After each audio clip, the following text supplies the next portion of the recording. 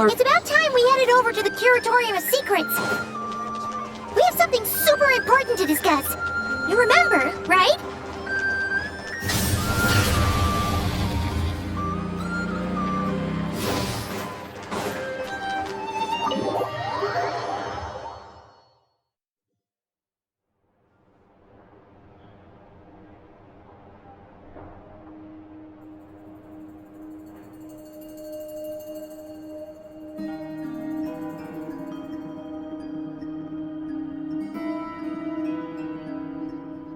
Looks like the gang's all here!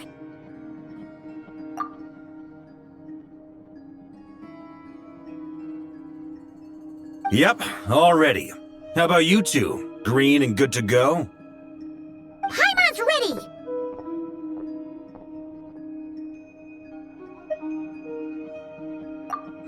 Haha, feeling nervous? Don't blame you. We're all a little out of our depth with this one. Okay, so, some time ago, Columbina was ambushed by the Doctor. It all happened pretty fast, and the last thing you saw was her vanishing into the moon's reflection. Yes, though at the time, all that the rest of us saw was the Doctor using some kind of power. The next moment, Columbina had disappeared, and you were falling into the sea. We have to get Columbina back. And whatever the Doctor's plan is in seizing the Three Moons Authority, we have to stop him before he succeeds. The Frost Moon Scions consider it our duty to rescue the Moon Goddess. I wasn't expecting so many others to come to our aid. So I want you to know that you have our utmost gratitude. Great. Well, first things first. Wait. Someone's here. We heard your footsteps. Although... You've been here for a while now. I take it you followed the Traveler, but I don't sense any ill intent in you. Come on.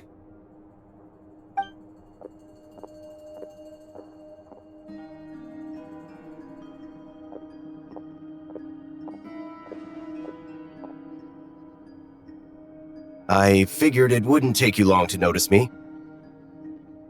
I come bearing news from my lady, the Knave. Dottore went through the motions of returning to Snezhnaya, but it was obviously a facade. However, he has not returned to the Kuvaki Experimental Design Bureau, nor has he made an appearance in Nasha Town. Well, in that case, he'll be in his lab way up north. I always wondered why he applied for his own private pad. He was planning this all along.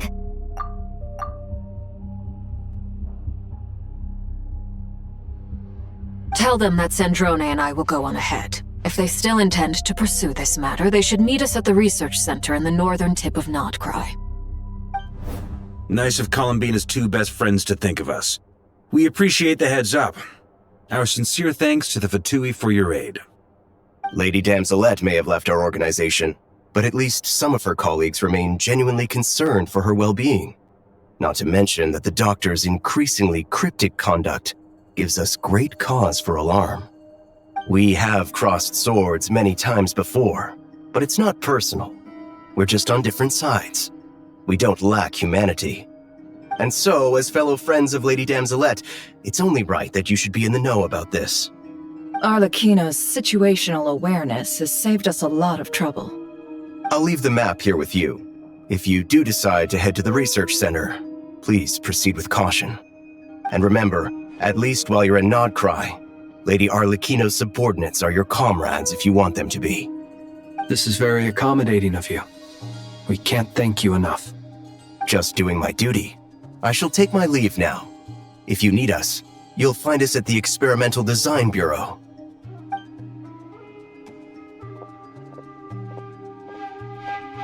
So, the Doctors left the Experimental Design Bureau and headed to some research center up north. Marionette seems to think he's been planning this for a long time. But when did it start? Before he even arrived in Nod Kari? It seems his loyalty to the Tsaritsa is lip service at most.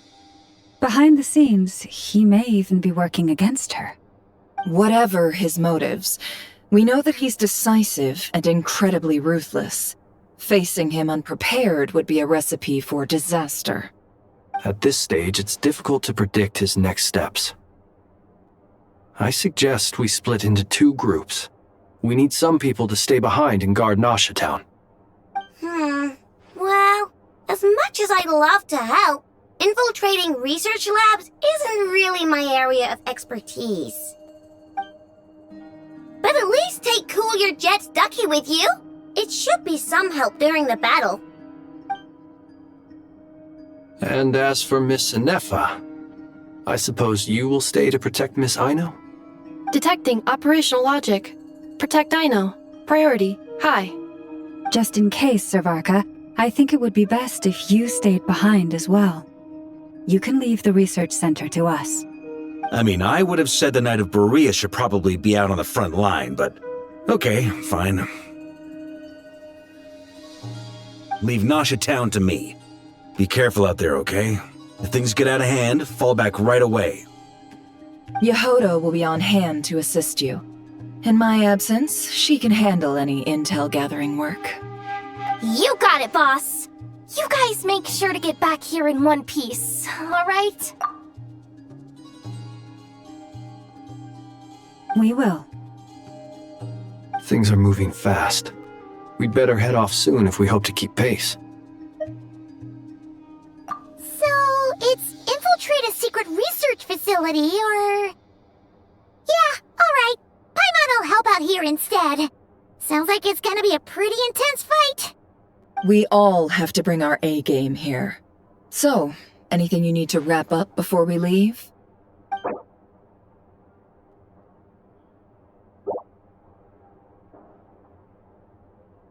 Then you'd better get going. Very well.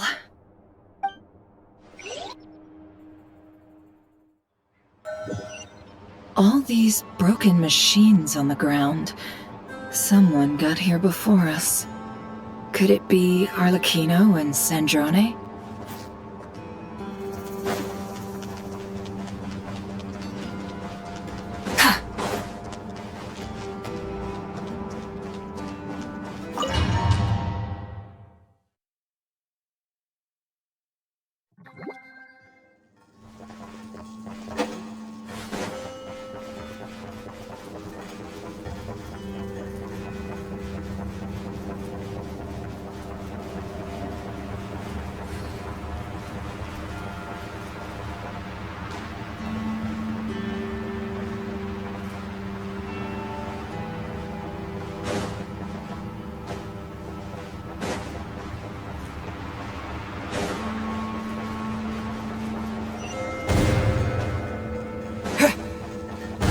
That's quite a welcome party.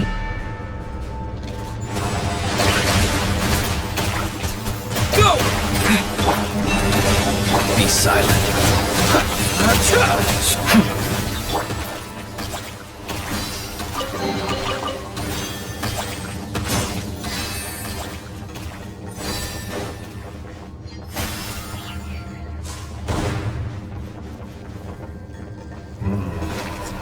Can't hide the truth. Go! For the everlasting forest, lushes the moon. Close your eyes.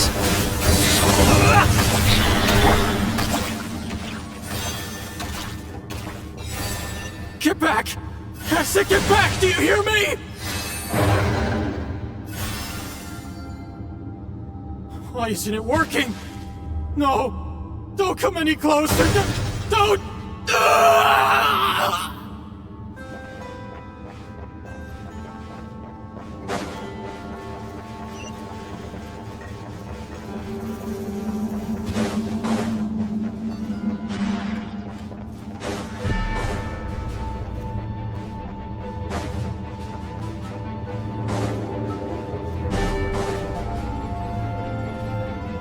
Go!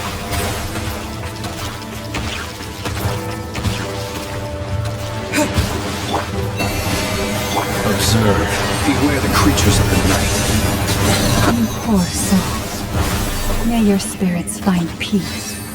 Grab that key on the ground. We'll probably need it at some point.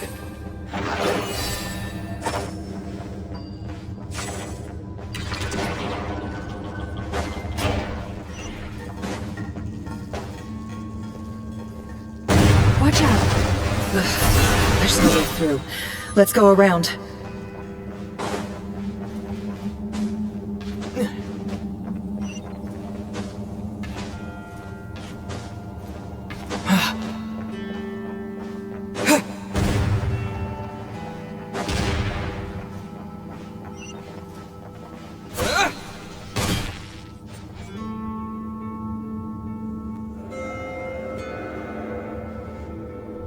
What the? Trespassers? Here? What's wrong with you people?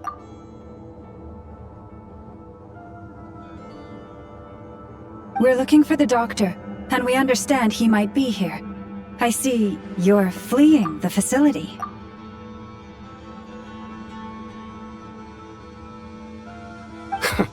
You looking to settle a score with the doctor? Good luck with that. I don't think you have many chances left. Perhaps. But you might have a chance to live if you start talking.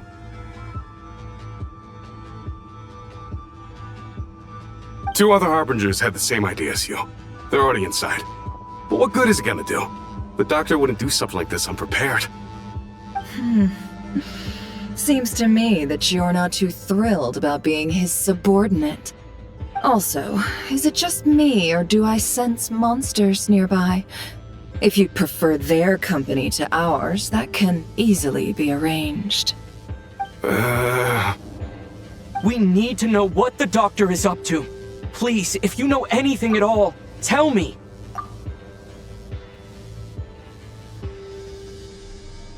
This is about more than us versus the doctor.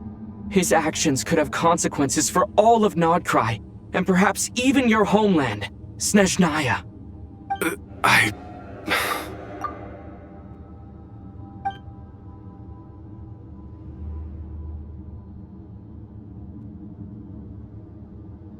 He's building something. Ambitious doesn't even begin to describe it.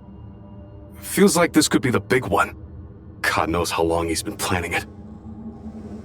A while back, he told us he'd be returning to Snezhnaya. We weren't expecting him back so soon.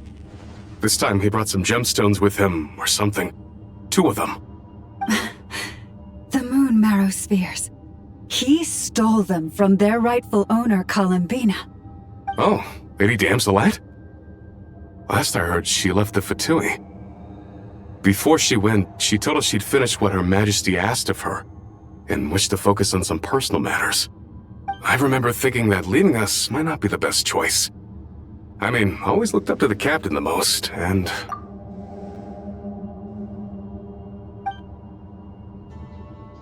Back when this all started, the higher-ups dispatched 3 units to Nod Kari to execute their plan. They were led by the Doctor, Marionette, and the Damselet, respectively. I was a part of the Damselet's unit to begin with. She never really interacted with us much. In fact, she seemed sort of detached from everything. Not because she was distracted, just felt like she was indifferent to the world around her. Like she had no stake in anything that happened. She always seemed like she was staring off into the distance. Almost as if she didn't see anything worth living for in the present, so she had to look further afield. That's right. She always used to stare up at the sky. The doctor used to stand nearby and watch her. Apparently they got along well at first, but somewhere along the way, she grew wary of him. Started avoiding him as much as possible. After she left, everyone in our unit merged with the doctors. He's similarly indifferent to the world, except when it comes to the moons. He seems to have big plans for them. Right now, obtaining the 3 moons is his #1 priority. He even said, if he can only get his hands on 2 of them, he'll create a 3rd one himself. How would he create an artificial moon marrow? Maybe the knowledge he gained from the Hyperborean phantoms has something to do with it. Thank you for cooperating. We appreciate the level of detail. I get the sense that you'd serve under Columbina again if you had the chance. Would that be fair? No, She's no longer a Harbinger. As a member of the Fatui, my loyalty will always belong to the Tsaritsa. I'm only telling you all this because I don't completely trust the Doctor. His actions do not align with the goals that first brought us to Nod Kari. I understand. We'll do everything within our power to stop him. The Knaves unit is based at the Kuvaki Experimental Design Bureau. Maybe you can seek refuge with them. Well, now we know what's going on here. Artificial Moon Marrow. He's likely well on the way to completing it. Dottore's technological capabilities are far more advanced than I thought. I fear this could get ugly. Everyone, prepare yourselves.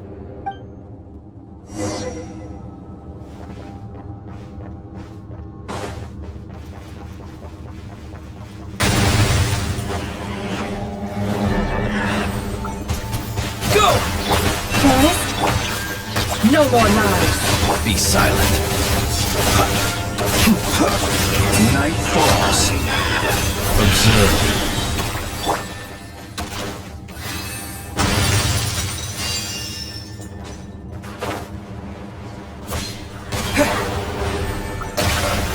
Wipe out! With one heart, we pray. Receive! Close your eyes. Observe. Still fear the dark.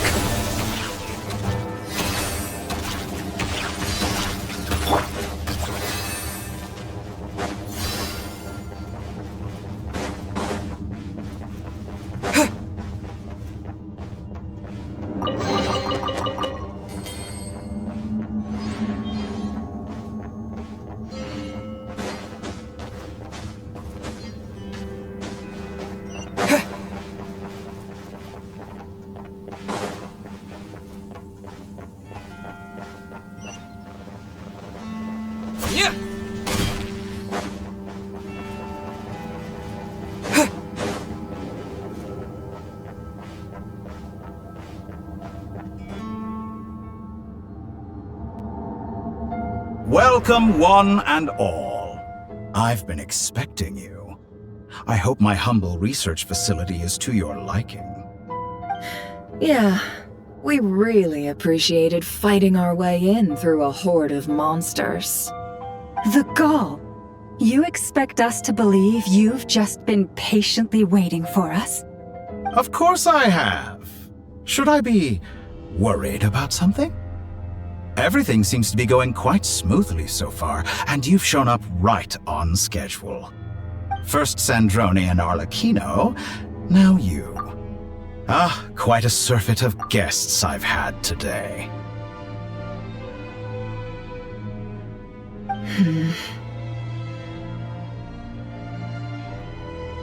If you were looking for them, I should probably mention that Arlecchino disappeared as soon as she entered the facility. As for Sandrone, why, she stood right here only moments ago demanding answers from me at the top of her voice. Hardly out of character. She never was one for basic courtesy. But I have to admit, I was a little surprised to see her showing concern for someone besides herself. Does everyone you associate with undergo such a change in temperament? Speaking as a researcher, I have to say, it is not a change for the better. It threatens one's ability to remain objective. Well, since you ask... So you've got your hands on the Moon Marrow, and now you're claiming godhood. Don't you think that's a bit of a stretch, Dottore? I must protest what you are insinuating with that phrase, claiming godhood. I am not claiming anything. I am stating a fact. You're a researcher. I'm sure you appreciate the distinction between the two. Huh? Wait, you really think you're all that?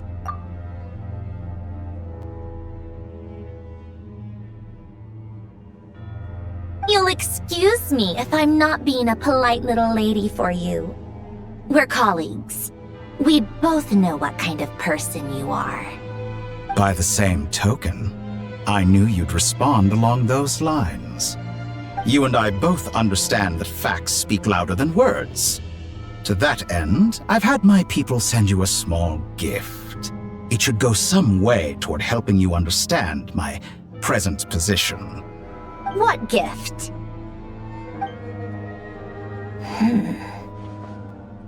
Where have all your troops gone? Who knows? Perhaps they are already marching toward a new world, following in the footsteps of an unknown god. As vulgar and arrogant as you may be, dear Sandrone, I have no intention of taking out my displeasure on your subordinates. They will enjoy equal rights to my own. You sent your people to the Experimental Design Bureau? That's a Saritsa's property! Yes, and I am very mindful of Her Majesty's instructions. But you know full well that they do not conflict with my present goals. In which case, all I'm doing is conducting another one of my experiments. Is there a problem with that? Now then, you have a judgment call to make. Am I simply lying to stall you? Or is it possible that every word I am saying is the truth? In which case, your subordinates really are in danger. So now you've turned on fellow Fatui soldiers. You're completely insane. I have set a new rule for myself. Each person gets one chance. Naturally, that includes you, Sandrone. If you wish to leave, I won't stop you. We are colleagues, after all. Scumbag!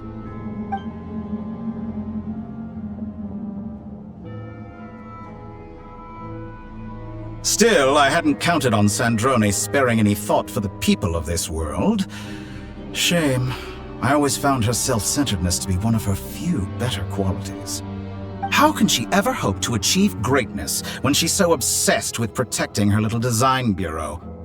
It's more than a little disingenuous to speak of achieving greatness while taking hostages. Or does honor no longer mean anything to you? Honor? I have the marrow of 2 moons in my possession and will soon complete the construction of a 3rd. I will be the god of a new world. And you speak to me of honor? How charmingly naive. Those are sacred relics. You do not deserve them. In my view, many in this world do not deserve to be alive. And yet I mercifully permit them to go on living, do I not? You'll come to regret your actions. Will I now? Let's see if you can make me.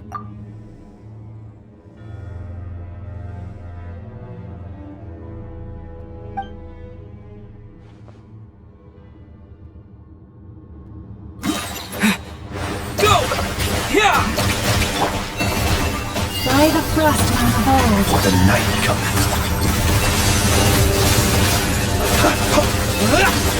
Be silent.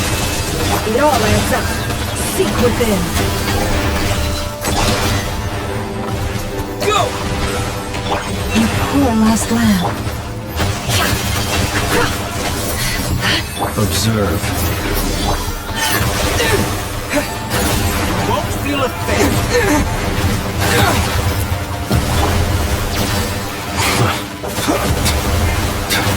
Flesh is the moonlight. Can't hide the truth. The mystery unravels. Arlecchino! Thanks for the assistance. Arlecchino? They see you as an ally. What a farce. You're clearly here to destroy my research. I'd say your research is more valuable than you. Am I wrong?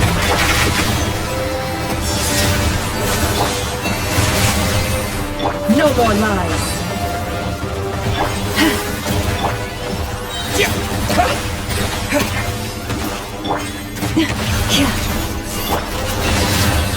It all adds up. Observe. Close your eyes. By Is the this all it frostman takes of to old. tire you? Receive my blessing. The deception ends here. Is that the best you can do? Wipe out! Observe. Sending sack Sleep beckons. How's this?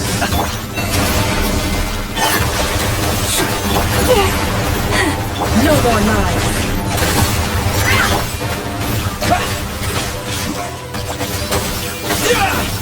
Be silent.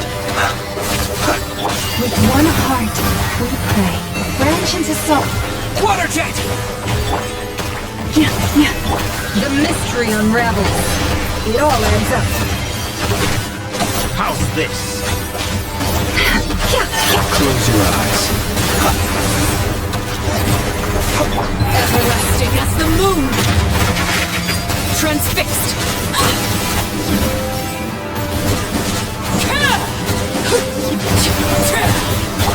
Water jet! Dottore is too powerful with the artificial Moon Marrow in his arsenal. Fighting him is futile. Quickly! How's this?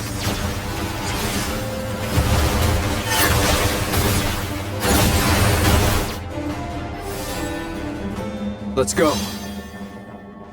I've always thought it is wiser to flee than surrender.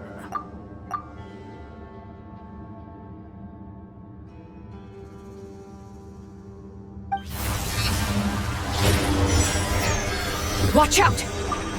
What the? Forget about me! You should... Where's the traveler?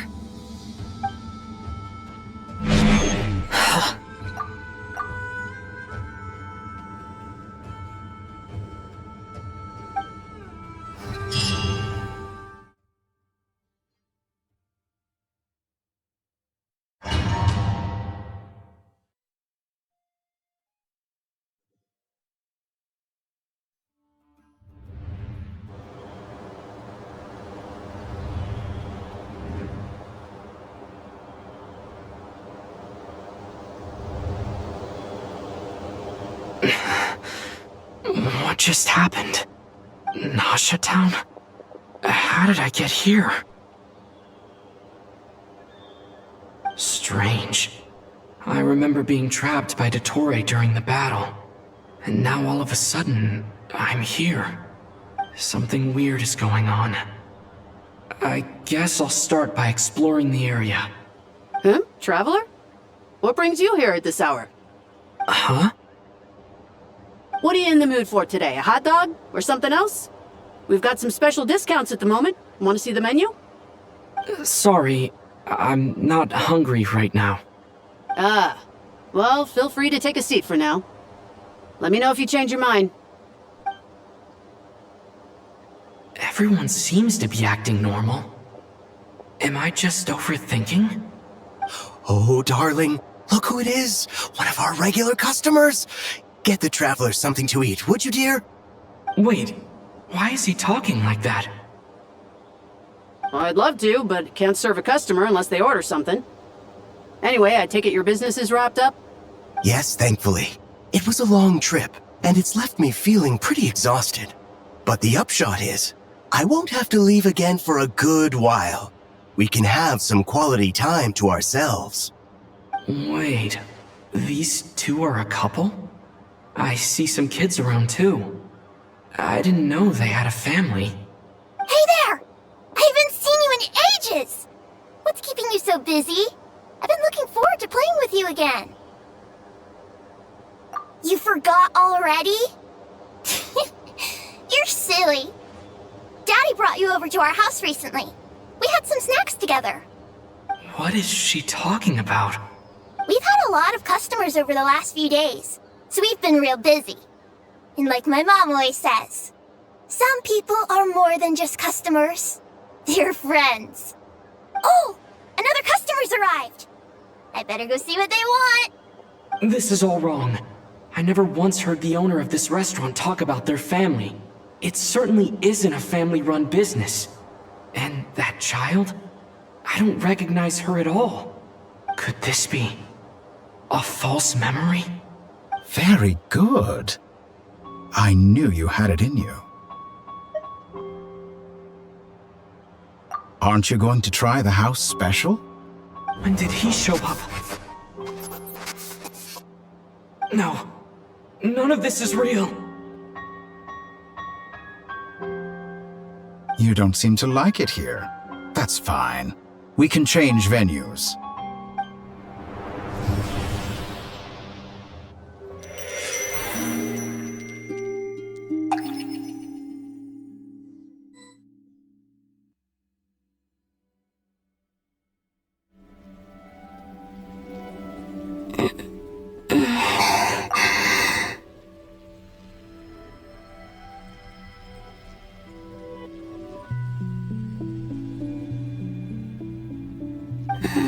I'm still alive.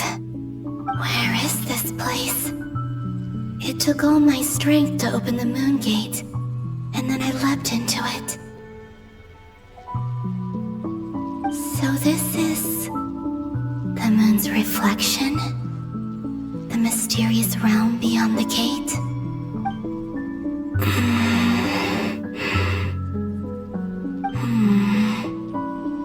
I can't sense anything. I guess I could try opening the gate once more.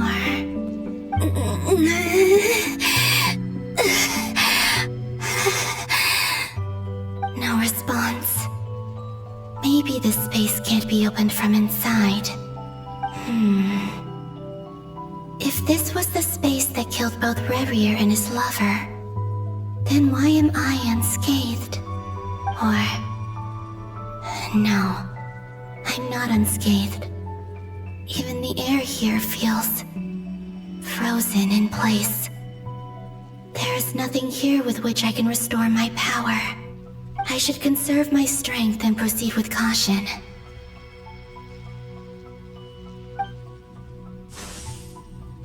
I don't believe Dottore's scheming will stop just because I escaped. If there is any chance that I can get back to the others, any chance at all, I must return.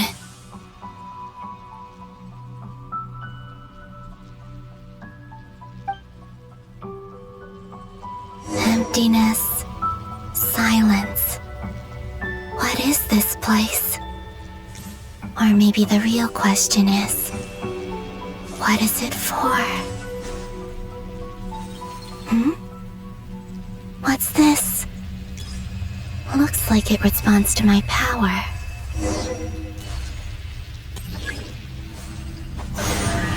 Golden. Like Kuvaki. Is it some sort of guide? And why does it feel so familiar? I might as well follow it.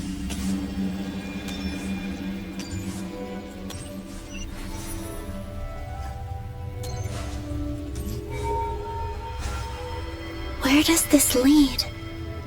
Could it be the exit?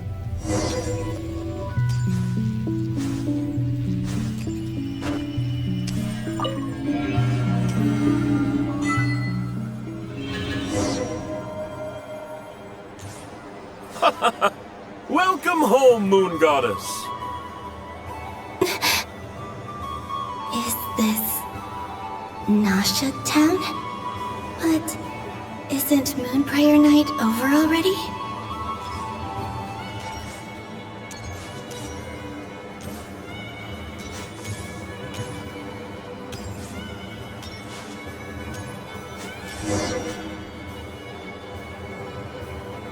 Goodbye for now, Columbina. I hope you have a wonderful night. I will. Lama, everyone else, and me? Are these my memories?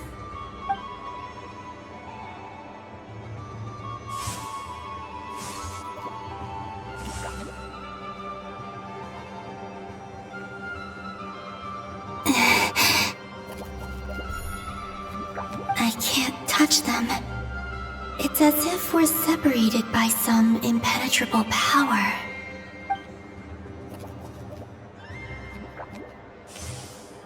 Over here! Over here!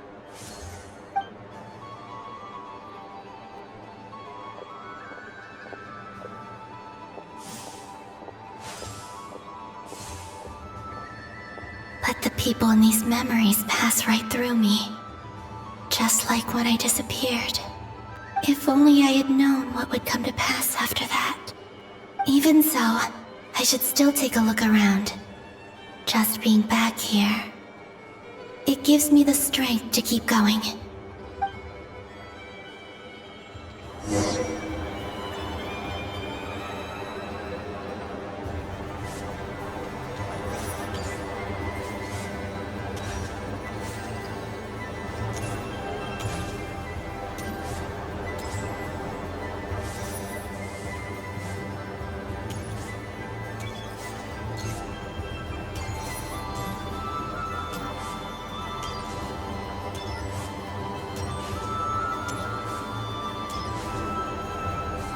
Welcome home, Moon Goddess. Oh, you're the genuine article. Alice was right. This Moon Prayer Night was worth watching after all. Oh, yes. That was the fortune-telling stall run by Barbeloth from the Hexen Circle.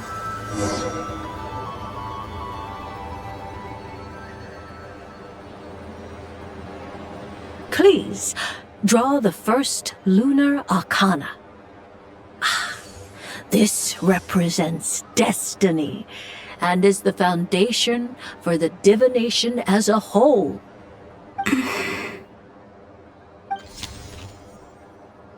My destiny. I believe the card I drew was the moon. Now that I think about it, Barbeloth's divination was absolutely right. It's almost time to draw the last card. The one that represents the future.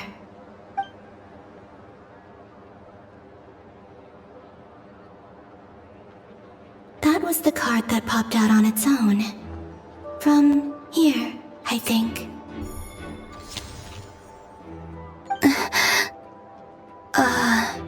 Kuvaki Pulse? What? Fascinating. I've never encountered this before in my role as a diviner. What's going on? Did that card leave the deck? Because of my influence? All I did was try to touch it, and then... Maybe this memory space is not untouchable after all. Are there weak points in the barrier? Or... is it possible that there's more to this space than my memories alone? This card is death. I need to get to the bottom of this. I'll try touching something else.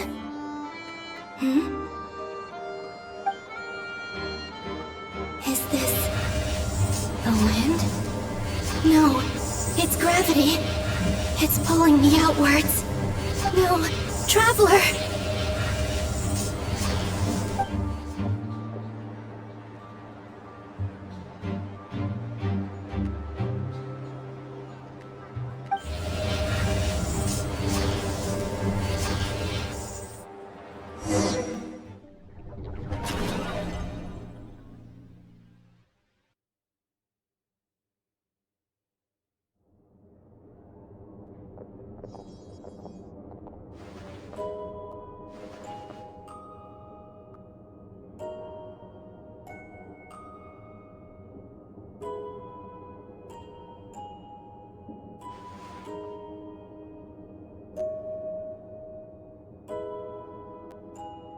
Paimon, listen to me.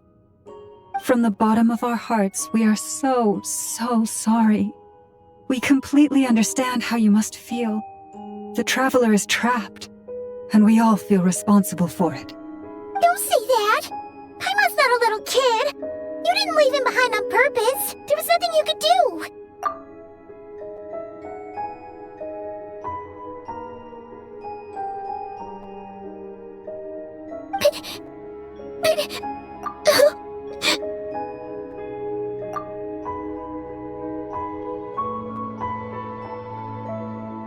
He's all alone in there! What if something happens to him? What are we gonna do then? We've barely spent any time apart since we met.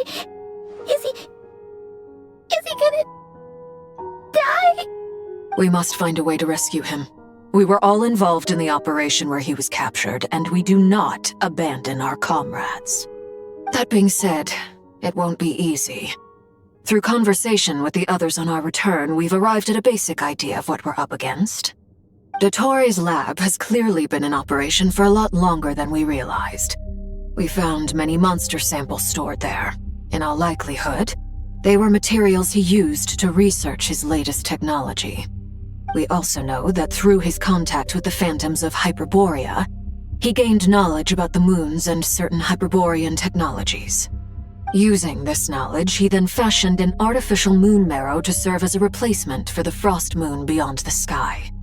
Unlike Columbina, Dottore is not being rejected by Teyvat. And even with 2 of the 3 moon marrows, his power far exceeds all of ours combined. Once his 3rd moon marrow is complete, Dottore will have completely seized the authority of 3 moons. Teyvat's most primordial powers will then be in his grasp. Does that mean... I'm afraid so. No one could have predicted this level of insanity. Not even from Dottore. And unfortunately, his insanity is coupled with an intellect and ambition that not even his peers in the Fatui can match. This is dire. Sounds like the world is done for. The 3 moons' authority can influence the very fabric of time and space. I dare not imagine what a monster like him would do with that kind of power. The trouble's already begun, I'm afraid. On our way back, we discovered that part of Nod Kari is being enveloped by an unknown energy. We cannot ascertain what is happening inside. I'm convinced this is Dottore's doing. Not that there's any way to prove it. The issue is, we have no idea what his intentions are. The only thing more frustrating than facing down evil is knowing that it will surely come, but not knowing when. The Doctor is guilty of numerous crimes at Mondstadt as well. One of our knights, well, former knights, his father was murdered by Dottore. His ideology and methodology are a danger to everything in his path, from individuals to entire nations. He does not feel guilt, even when he acts against his own people. He doesn't see them as his own people, that's why. People like him see everyone else as beneath them. Right. He views other people only in terms of how they can benefit him. That's the basis of all his social connections. Granted, he's hardly the only Harbinger to pursue their own interests. We all do. And Her Majesty is gracious enough to permit it. Still, her mercy has its limits. Dottore's actions have gone beyond even what the Fatui could have imagined. Usurping divine authority to become a god. For a servant of the Tsaritsa, that goes beyond being disloyal. It's treason of the highest order.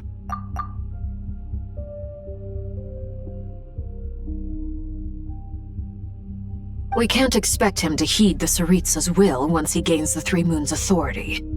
Even we Harbingers consider him the most self-interested among us. Poor Traveler.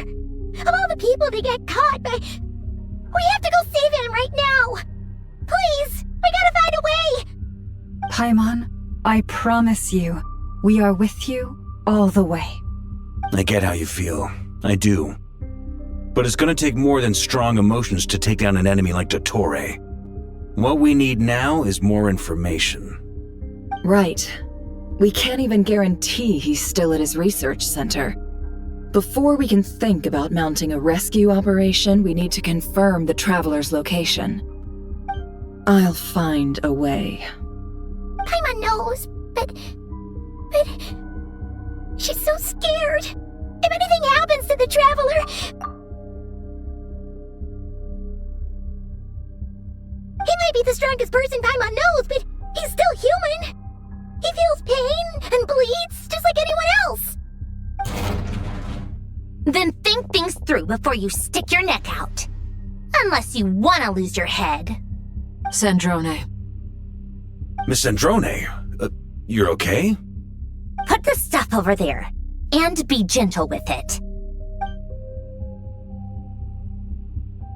am I okay? As you can see, I've had to move my whole livelihood out of the Experimental Design Bureau. It's been swallowed up by Dottore's energy field. If I'd left it any longer, I probably would have gotten stuck there. Ugh, Dottore always goes a little loco when he finds a shiny new toy. Not that he'd ever admit that. But this time, he's gone full psycho.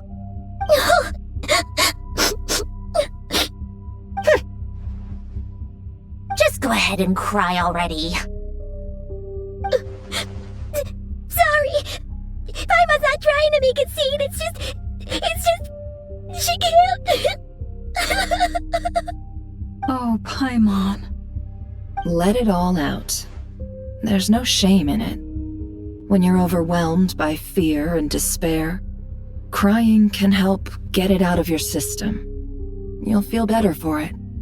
Okay then, while the baby of the group is having a moment, how about the grown-ups get to work? Give me your hand. You've made a discovery? Polonia, scan.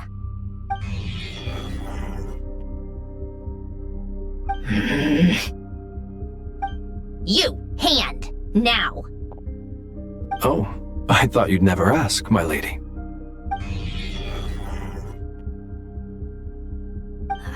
Curses! You're next, then you.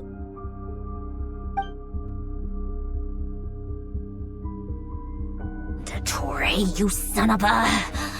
He's done something to us! Everyone who entered his research center has been implanted with some sort of curse. I don't feel anything unusual at the moment. Does that mean it hasn't activated yet? Is there a way to figure out its purpose and what might trigger it? My best guess is Dottore created it using the Moon Goddess's powers. 1 second, analyzing. Ugh! That friggin' maniac! So, what twisted game is he playing this time? The moment I analyzed the energy composition, some encrypted text appeared in my mind's eye. And when I deciphered it according to the Fatui standard encryption protocol, I got the following message. Feel free to run, or you will perish in Nod Kari. He's mocking us. Yep, he loves to toy with people. Only in this case, there might be more to it.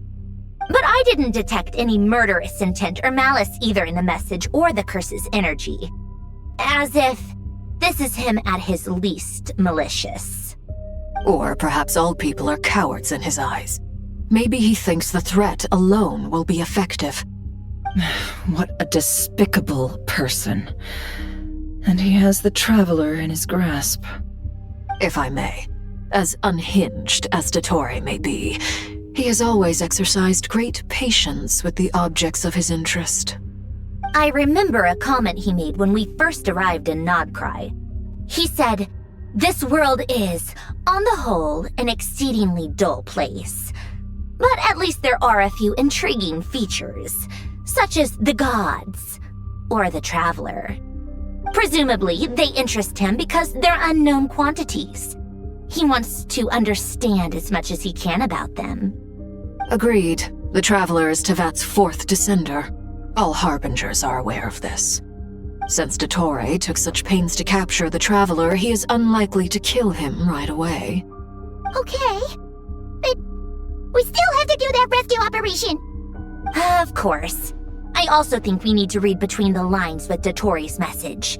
If he's encouraging us to run, that means we mustn't leave Nod Kari under any circumstances.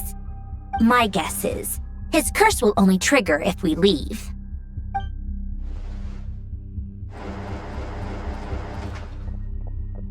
We've discovered multiple energy fields. Albedo is still attempting to analyze their structure. He told me to report back first. Each field is slowly growing, swallowing up more of the surrounding area in the process. And the pace of their expansion has increased since we first examined them. He's probably trying to swallow Nod Kari whole. His nefarious ambition knows no bounds.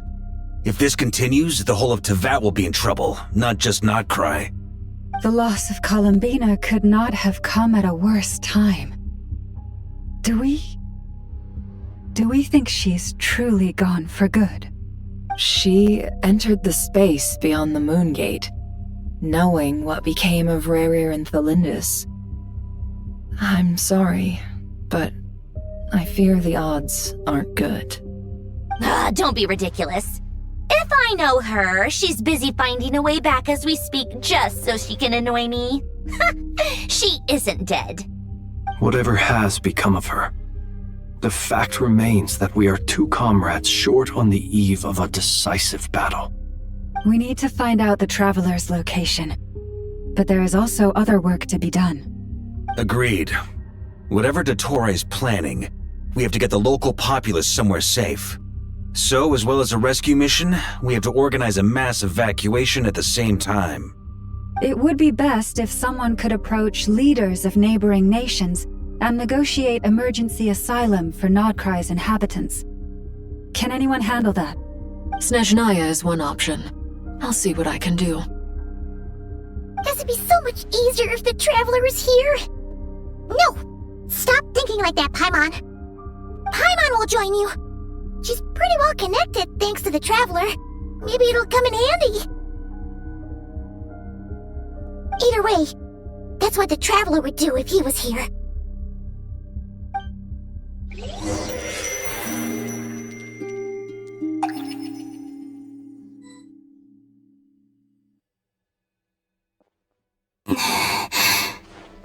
Back here again. That gravitational force that pulled me back. Is this where it came from? When I saw that memory of Moon Prayer Night, I think I influenced reality. Was it just a coincidence? Or if only I could have sent the others some kind of warning on Moon Prayer Night. Maybe we could have stopped Dottore. I feel so heavy. Does entering that space consume a lot of energy? Well, even so, I have to keep moving forward. Back to emptiness and silence again. I should try and find my way back inside that memory.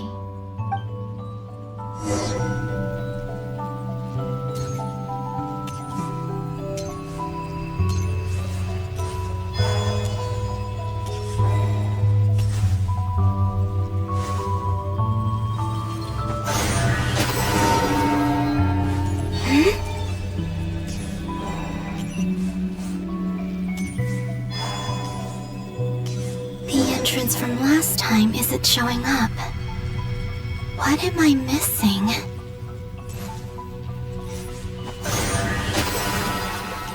Looks like I need to gather these scattered fragments.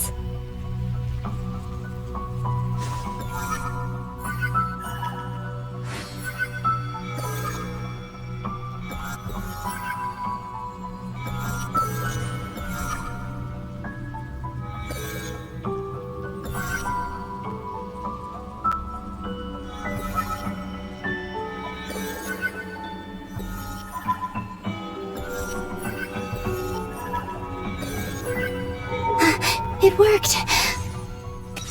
Hopefully I can stay inside for a bit longer this time.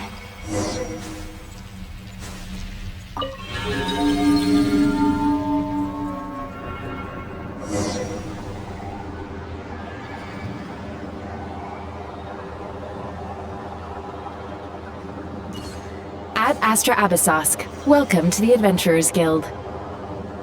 What? This doesn't look like Moon Prayer Night. Extra, extra! Latest issue of the Nausea Express! I don't think I've ever been here. Maybe this space isn't comprised of my memories after all. There aren't any festive decorations around. Is this Nausea Town after Moon Prayer Night ended? Did Dottore's plan not affect the town? Or is no one aware of what happened because he used the Three Moons' authority? Let me see if I can influence anyone else.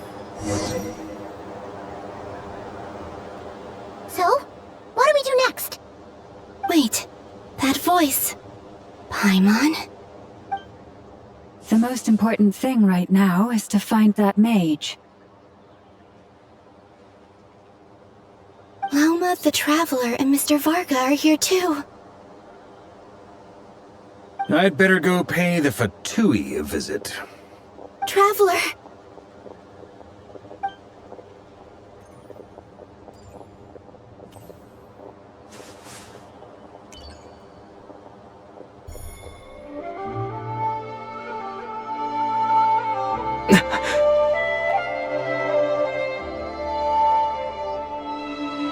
Columbina? I made contact. It's me, Columbina.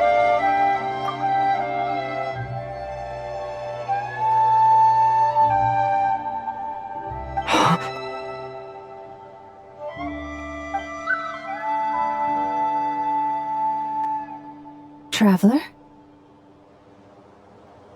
Let's go! This is no time to be spacing out!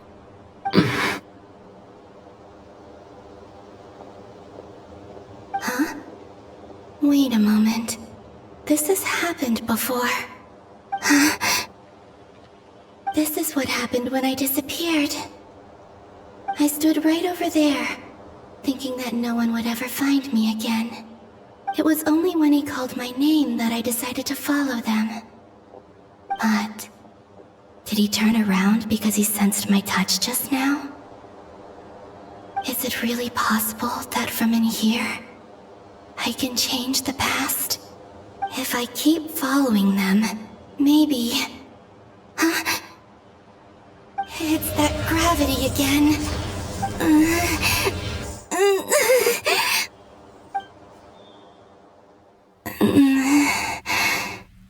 Every time I influence reality within that space, this force intervenes and pulls me back. It's as if it's trying to stop me from leaving.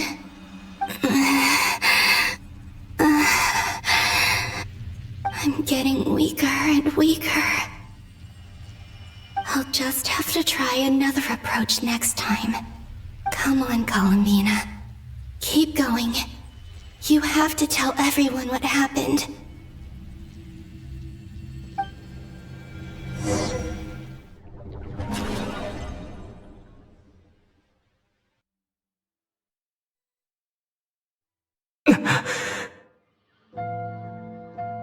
Suddenly, I've been plunged into darkness.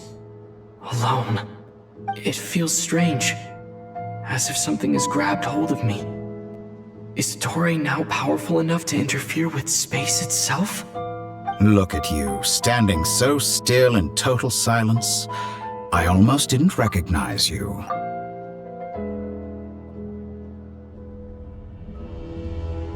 Hello there, traveler.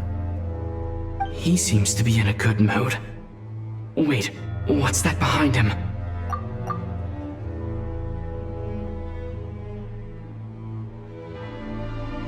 Ah, so you noticed. This is the completed Trilune. 2 primordial moon marrows and 1 artificial specimen.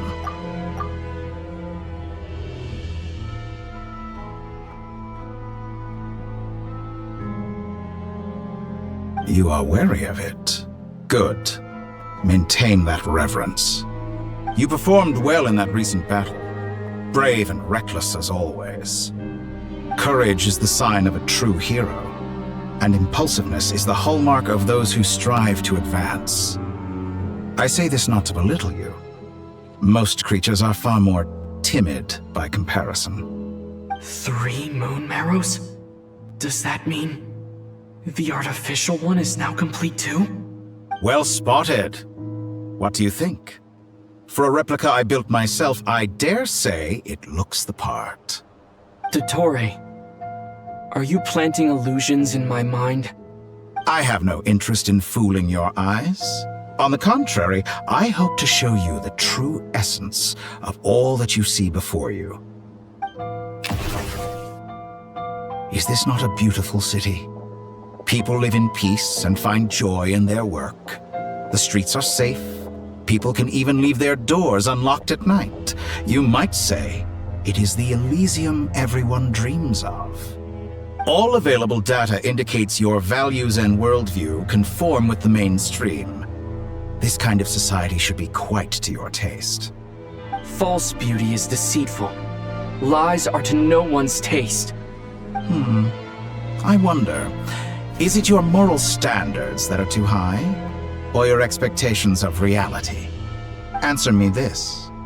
If someone existed in a sweet dream from the moment they were born, a dream in which they never once felt pain, which do you think they would consider superior? The dream or the reality? That's pure sophistry. It has nothing to do with your actions.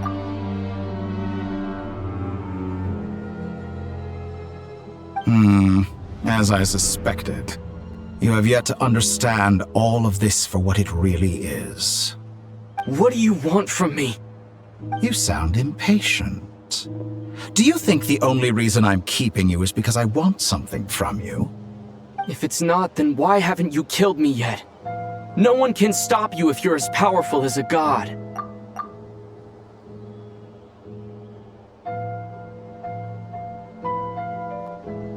I'm delighted you recognize that fact. I believe we last squared off in Sumeru. Ah, the memories. How time flies. You and I have both grown. I'm not surprised that Arlecchino and Sandrone worked with you. You've always a way of slowly but surely ingratiating yourself with all levels of society. People laud you as a hero, but I suspect there's more to it than that. Oh, but to be clear, I don't say that to flatter you.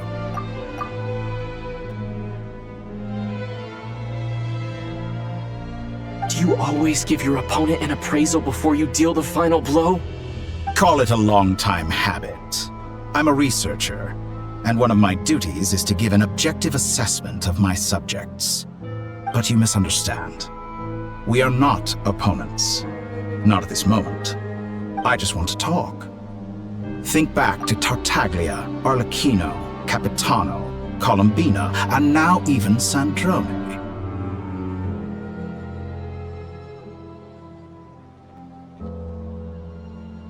You've worked with each of them in the past. I believe you can work with me as well. What makes you so sure? Well, why not? Should the good associate only with the good and the bad befriend only the bad? I like to think we could have a more mature relationship than that.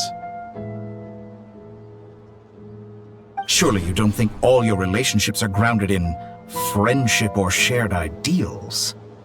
People come together because it benefits them to do so.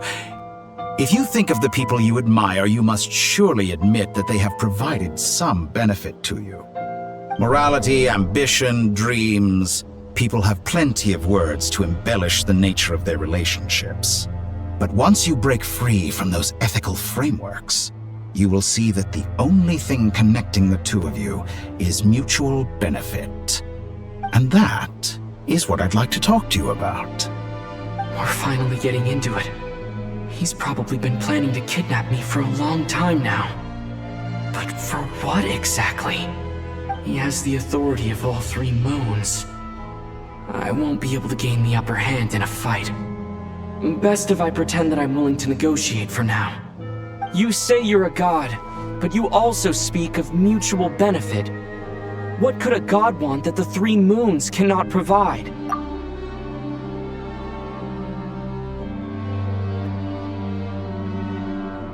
Excellent question. But before I answer, I would ask you the same thing. Gaining Colombina's allegiance was a rare and extraordinary feat. But the Moon Marrows are now in my hands, and I have the edge over her. For this artificial moon is not being rejected by Teyvat. Her identity and lineage may have been a thing of glory in the old world, but they were also shackles that prevented her from ever integrating into Teyvat. I, on the other hand, you may view me as a thief, but I have overcome that limitation. So what is it that the Three Moons cannot grant you? What stops you from negotiating with me to get what you want? I don't make deals with lying psychopaths. That's quite an accusation. Are you expecting me to get angry with you? Well, this is one aspect in which my personal growth has served me well. In the past, my less mature self might have been disappointed, perhaps even angry, over a small setback like this. Like when you and Lesser Lord Kusanali joined forces to oppose me, for example.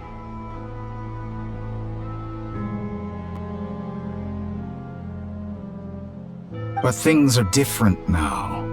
Just as the rich do not quibble with the poor, I no longer find myself perturbed by these trivial affairs.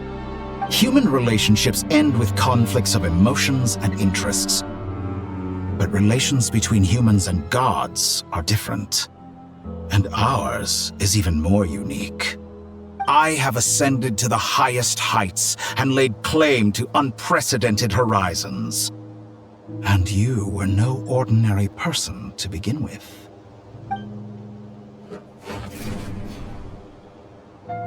Allow me to show you the world, Descender.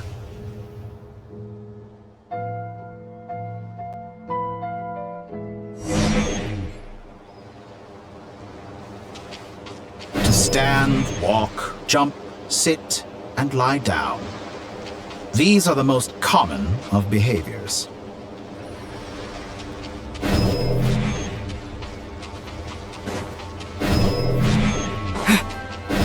Have you ever wondered why we were born following such laws? Who stipulated that we could not fly instead of walk?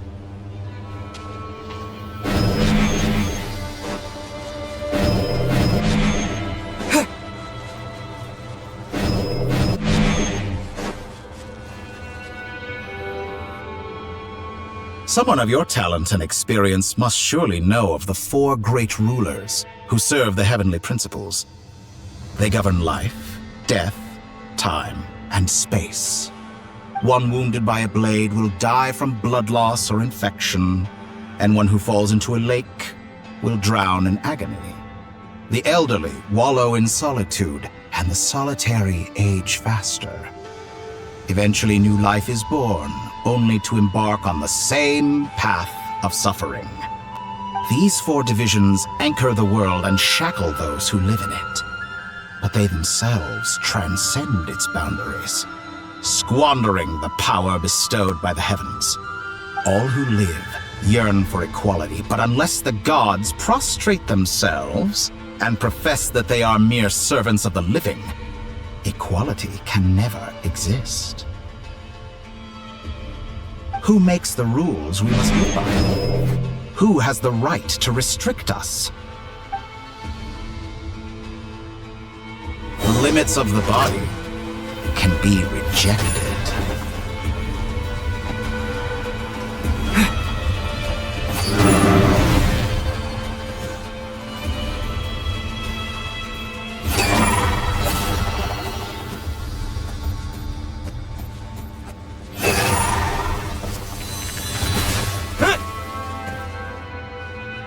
How does it feel to be among those with absolute power? You cannot conceive the extent to which your flesh hinders your mind and spirit.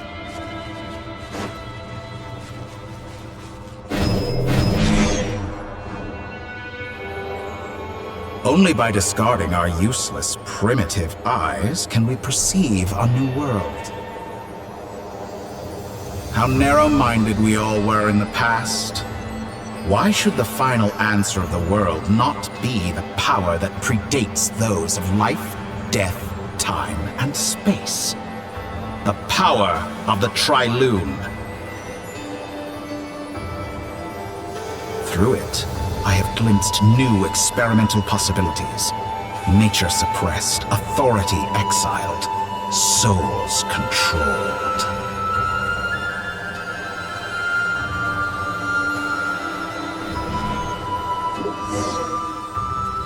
You know, I heard recently that a group of critics reviewed countless stories and drew an interesting conclusion. They found that it is more often than not the villains who strive tirelessly to push the boundaries of progress. In fact, long before this, someone voiced a similar idea in an academia editorial. I felt a great affinity with this perspective. I have never been afraid to step up and play the role of the villain. Fanatics are trampled down for their transgressions, and those who transcend are rebuked for their audacity. And so, the majority of creatures are too timid to follow my lead. But all sacrifices made during my experiments have been worthwhile, as you can now see.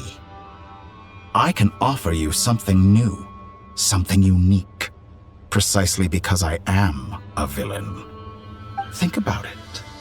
We are eternally bound through mutual interest. Can you truly say you would never turn to malice if it could give you the life you dream of? After all, what value do perfection and purity really have? They are fragile and feeble things, utterly tedious. I say, better to be governed by a flawed humanity than a gnosis. The true seeker of knowledge is the villain who undergoes countless tribulations in pursuit of their goal. I'm sure many people have told you that you're different. Because I'm a descender? Exactly. Very clever. But what has that got to do with you? I do not conceal my wicked deeds, my selfish desires, or my greed. A true researcher must act as I do if they are to understand and speak of the truth. And yet, a knowledge seeker like myself will inevitably grow tired of studying Tevat beyond a point. You have traveled to all corners of the world and met many people. Along the way, there have been moments when you were misunderstood or even became a wanted criminal. And all the while, you have spent your days doing some of the most mundane jobs in the world. You fight and toil, claim minuscule rewards from my friend Pantalone, then you fight some more, winning some battles and losing others as your search goes on. And this cycle continues, with no end in sight. Surely you must sometimes grow weary of being stuck in this same loop day after day. We're completely different. I embrace everything that life throws at me. I am engaged in every step of my journey. How does that make us different? I too embrace what life brings, researching everything that interests me.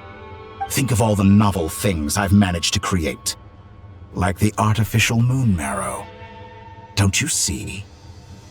As unique a specimen as she was, even Columbina is not irreplaceable. Take that back! She's gone because of your actions! I didn't say that to anger you. Though admittedly, I don't see what there is to be angry about. Anything Columbina could do for you, I can do better. I know what your ultimate goal is. You wish to walk the path your sister walked, and seek answers from her at the end of that journey, don't you? Someone like you could never understand what it feels like to care about another person the way I care about her. Perhaps not. But that doesn't mean I can't help. I could find your sister right now, bring her before you, and make her give you the answers you seek.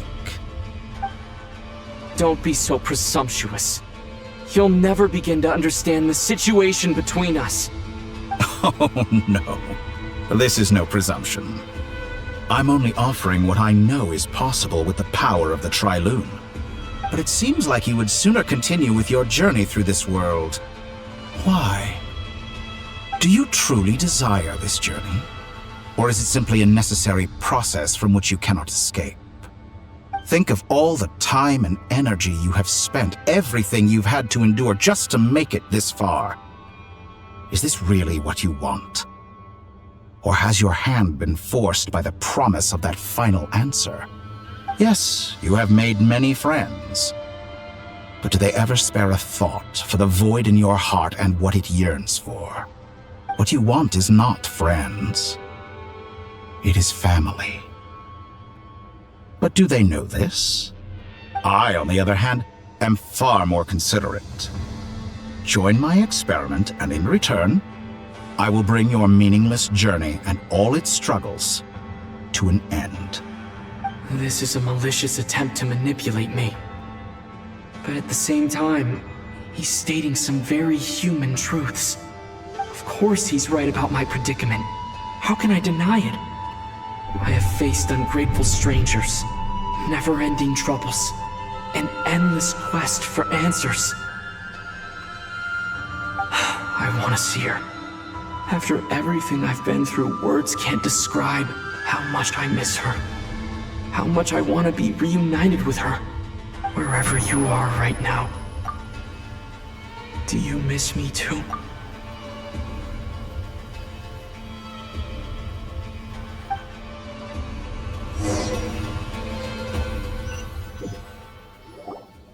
All right, everyone. Our next mission is clear. We need to contact all the major organizations, explain the situation to the public, and then begin the evacuation. The residents of Nod Kari are quite dispersed. The two most populated areas are the Southern Isles and Pyramida. Miss Lauma, I will leave Hisi Island and Nasha Town in your hands. I will liaise with the Fatui and Pyramida. Agreed.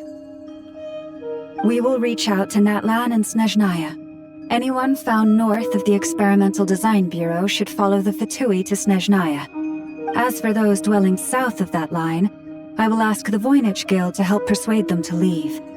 Then I, Mr. Varka, and the Frostmoon Scions will escort them to Natlan. The Voynich Guild has dealings with the Curatorium of Secrets. I will send them a letter vouching for your credibility.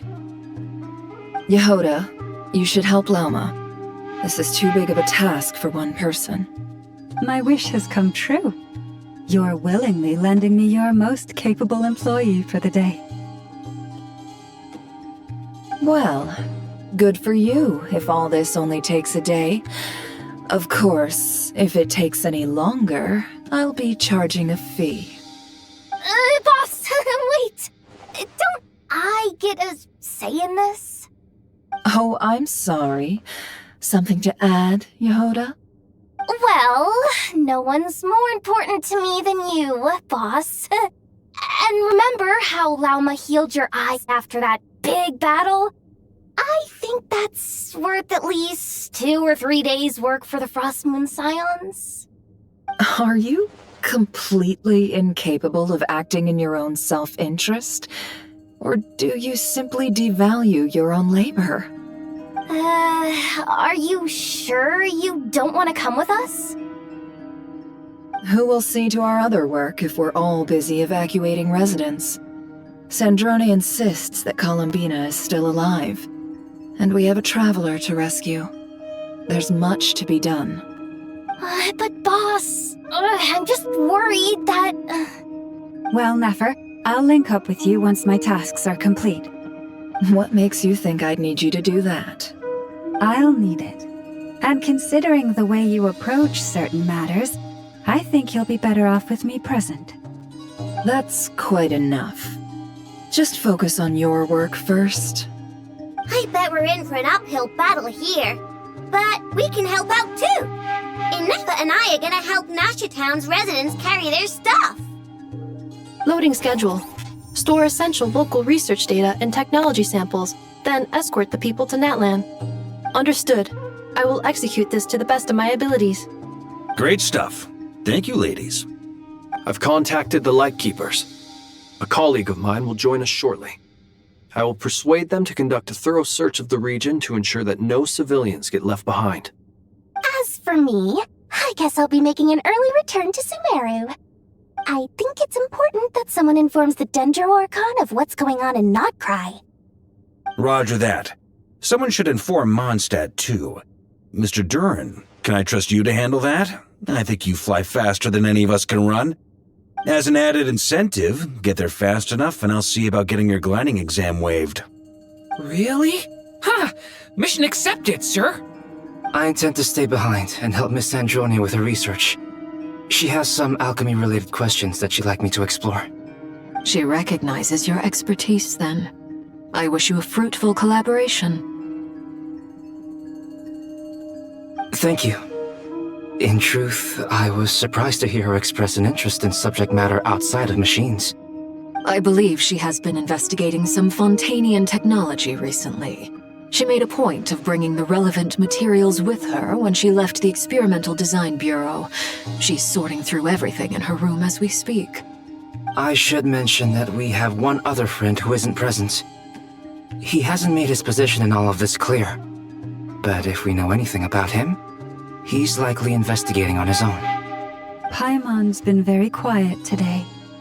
But I know how close she and the Traveler are with the Natlanese. She should come with us to the border. Okay. Paimon will do her best. Make sure to heed Sandrone's warning. Many of us have been cursed by Dottore. As such, under no circumstances should anyone cross national borders. Remain within Nod Kari.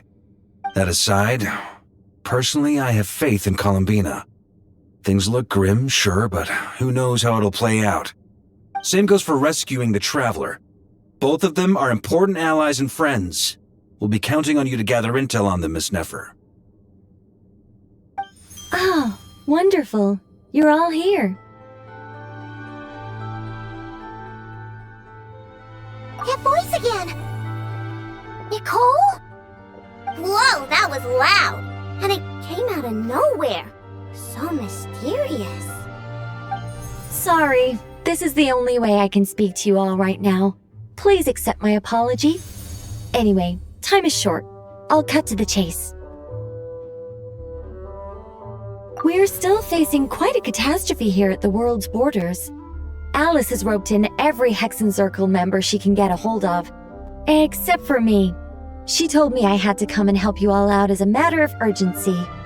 I quote, "You love talking, don't you? Well, now it's finally your time to shine. Take these. Make sure the whole party gets one each. You'll be in charge of making sure everyone stays connected." Huh? Is this a Dodo communication device? Scanning. Unknown device. Analyzing. Unknown device. Conclusion. Cute. Affirmative. It is cute and good. I believe that I quite like it. This is no ordinary Dodo communication device. It's my very own special modified version, specifically... sorry. I almost went off on another tangent there. Anyway, help yourselves. It will allow us to communicate over long distances within Nod Kari. No more worrying about shuttling messages back and forth. What astounding technology. Am I right in assuming that it relies on your personal abilities to function, Miss Nicole? Yes, exactly. Right on cue, Albedo. I'd love to brag to you all about how it all works. But no, next time. Anyway, I'll be right with you all, serving as a communication hub. That's all from me. Head off as soon as you're ready. I'll be staying here to keep watch, and I'll be sending you my blessings.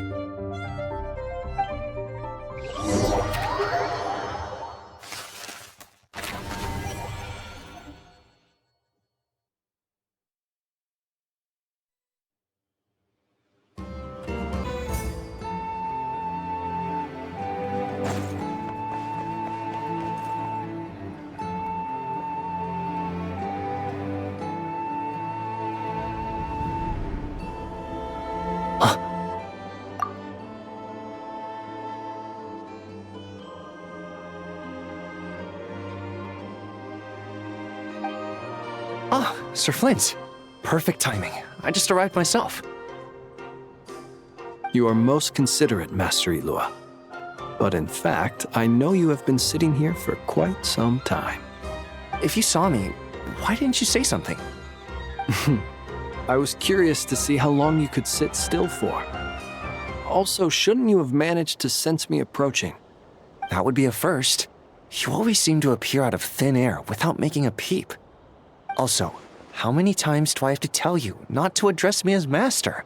I don't qualify. I beg to differ. Why should a young man so well versed in social graces as yourself not be worthy of that title? Please, Lord Flint's... Sir Flint's.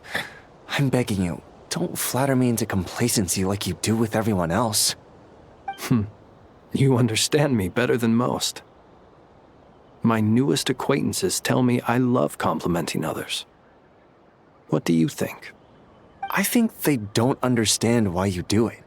You just love puffing people up till they're a big, happy ball of hot air that floats away into the sky.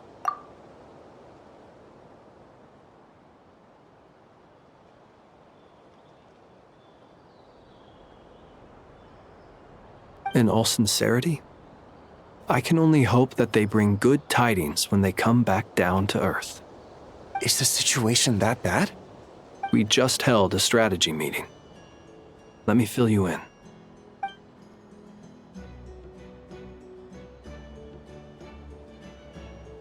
In short, we need everyone gone from Pyramida.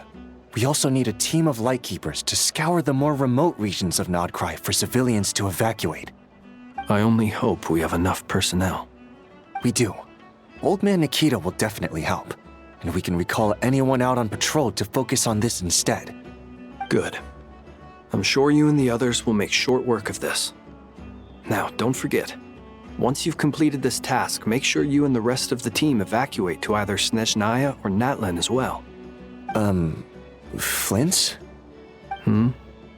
If you've got something to say, Master Ilua, why not guess what I'm thinking right now? You mentioned that you have something else to deal with later. How difficult is it going to be? I doubt it will be easy. I know you're a Lightkeeper, and it's your duty to protect others in times of crisis. But I have a feeling that you'll be walking into grave danger. However bad things have gotten in the past, Nod Kari has never faced a mass evacuation before. But from the sounds of it, you don't intend to come with us. I don't mean to pry, and it's probably none of my business.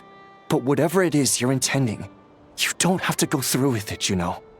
I've been afflicted with some sort of curse, and I'm told it may well trigger if I set foot outside of Nod Kari. As such, I cannot leave. I have to act, if for no other reason than to fight this curse. What? No. Why? Why would anyone want to curse you? There are plenty of people out there willing to trample over others in pursuit of their own goals. Frankly, Sir Flint, I am furious. You're making light of what is an incredibly serious situation. Indeed I am. And? And what? I told you, I'm furious about this. Nothing I can do about it, I'm afraid. Things happen, and we just have to deal with them. If you find yourself feeling angry, perhaps start by drinking a big glass of water. Hey, you mean you're completely unmoved by my anger? I'm devastated. Then allow me to express my sincerest regret.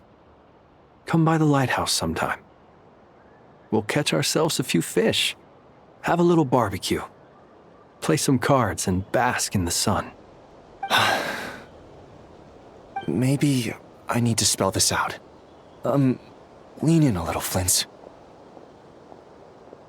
Oh my, this doesn't bode well. Word is that you were caught up in a real horror show recently. People were amazed that you returned safe and sound. They've been debating whether you're even human. I've returned safe and sound from plenty of crises. When you say people, do you mean other people, or do you just mean you? Fine. I'll be frank. You're not human, are you? Heavens. Now that's a horrifying thought.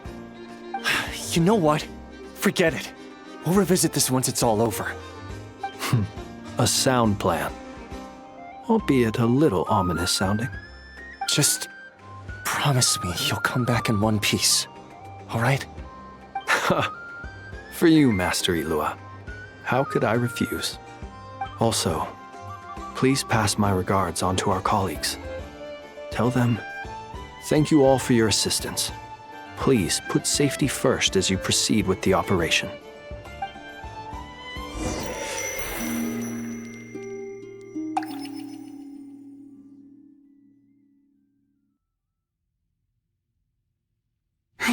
have to keep searching for a path toward reality.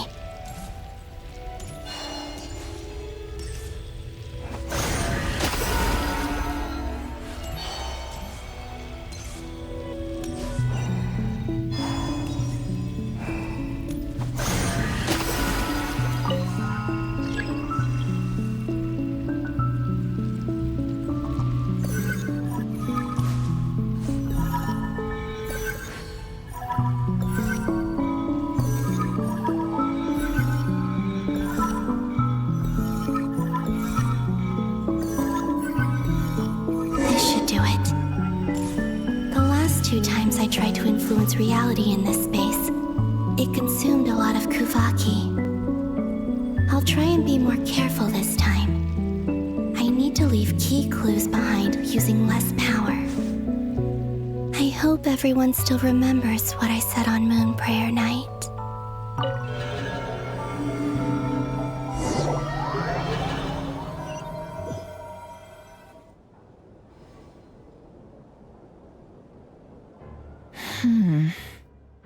Nothing here either.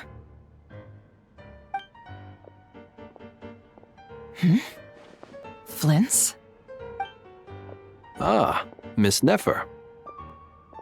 What are you doing here? Unless... I just spoke with Itlua about arrangements for the search and came for a walk nearby. As for you, why would... It appears we think along similar lines. And neither of us likes to accept things at face value. As well as figuring out how to gather intel on the Traveler, I wanted to confirm some of my own suspicions. Also, we'll need to bring a lot of force to bear against Dottore, even if we're only looking to rescue the Traveler. We can't leave anything to chance. You don't think Columbina perished either, do you? I'm merely considering the possibility that she survived, just as you are. How much can we really know about a deity like her anyway? Do you remember what she said on Moon Prayer Night? About using moonlight to send messages to us? Of course. I think that's why we're both here.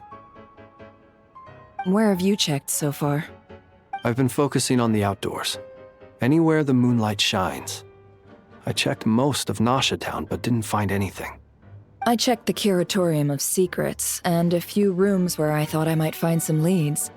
But no luck here either. The only places I haven't looked yet are the rooms in the flagship. But process of elimination isn't the only thing that brought me here. Oh, really? What's your other reason? After all that build-up, our mystery ally never showed up even once!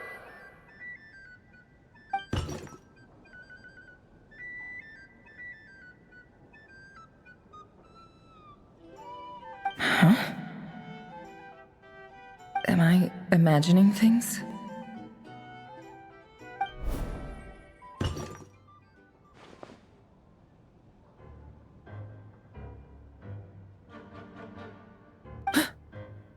Come on, let's see what's going on. Oh no. I knocked over a vase as soon as I came in. It must have been caused by a Kuvaki fluctuation when I entered the space. Although, it seems like I'm not about to be pulled away this time. It looks like as long as I'm careful with my actions, it doesn't count as influencing reality. Anyway, is this the flagship? The Traveler mentioned that's where he was staying. I only went into the lobby last time, so I've never actually been here before. How does this space work? If nothing else, I can now be sure that it is not simply memory. He mentioned where his room was. I think it's... this one.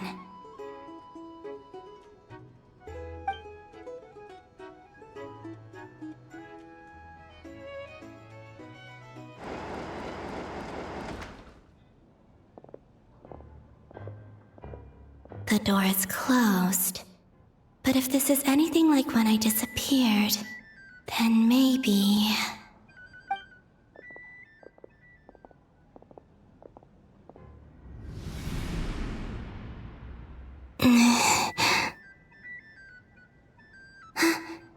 I'm in.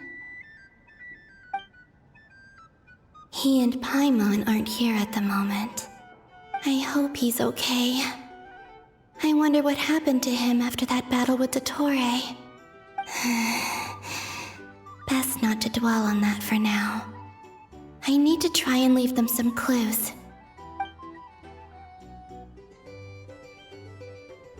Please, Traveler.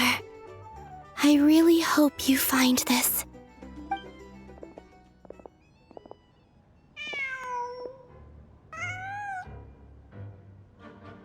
Huh. Just a cat. Nothing else here strikes me as noteworthy. Didn't you stay here for a couple of nights once? Before Rerir showed himself, yes. It's also where the Traveler and I first met. Did you notice anything unusual during your stay? I remember thinking how much noisier the flagship is at night compared to the graveyard. Other than that, no. The Traveler and Paimon were most congenial neighbors. This is where they've been staying, yes? Over here? That's right. I wouldn't usually condone breaking and entering, but we can make it up to them later. Focus now. I have to write a message on the wall using Kuvaki, just like I said on Moon Prayer Night. Simply open your windows on nights when the moon shines bright, and the moonlight will naturally flow towards the words I have written. Here goes. I'll need to carefully control my strength.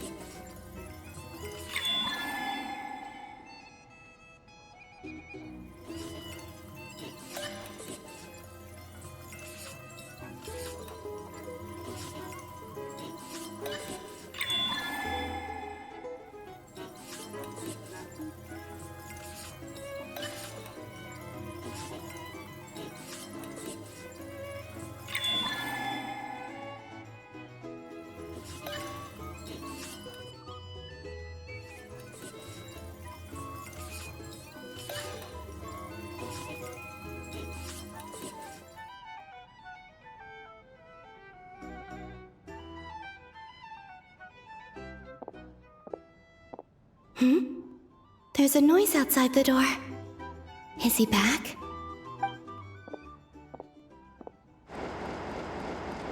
Please, you have to see these words.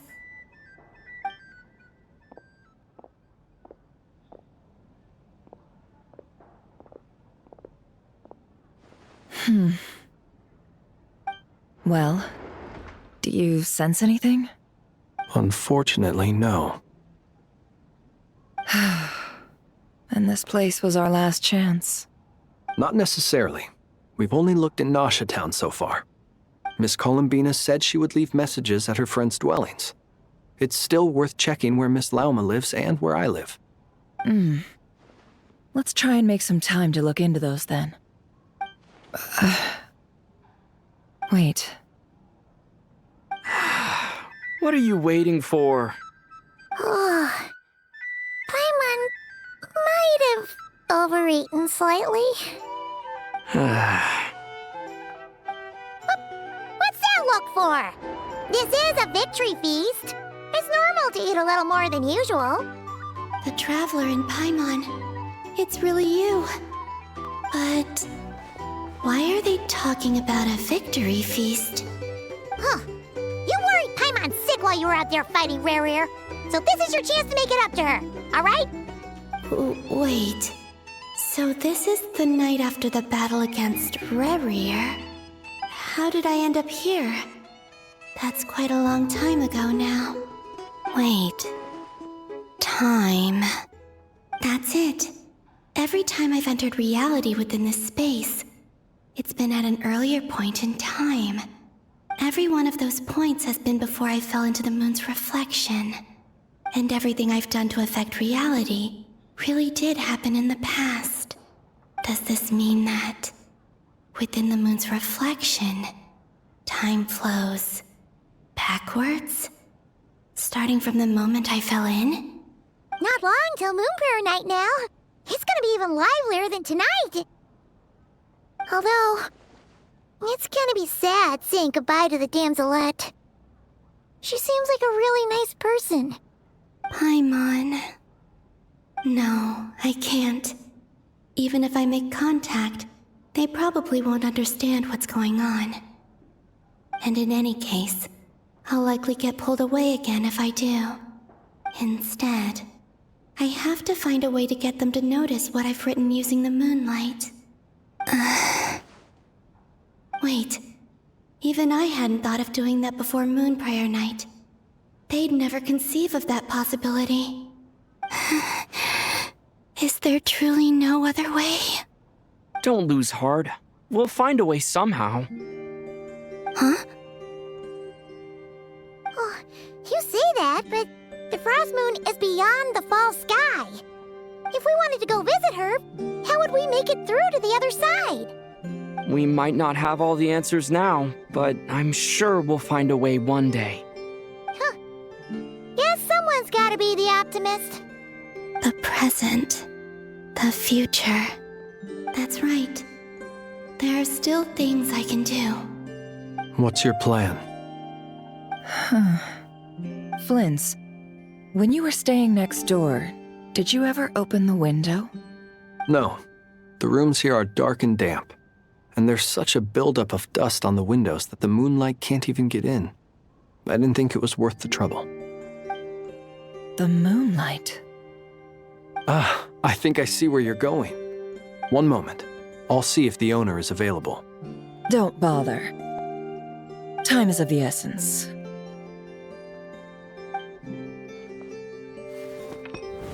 Time. Even if no one sees what I've written at this moment, maybe someone will remember what I said after Moon Prayer night. I need to write down as much information as I can. And maybe one day...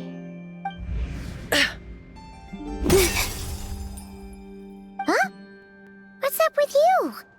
You can't even hold your cup steady. Are you getting tired? A little. Well, you should probably hit the hay then.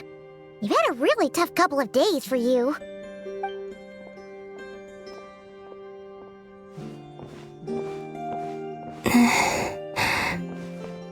You truly have. You helped defeat Rerir, helped me reclaim my name, and you helped the others organize Moon Prayer night. Wherever you are right now, I'm sure you're still fighting against the injustices of fate. This is all I can leave for them. How I wish I could stay here. But it's time for me to go. I hope to see you again in the next time. And if the opportunity presents itself. I will surely return to your side. Huh. Columbina. She's alive. Not only that, but she's left us an entire wall's worth of clues. She even wrote down what would happen on Moon Prayer night. It's just a shame we found it too late. I am here. Time in this place flows backwards.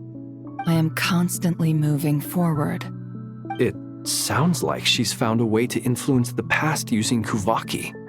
But her future is our past.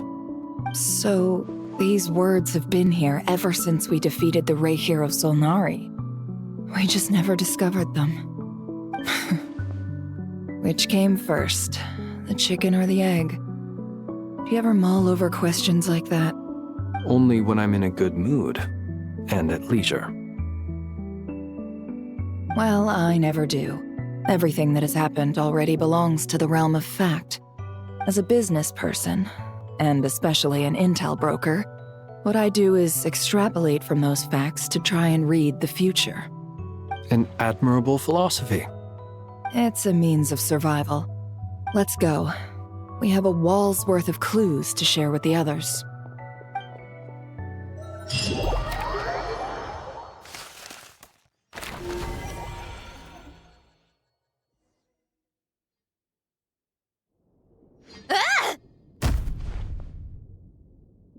It appears that the Doctor's energy signature has changed to something similar to Kuvaki, but not like the Kuvaki we're used to. Nod Kari's Kuvaki devices will only have a limited effect on it. I can see why you've chosen to place your hopes in alchemy instead. Also, I must say these books are rather profound. My subordinates just shipped them in from Fontaine. Some of them are from the Narcissenkreuz Ordo. Some are incident reports from Petrichor, and then there's a few test reports for these junk machines. Additionally, after some further scanning, I've discovered something extremely annoying. What's that? Tevat's skies contain multiple moons. A long time ago, when I did my first scan, I detected 3, just as the legends say. But when I checked again just now, I detected 4 moons. So there's one extra? Yeah. Originally, I thought that if I could still find 3 moons, that would at least mean Columbina's still alive. But then it occurred to me that apart from the frost moon, Tevat's moons are just husks. And husks surely shouldn't show up in the scan, since they're not alive. It's weird, isn't it? If we can't even distinguish between a dead and a living moon, how are we supposed to know whether a moon goddess is still alive? Or does this mean that the Moon Marrows are equivalent to the moons themselves? It's certainly possible. In which case, the 4th moon you detected may be Dottore's artificial creation. So he wasn't bluffing. He really built his own Moon Marrow. Ugh! I'm so mad right now! It's easy to get overwhelmed when you have too much on your plate.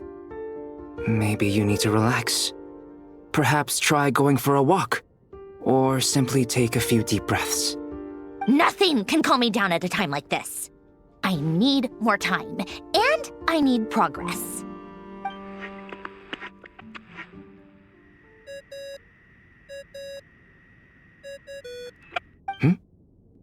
It's Mr. Flynn's. I really hate that ringing tone. Ugh. First the 4 orthants of the Narcissenkreuz, then Moon Marrows. Now what? Oh, sorry if we're disturbing you. Might I ask what's troubling you? What do you want? We're busy. Are you still at the Curatorium of Secrets? Yeah. Look, everyone else is still out, so there's no hurry. Plus, I'm busy, so I would appreciate if you gave me some space. Even though we have crucial intel to share? Fine, I'm listening. Do you intend to share it via the Dodo communication device? Ordinarily, I would, but this is a unique situation. I think it's best that we discuss it in person. See you at the Curatorium.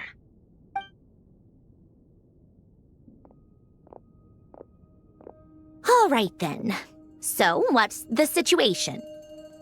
The rest of the team is still out working on their missions and evacuations, but we've decided to fill you in on the most crucial information first. Sandrone, you were right. Columbina is most likely still alive.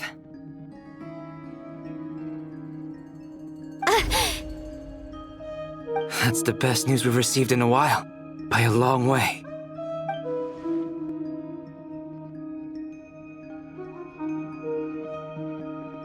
Random locations. Appearing in reverse order? Are you serious? So not dying isn't enough for the Moon Goddess, huh? She has to show off too. Anyway, does this mean we can deduce her condition from the Moon Marrows? Miss Sandrone, there's nothing wrong with simply admitting that you're happy to hear the good news. I'm not. And she's the least of our problems. We're facing a huge crisis. If she can't control the flow of time in there, she's just gonna keep moving backwards. Different points in time won't intersect, and she'll never find a way out. Let's say life begins with a drop of water. When did time begin?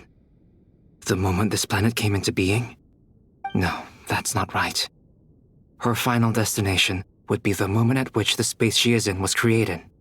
But it doesn't seem like we can influence that space from the outside world. So how can we help her? Also, if she's alive, Rerir and Thalindis might be too. But as far as we know, neither of them have come back out. That space may not have an exit at all. I'm afraid I must concur with Miss Nefer in this. Can't exactly argue with that. Let's leave it there for now. I've taken notes on everything you said. Will it help with your research? I doubt it's gonna help with breaking Dottore's energy fields. But who knows when it might come in handy. Better to have it all written down than try to remember everything when I need it.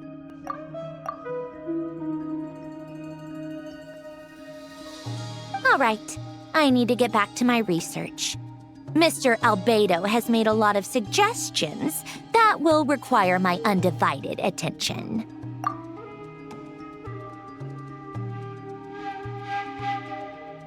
Sure, I'll stay here. I have things to work on.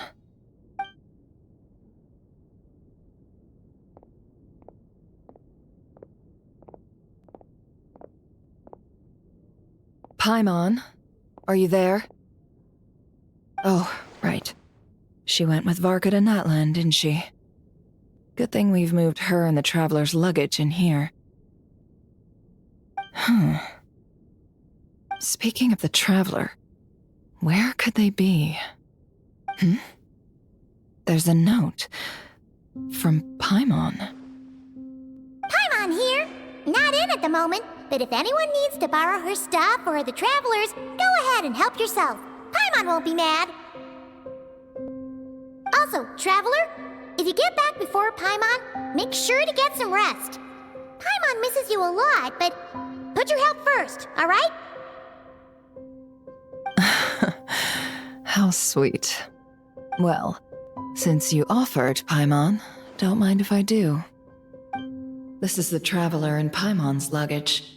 All the items they use day to day are here. It's well organized. I wonder which of them is responsible for that. What do we have here?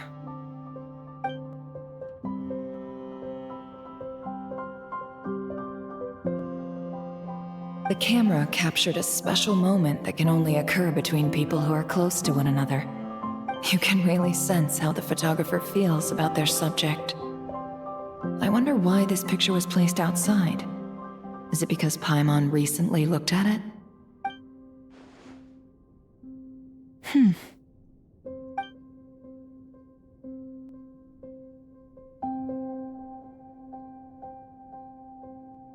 This must belong to the Traveler. Perfect. I'll use this. Hang in there. We'll find you.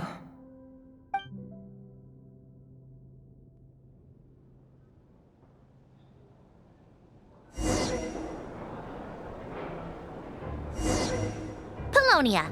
Search keyword world formula and bring me all relevant books.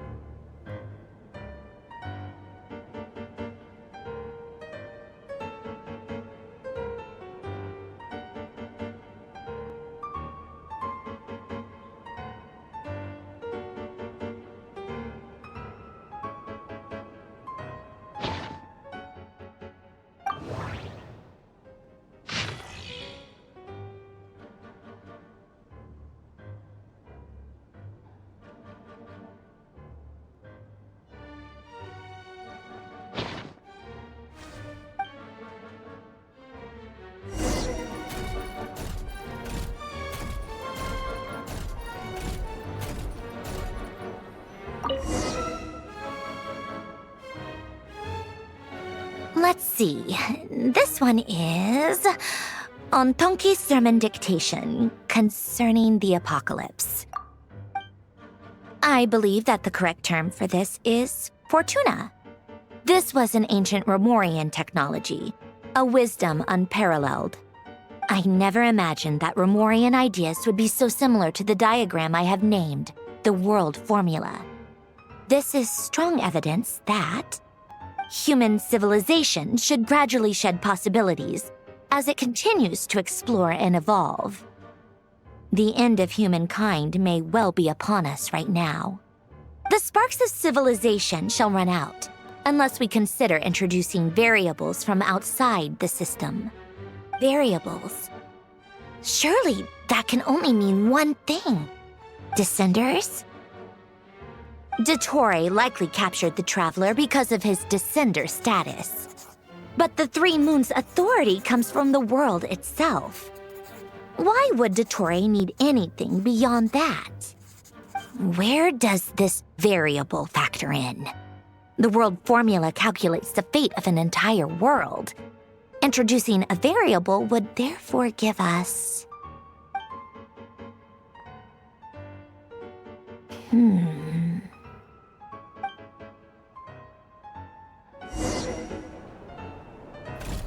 Polonia, search keyword pathway and bring me all relevant books.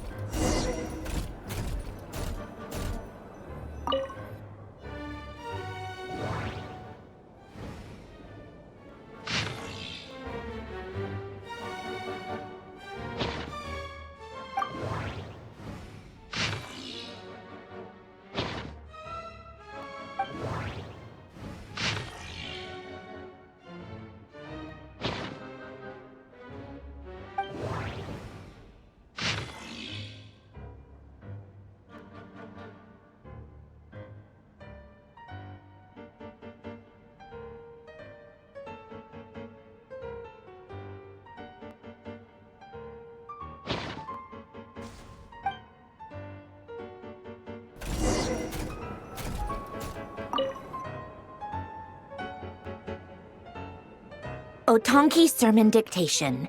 Explications on the Chemical Marriage. These titles are pretty esoteric. Observe and compute the pathway displayed in the guidance diagram. Deconstructing and reversing its effects could generate potential ideas. So, it's one of Renee's draft lectures. Deconstructing the pathway. I suppose that could lead to a breakthrough.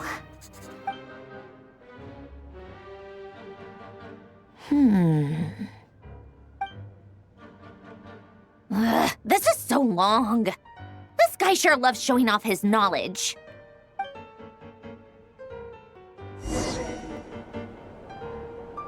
Polonia. Search keyword tree model and bring me all relevant books.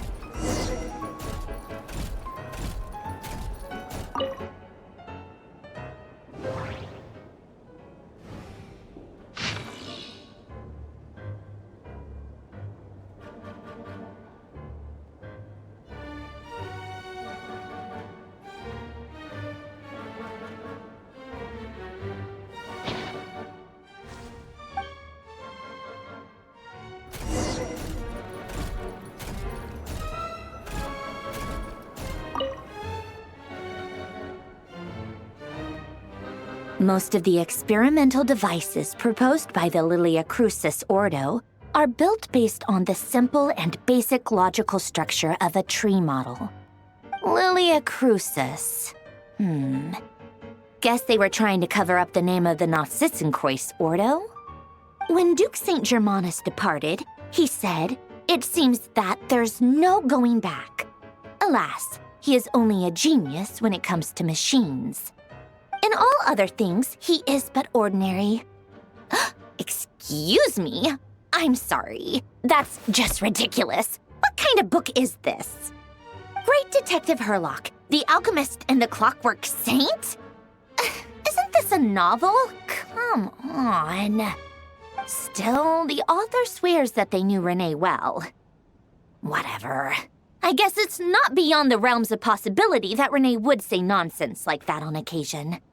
Memory, wishes, souls, and persona. Frankly, this sounds more like occultism, but if Albedo vouches for it, I suppose there must be some alchemical basis to these techniques. The way Alain Guillotin saw it, the world was comprised of machines. The universe needed machines, and thus his technologies were created. That's why I was born. René, his full name was René de Petrichor, if I recall correctly. Sounds like he and the town must be intricately connected. That place was also the source of most of our information regarding Remurian civilization. Seems like some of his projects were based on their technology. The cutting of souls and storing them in vessels. These seemingly unrelated techniques underpinned René's research. Assuming that the 4 orthants correspond to alchemical categories. The chemical marriage model? Alain would have scoffed at that. He never would have let those theories or parameters anywhere near his mathematical formulas.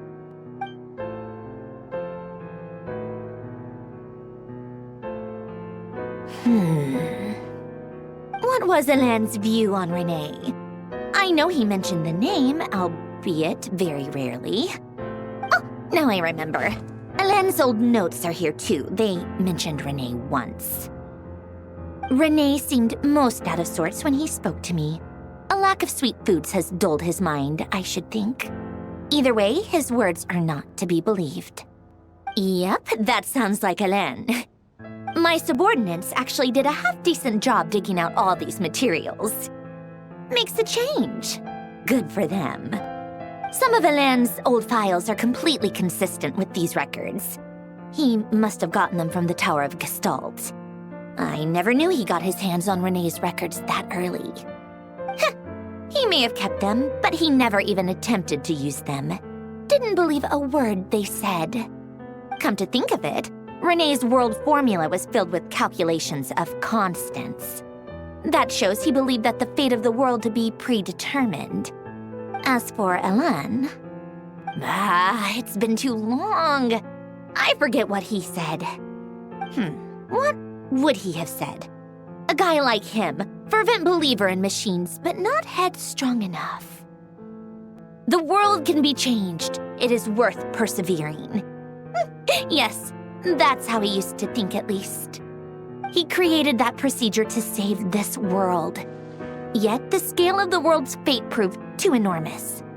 The result was beyond his ability to calculate. He died having never seen the outcome.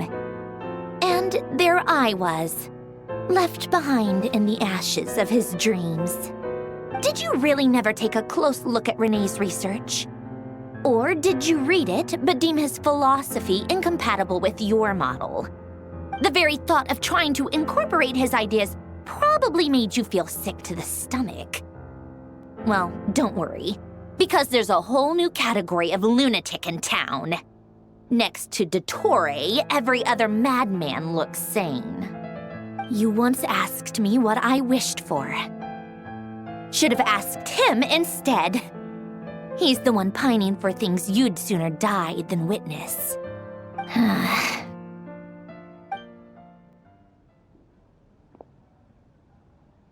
Even the tiniest variable can make big waves in the present. Now then, allow me to put these incompatible fragments together in your stead. First, establish and verify the existence of the Great Circle. Absolute nihil on one end, absolute reality on the other. Now, search between these two extremes. Then, the construction criteria.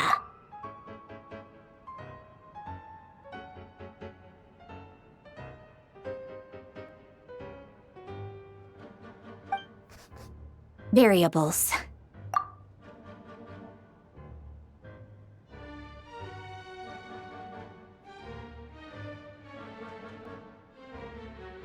The sparks of civilization shall run out unless we consider introducing variables from outside the system. Input variables. Traverse the world, space-time, and civilization. Then extract the essential nodes from the records to determine which variables they point to.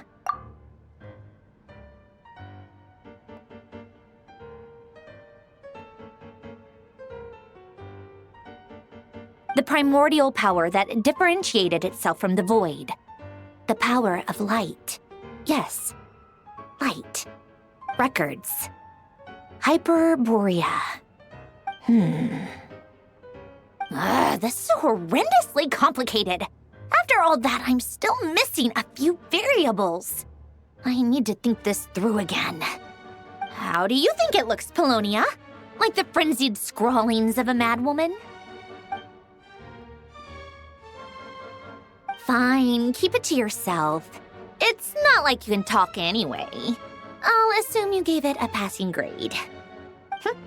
I jest. But true madness does often start with trying to save the world. What would Arlecchino and Columbina think if they saw this incomprehensible hen scratch? They'd probably have me institutionalized. So would Rosaline. She's been dead for a while now. When I close my eyes and think back, I can still see her face. And that enormous dress she used to wear. Such a bizarre choice. What possessed her? Oh, and the clack-clack of those heels used to drive me insane. No one's asking me, obviously, but I hope you all know that I never wanted to save the world. I'm not crazy. I don't have delusional ambitions, and that's a clinical fact. The world needs a solution, but I don't need the world's validation. It's the world begging me for answers, not the other way around.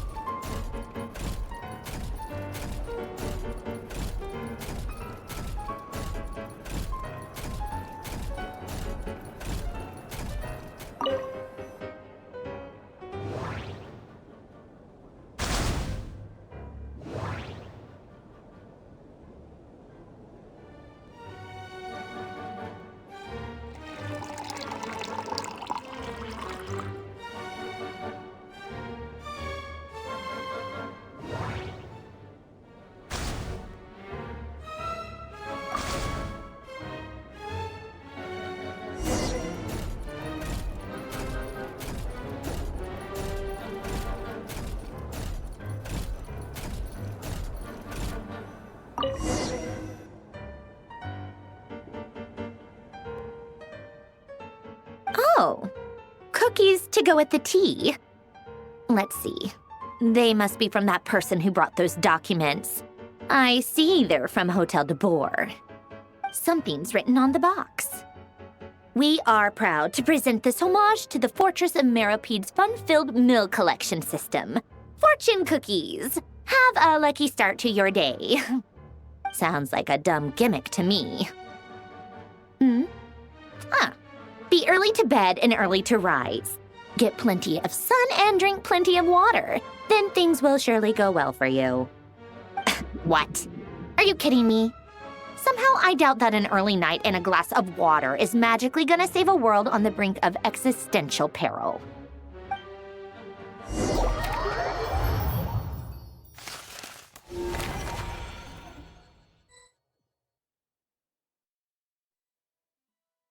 Lady Arlecchino, word has reached us that Lady Marionette's troops are all in position.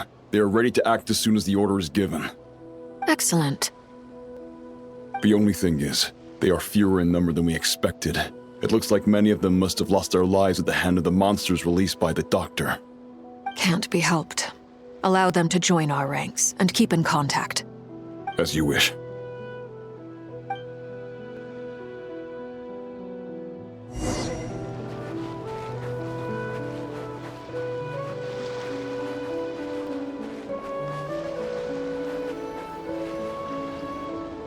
It's been a while, Arlecchino. You look well.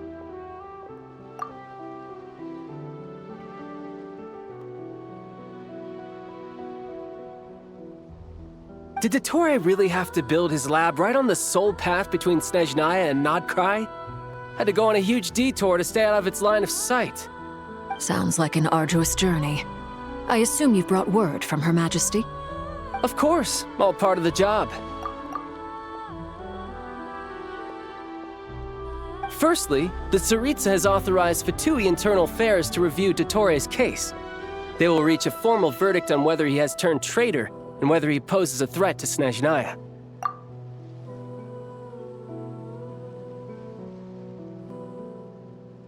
While they're working on that, I've been ordered to come and receive the refugees from Nod Kari. They are nearby. My team will escort you to them shortly. Great. Aside from that, Her Majesty has a message for you and Sandrone personally. Huh? Where is Sandrone? She stayed behind to work since I was making the trip anyway.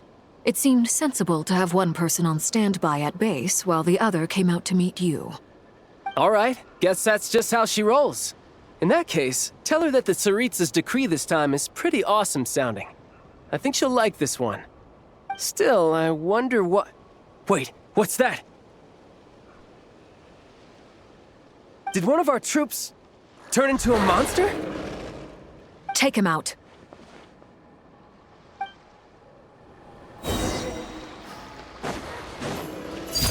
Laid bare. You can run, but you can't hide.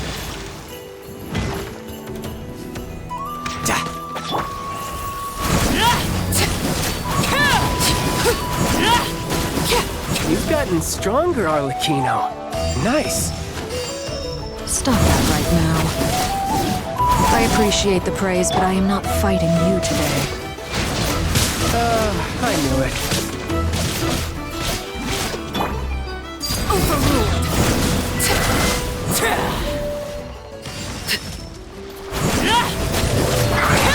Witness my rise.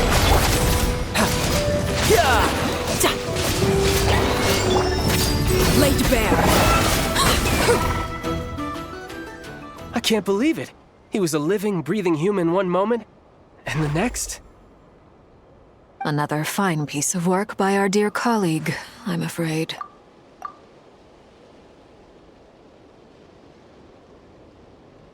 What in the world has been going on in Nod Kari? A lot.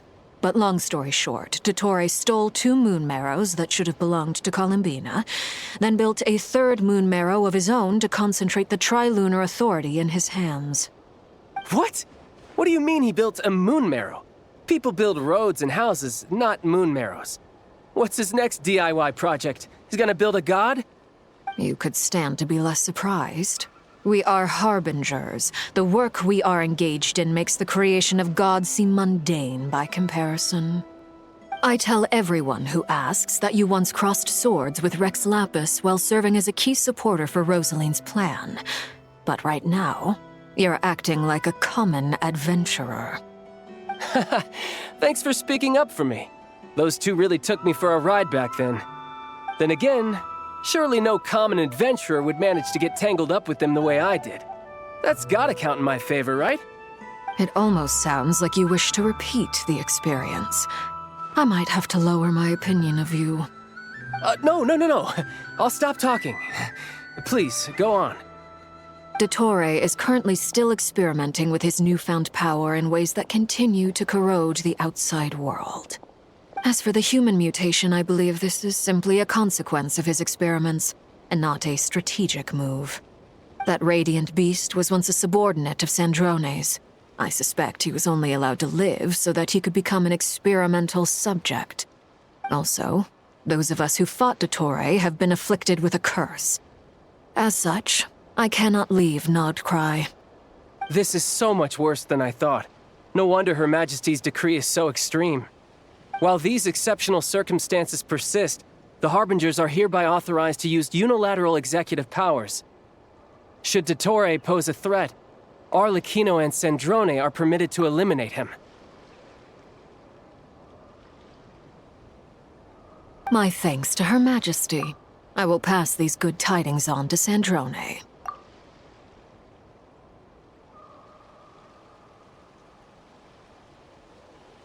Her Majesty has also declared that she will refrain from launching an attack on the now evacuated Nod Kari due to the presence of unretrieved research material. A wise decision. By the way, how's my old partner doing? I'm assuming they're with you? Partner? You mean the Traveler? I'm afraid I have bad news. He was captured after our failed assault in Dottore's lab. His whereabouts are currently unknown. What? Why? Since when does Dottore have a bone to pick with him? That is indeed the question. I'm not sure he does. He must have some other goal in mind. This won't do. I have to rescue him. You can't. We have no idea where the Traveler is. What am I supposed to do then? Stand here twiddling my thumbs? Sandrone is working on it. The best thing you can do right now is complete your mission. Fine. I guess I'll leave this to you then. One last thing. Tell the Rooster to get the message out to the gods and citizens of every nation in Teyvat. Beware. An uncontrollable pollution is spreading forth from Nod Kari. The source of that pollution is a madman drunk on the success of his experiments. The Fatui and our allies will endeavor to contain the threat. However, if Nod Kari falls, things are likely to escalate. Considering Dottore is one of our own, all Fatui stationed in Nod Kari consider it our duty to stay and fight him to the bitter end. Whatever the cost. Hey, don't be too pessimistic.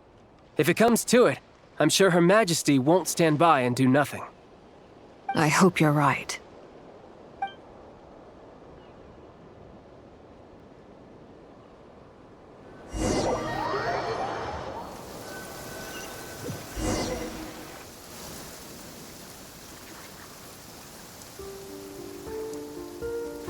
You're right on time. Thanks. Hey, do you think I'll get that gliding exam exemption? I made sure I was on my best behavior in Mondstadt. I landed well outside the city and walked in through the gates. I'll help you apply, don't worry. For now, let's see what we have here. What are the Doctor's energy fields even made from? The usual attract and repel principles that govern Kuvaki don't seem to apply to them. They are very mysterious, but ultimately, they appear to be comprised of energies from the three realms and the Hexen Circle. We know that Teyvat's 7 elements are derived from the more primordial power of the Light Realm, which is antagonistic with the power of the Void Realm. Since you have the power of the Dragon Durin within you, I'm sure you can already tell that this energy field contains no abyssal energy. That's true. It's not abyssal energy, it's something pure, wild, and untamed. I've been thinking about something. Do you still remember the device that Dory supplied from the Academia when you and Miss Columbina fought Rarier? That was one of the most marvelous feats of ingenuity I've ever seen.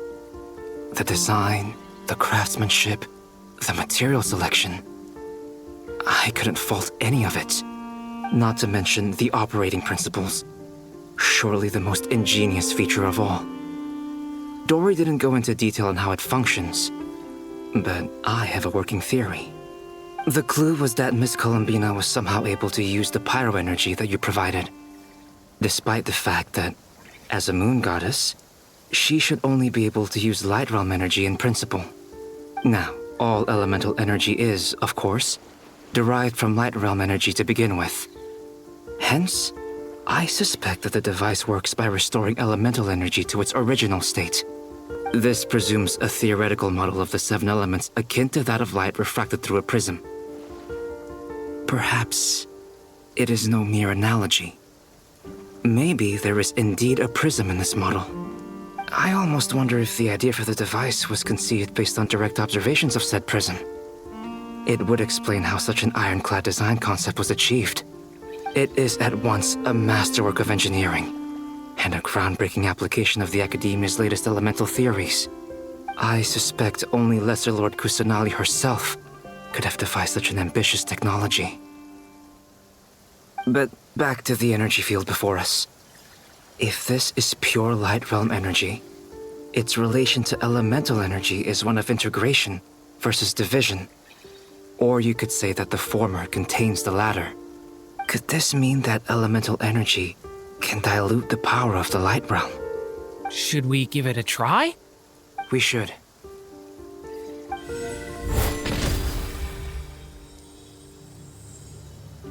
Ha! It works! Clear signs of disruption were detected at the periphery of the energy field. This indicates that elemental energy can disturb or even negate the field. Now you try. All right, here goes.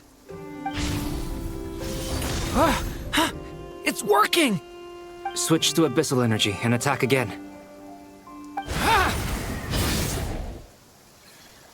No surprises there. Abyssal power drains the energy field to a significantly greater extent. I now feel confident in asserting that the energy field is indeed pure light realm energy, and that elemental energy can dilute it. But the energy field is huge. How much elemental energy will it take to neutralize it? We don't have to neutralize it completely. We can try other approaches. That's all for theory. Would you like to continue watching? So you knew I was here. Huh? When did you get here? A while ago. But Albedo sounded like he was working on his thesis defense back there.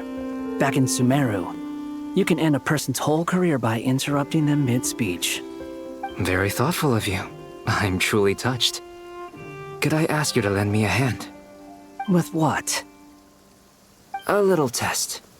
Try using Animo to unleash a concentrated assault with circular blades, with the goal of breaking through at a singular point. Nice! This time it tore through the field. Tremendous. This is a major breakthrough. Should we go through? We probably shouldn't risk having mutually antagonistic energies in such close proximity. Durin, you stay here and watch the entrance. Hat Guy and I will go in to investigate. Sounds sensible to me. Keep your eyes peeled, Durin. Don't worry, I got this. You two be careful in there. Just give me the signal if you need help and I'll dive right in. What do you mean, signal? It's based on a new alchemical concoction I developed last month. When 2 bottles of it are smashed on the ground together, they emit a blinding burst of light. If it comes to that, remember to shield your eyes with your hat. Glad I asked. Thanks for the heads up.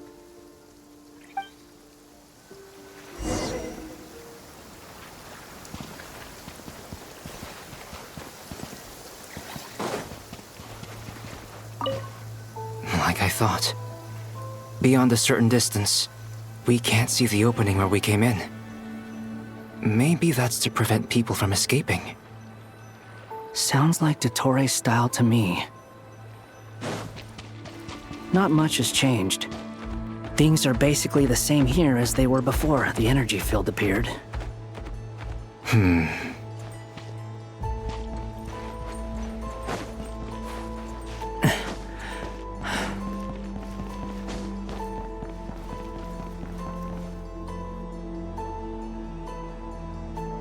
They have no heartbeat and they're not breathing. We can only assume they're dead. But there are no visible wounds. Also, there's an animal squatting next to each body. It's watching us.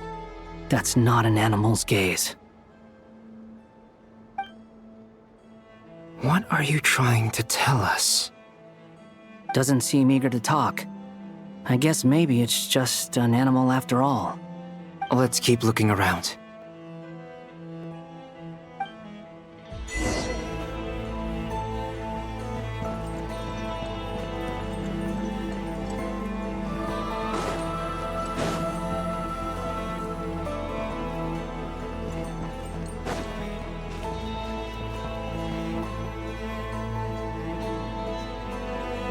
Same situation everywhere.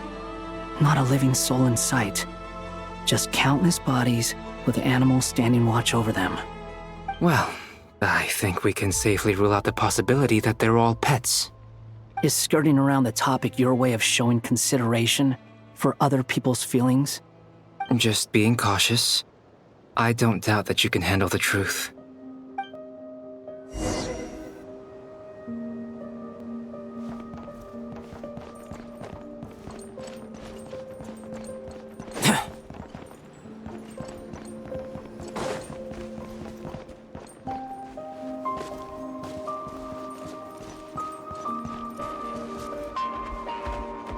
Careful.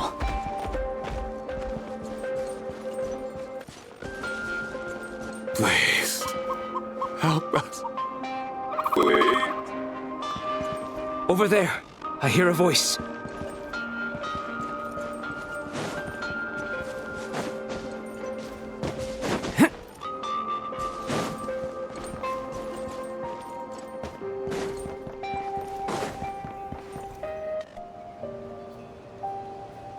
Please, help us. Please. What happened here? I don't know. Suddenly, everyone collapsed. Then my line of sight got lower. I still have some of my senses left. I gotta get out of here.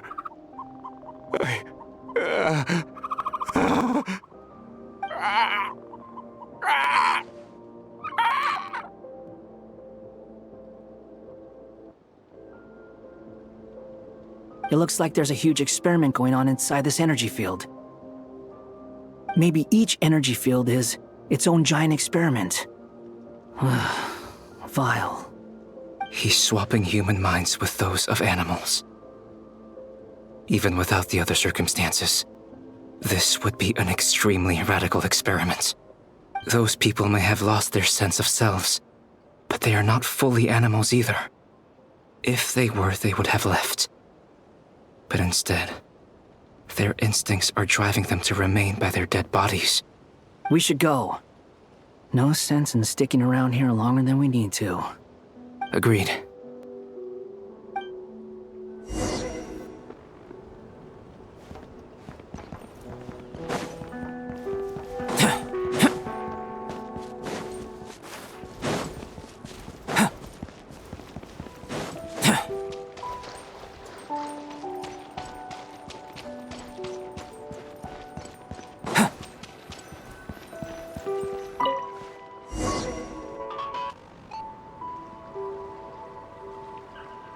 You're back! Everything okay? We saw some things that take a strong stomach. Otherwise, we're fine. We should share our findings with the others.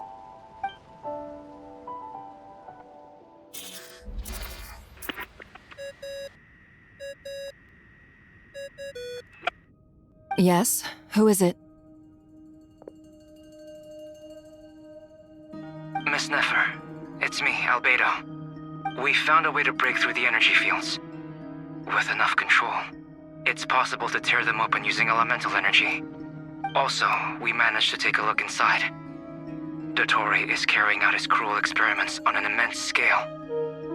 Any residents who have failed to evacuate in time will likely meet a grisly end.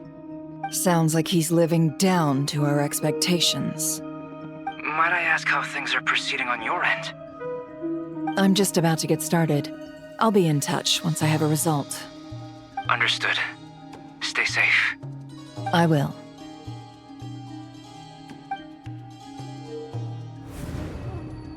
Well, Nefer, I'll link up with you once my tasks are complete. What makes you think I'd need you to do that? I'll need it. And considering the way you approach certain matters, I think you'll be better off with me present.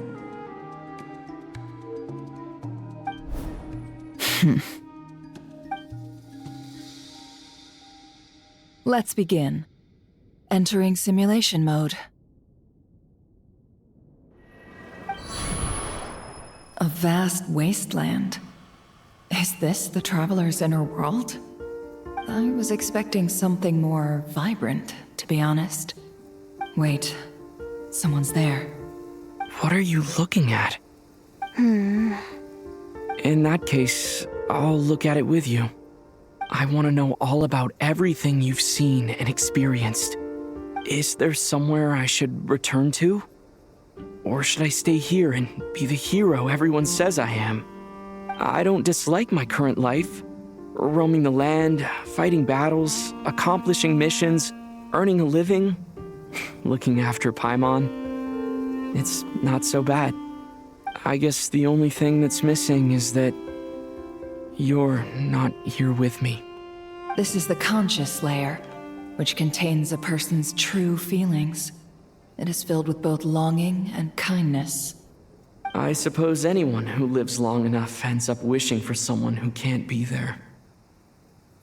Maybe it's the only way we can feel truly alive. Time to delve a little deeper.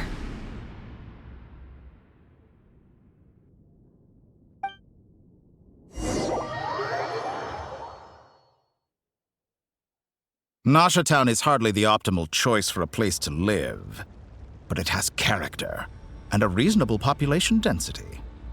What are you trying to say? Oh, don't be nervous. I was just thinking where might make a good starting point for your journey. Perhaps I should send you further afield.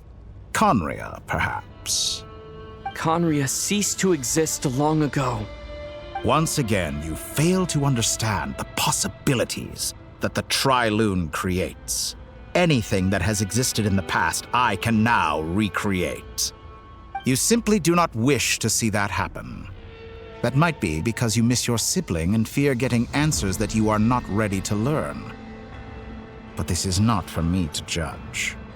If we are to collaborate, we need to maintain an amicable relationship. In a moment, you will be able to... Oh no. What are you...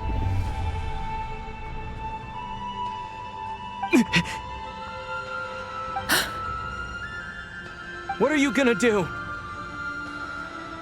Don't move. Something unwanted has crept into... Oh? Gone as quickly as it came.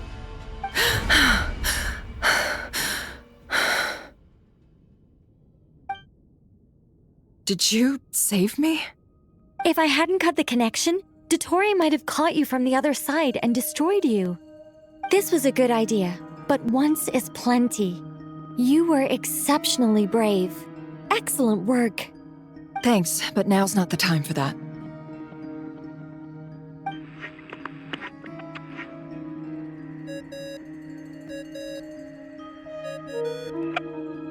Albedo speaking. I think I know where he is. What is this endless darkness? I can't see anything, even though my eyes are wide open. But why? What happened? Ah, sorry about that. I take it you didn't notice. Just now, a friend of yours took a little peek into your mind. Could it be Nefer? How did she do it? Did she use something as a medium to connect to me? Do you think she's aware of your current circumstances? Oh dear. Have I stunned you into silence? I only wanted to slow down your time a little so I could stop your intruder in her tracks. It would have been nice to capture the spy. I must say, I'm finding the ability to adjust the flow of time rather intriguing. The moment you closed your eyes, time seemed to grow impossibly viscous, didn't it? A whole month passed before you opened your eyes again, but only for you. No one else was affected. I dare say this is something only a god can achieve. Point taken. You've proven once again that you have god-tier powers. Oh, you misunderstand. This wasn't about proving a point. I was testing things out. I find I learn best by doing, and I have to admit, time is not the easiest dimension to control. I only wanted to make you sleep for a short while, but it ended up lasting a whole month. Clearly some finesse is required to wield the authority over time as I wish. I hope you're not angry with me. It was only a month's discrepancy, nothing too serious. Had I been off by a year, a decade, or even a century, that would have been quite a different story. You could have frozen me for millions of years. So much for collaboration. You aren't showing much sincerity. Millions of years? To what end? I wonder if you don't understand humans all that well. They are very pragmatic creatures who understand only that which they can perceive with their senses. If I had you sit here for a week, I imagine people might sympathize. But if I left you here for 100, 1,000, or 10,000 years, the sheer size of that number would cause it to lose all meaning to them. They would not have the capacity to comprehend your suffering, and thus they could not empathize. Unfortunately, while gods do exist in Teyvat, it is ordinary humans that account for most of the population. Their lifespans are so limited, their bodies so fragile. Did you ever really hope that they could begin to understand someone like you? Your long life and unique origins make you fundamentally different from them. How long will it be before they start to treat you like the alien you are? Before you are ostracized, outcast? Alien? Even I feel bad for you sometimes. This world has made you into a slave. So many times you have served its will, and not once have the powers that be ever thought to grant you the one simple thing you wish for. You have been treated most unfairly. I can change that. I will grant you special privileges and give you back the status you rightly deserve as a descender.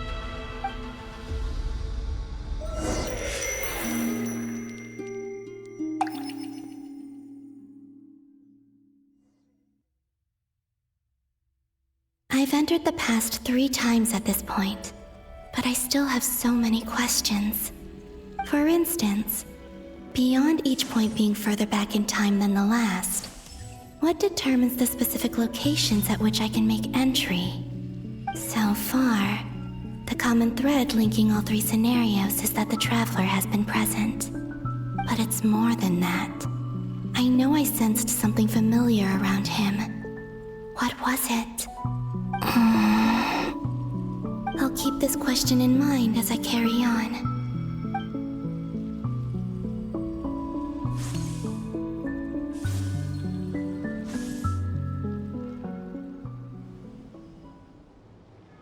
Humans, you never change. Always trying to use powers you neither comprehend nor control. This looks like Star Sand Shoal. Was this before Rerir regained his physical form?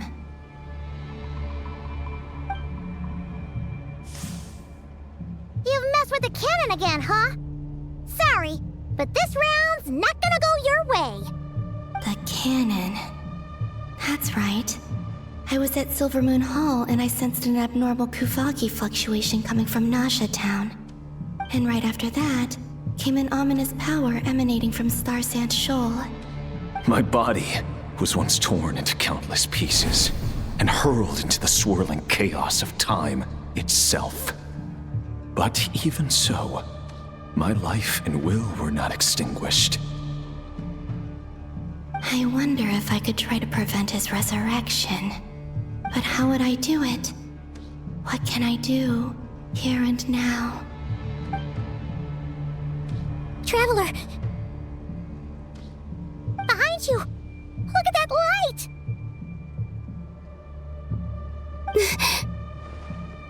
No, I won't make it in time. He's using the Kuvaki shield, like I taught him. Is he going to use it to block the cannon's beam? He's strong. I'm sure he can manage. But the force released when the beam impacts the shield might lead to collateral damage. He's the island. The Frost Moon Scions will be exposed to lethal levels of Kuvaki. A question, if I may. Kind Miss Columbina. When the cannon's Kuvaki beam was deflected earlier, I saw several bolts of energy streak toward Hisi Island, only to be blocked. Did you also have a hand in that? Maybe that really was me after all. Well, future me. But I don't know if I have enough power left. Sigi sato pasa sais, niti ipotofutos. There's no time. Osestikos paratin tiran to risuiku, topir to aithion feraton. I have to make it. Oh, Frost Moon. Oh, great land. Oh, slumbering moonlight of Nod Kari. If you can hear me, if you can sense my call, then please, heed me once more!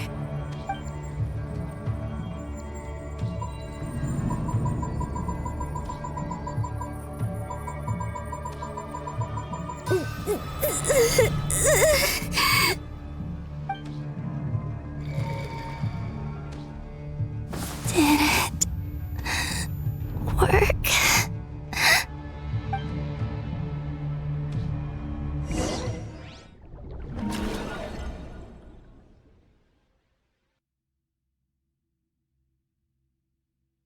Hey, wake up. Hey, did you hear me? Columbina, I said wake up now! Oh, good morning, Sandrone.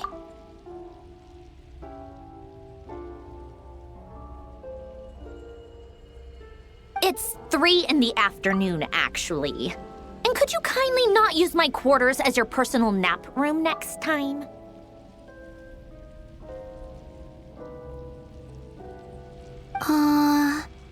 But I feel so safe here. And your coffee, right? It's so bitter, but it smells lovely. It's like you were raised by wolves in a forest or something. What did you drink growing up? Grass tea? The Frost Moon Scions certainly led a more frugal existence than the Fatui. Then I'll bet you've never eaten one of these before. It smells delicious. That's because it's a Fontanian recipe. I had a little free time today, so I made a batch. Rosaline will be here shortly, but if you really can't wait, I guess you can go ahead and... Hey, at least let me finish before you start eating! Did the Frost Moon Scions not teach you basic table manners?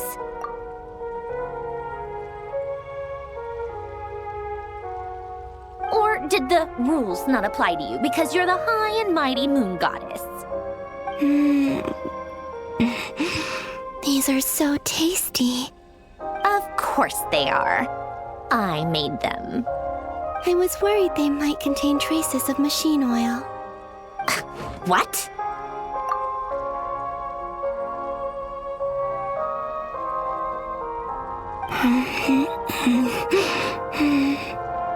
You know, there's something I've always wanted to ask you. Why did you leave your old home and join the Fatui? I mean, I'm sure their food was awful. But there's gotta be more to it than that. Well, life there didn't go quite how I imagined.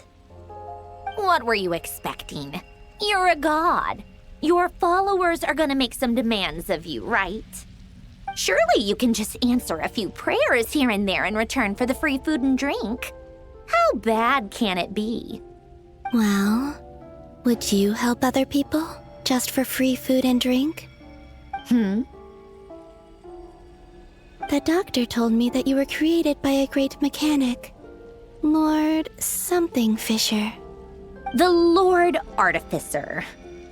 Ugh, some people can't keep their mouths shut. Oh, Lord Artificer. And didn't he have something to do with the, narcissist? Nazissenkreuz Ordo. Yes, That was it. Nartitzenkreuz Ordo. So, would you try to fulfill their wishes? You must be joking. I wouldn't go even if they paid me. I don't even know them. Exactly. Well, I felt the same way. I did not know the people who made demands of me. What do you know? We're on the same page for once. In his later years, Alan did ask me if there was anything I wanted to do. If I had any wishes of my own. Well, I don't. And I'm not in any mood to fulfill someone else's either. Who's Alain? He was the... You know what? Never mind. You're not gonna remember. Anyway, the point I'm trying to make is, neither of us is the self-sacrificing type. Let me ask you this. What sort of place would you like to live in, if you could choose?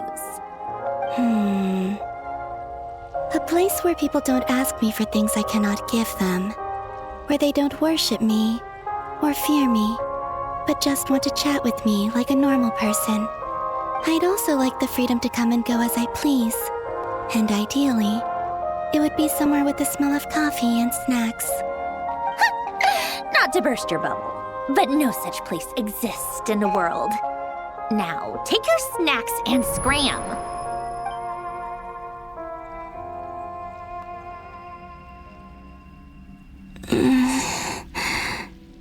Did I pass out? Of course. I'm back here again. I dreamed of events from my past. Sandrone. Traveler. I miss you all so much. Back there. I guess I managed to harness all the Kuvaki energy on Hisi Island. But how did I do it? Time is flowing backwards here, and I can use that familiar power to enter the world of the past. That mystery ally everyone talked about. It was me all along. I can sense that there isn't much more power remaining up ahead. What lies at the end of all of this? Will time keep flowing into the past? And will I ever find my way back?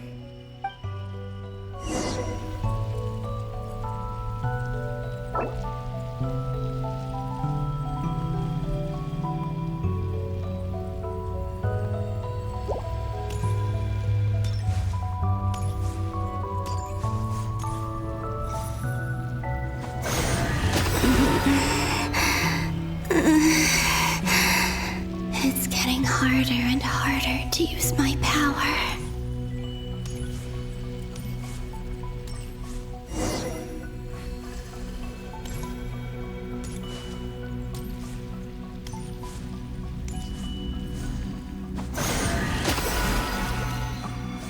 I'm no match for the Abyss in this state. I need to avoid the contaminated fragments.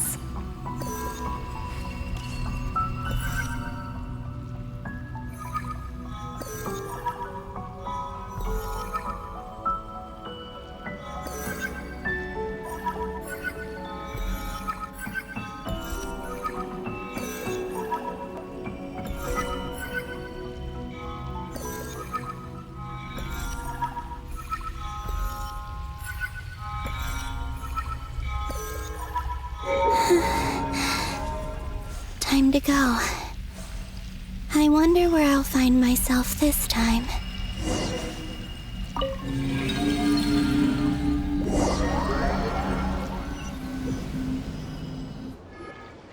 The Final Night Cemetery.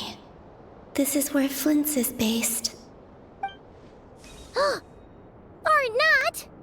How are we supposed to read through this many files? Difficult, yes, but it is also our most efficient option. Seems like they're searching for information. Oh, I remember. Flint and Varga talked about some files on the Wild Hunt. Was this my doing too? To expose the true intentions of this Rereer, we need to dive into Nod Kari's history. Are my actions changing the past? Or are they simply completing a process? Is all of this inevitable? Or am I the one making these decisions? If I choose not to help them now, will it change how things turn out? Hope we don't land on our heads then. They're my friends. I can't not help them.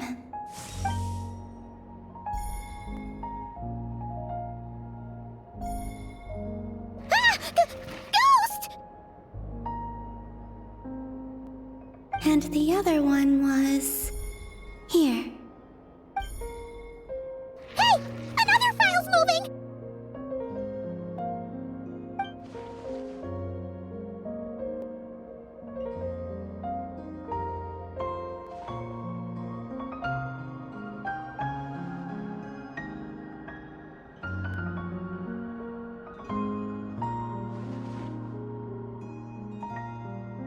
That should do it.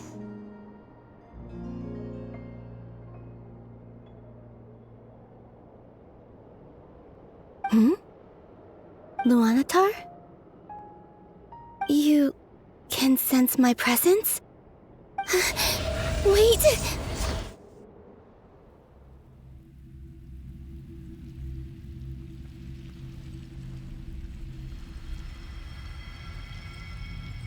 Luanatar.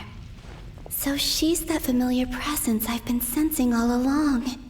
She's always been by the Traveler's side. That explains why the Traveler has been there each time I've entered the past. But why Luanatar? Is it because she has a connection to me as the Moon Goddess's familiar? If so, why not any other Kuhenki? That's...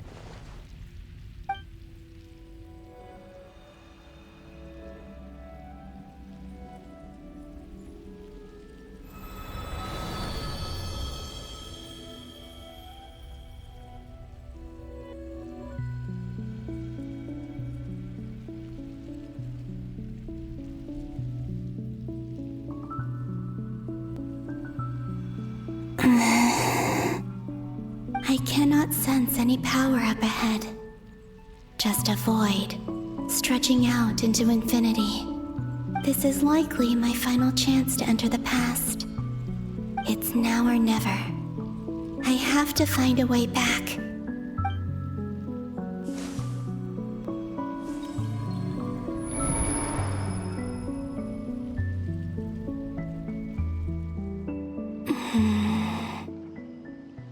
Hisi Island? How far back in time is this? Where's Luanatar? I can't sense her presence this time.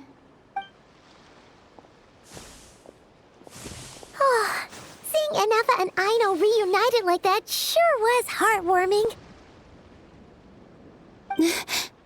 Traveler, Paimon! No, stay calm. I don't have much power left to change things. I don't even have that much time left here. Think, Columbina. How do I find a way back? A way back... to where? Do I go back to Moon Prayer Night? Or to the future that followed? And if I return in my current state, what will become of me then? Dottore's actions that day proved that he'd been planning that for a long time. He had already seized the power of 2 Moon Marrows before capturing me. Even if I managed to get back, how can I fight against him when he wields the Tri-Lune Authority? I can't. If I go back like this, I'll be playing right into his hands. I have to find some way of rivaling the power he has usurped. Wait. Time flowing backwards. The Tri-Lune Authority. Does that mean... I think I know what the final destination of this lunar reflection might be. I know what I must do. Speaking of homes, we must already be close to where the Frost Moon Scions live. The vibe here feels different. Just like the scenery. But how do I communicate my plan to my friends? Should I write it down here? No. Someone else will see it. I need something with a close connection to me. Something I can use as a medium to tell them what's happened to me in here. Now it makes sense.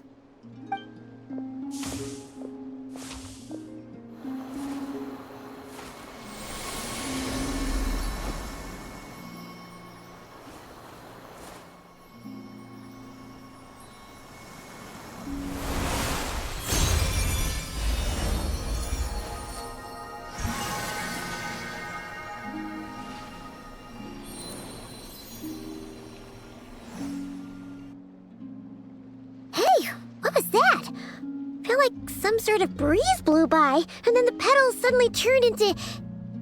Huh? It was I who brought Luanatar into being. I gave up a piece of my own soul to create her. That's why I could sense a familiar power from the moment I entered this space. It also explains why she's been present in every past location that I've entered. Because we have a deep connection. Hey there! What's your name? And the reason why there are no more gates to the past after this point is that Luanatar hadn't been born then. No wonder I sensed the trace of a blessing when we first met. But I still didn't recognize the soul hidden within you. Back then, I was just a little lost dove. I had yet to become Columbina Hyposelenia. Go on now. We've got stuff to do. Best you find someone else to hang out with. Hey, you scared it off. I'll be counting on you. Remember to stay by the traveler's side, guide him, and help him in my stead. Oh, and bring him to the garden where the moon prayer blossoms grow. There's a little lost dove there who will need his help. Go on. You too. Go and live your story. As for mine must go in a different direction.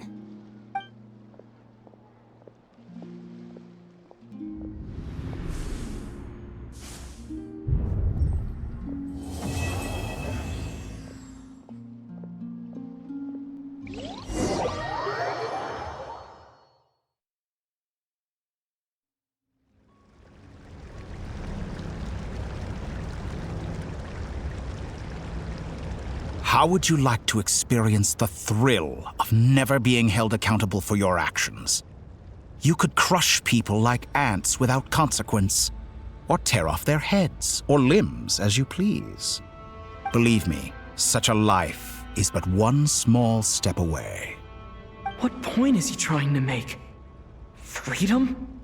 But the freedom to kill? To do evil and get away with it? Why would you offer me that? The creation of a world is the ultimate scientific experiment. I have taken my research to the highest level, where I shall be not just a god, but also a servant to many sacred spirits. I shall heed the truth and perform holy deeds. A god's laboratory is the perfect playground, but it needs the right occupant to explore its full potential. Mortals are found everywhere one looks. Not so with Descenders. I'd prefer my first guest to be a distinguished individual such as yourself. And I know you could make the most of the opportunities it offers. So the condition for entering the new world is to take innocent lives. The same dilemma that Rerir once faced. Could I really bring myself to kill others for my own benefit? Rerir did. And look where it got him. Have you made up your mind? I can't do it. Your playground is no place for me. You're putting your hopes in the wrong person. But we both know I'm not quite the hero you say I am either. I have my own reasons for the journey I'm on, and they aren't all selfless. You've grown a lot since we last met, but there are still things you are unwilling to compromise on. This will only hinder you. Why don't I lower my requirements a little as a gesture of goodwill? I'll give you a little time to learn to be a less noble soul. That'll make things much easier for you. I really doubt I could live that sort of life. And yet you already sound less defiant than a moment ago. The benefits appeal to you because you can read the signs of the times. Why don't we return to my research facility? Your last visit was so rushed. There is much that I have yet to show you.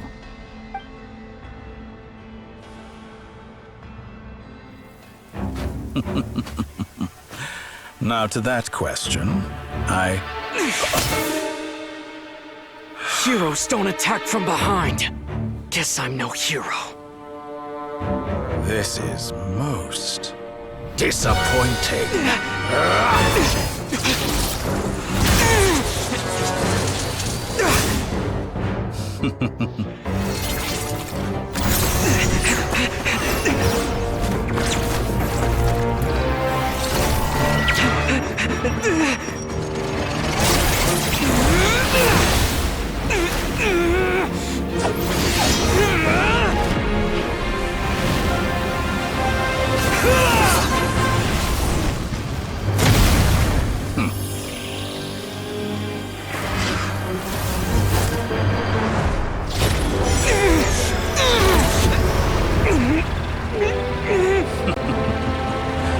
Now then.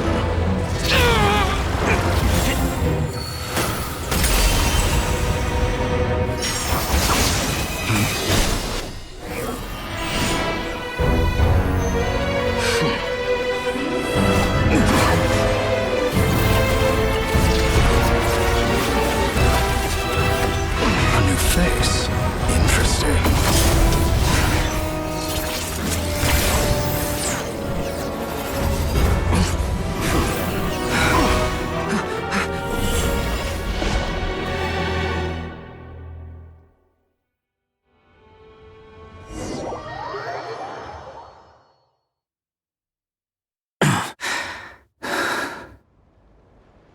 You're still gonna call me Hat Guy after that, huh? I didn't see anyone else in there who needed saving.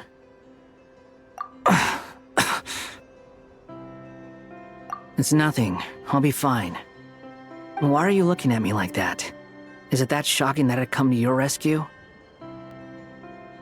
I owed you a favor back in Sumeru. Now we're even. Distracting Dottore was tough. I won't lie. He's not gonna fall for the same trick twice. That was my one shot. I'd hoped to use it to take him out. Ugh. I never wanted to obliterate someone more than I do right now. Dottore doesn't recognize me, but his segments were originally made based on an analysis of my operational principles. I expect it's only a matter of time before he figures out what I am. So Dottore doesn't recognize Wanderer because he deleted himself from Irminsul. Did he really miss his only chance for revenge by saving me? Why the long face? Hey, I'm not blaming you, okay? And I'm not complaining either. Rescuing you and killing Dottore are equally important goals. Everyone would be pretty stuck without you. It's best you live to fight another day. How are you holding up? Are you all right? Hat Guy said to put safety first, so we agreed to run as far away as we could after leaving the energy field and only meet up once it was safe. You don't look injured. It seems that Dottore didn't do anything to you. All right. Rescue operation complete. Let's head back. There's a lot more work to be done before this is over.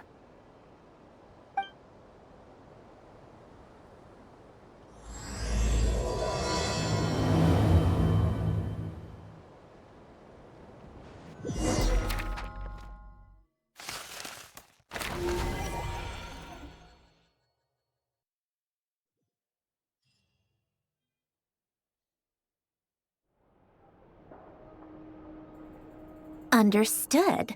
I will bear the Tsaritsa's decree in mind. I don't see what's so awesome about it, though. Does he really think everyone else is as immature as him? I'm not stooping to Tartaglia's level. I thought you might say that. How's your progress? Quite promising, actually. That alchemist Albedo gave me a few ideas. Remember how I asked you to look up some files for me? That stuff on the Nazi-Kreuz Institute. René de Petrichor and Jakob Ingold.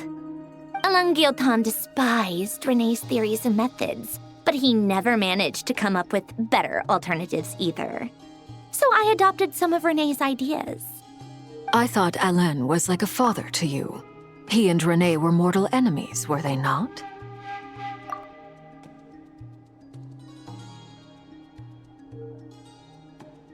And what would you say if Linny and his friends one day learned something useful from someone you utterly detested? I would applaud them for it. That would mean that they have surpassed me.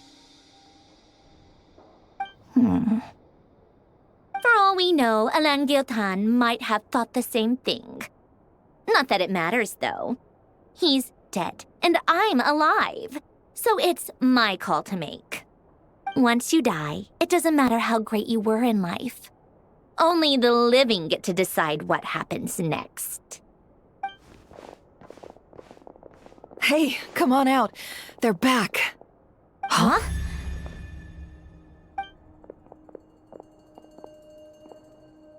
You're back? And your head's still screwed on? And you still have all your limbs? What does it look like? Way to keep your composure, madam. Excuse you. I am perfectly composed. Glad you're okay. Yes, it's a huge relief. Worry? Oh, yeah, right. You think we, the Fatui, were worried about you? We were worried sick. Hey! The Traveler and I were already friends. You are free to join this mission in whatever capacity you please.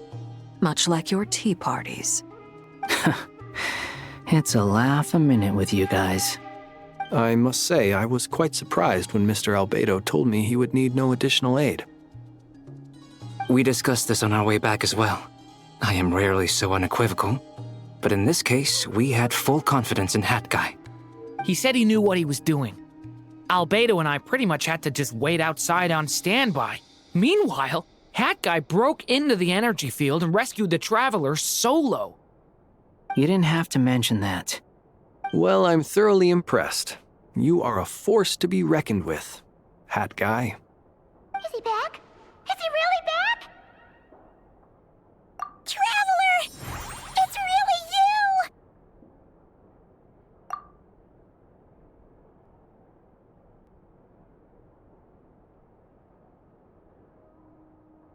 Oh, thank goodness! Paimon missed you so much! You can finally breathe easy, Paimon. It's great to have you back in one piece! Oh, Paimon's been having nightmares the whole time you were gone! Look at them. You know, once you reach my age, there's nothing better than watching a misty-eyed reunion between friends. It's nothing. Same goes when you get to my age, too. I bet Ino and Anefa would be tearing up as well if they were here.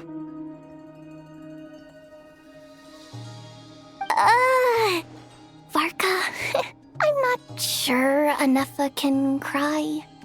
Oh, yeah, good point. Hey, your eyes are looking a little red and puffy. Come here, let's hug it out. What? Ew, no! No, thank you. You're not my dad, okay? Knock it off! Everyone, I'm sorry for all the trouble I caused you. But the silver lining is, I didn't come away from this ordeal empty-handed. While I was being held captive, I learned a lot about Dottore's current capabilities, and what he plans to do with them. Allow me to explain.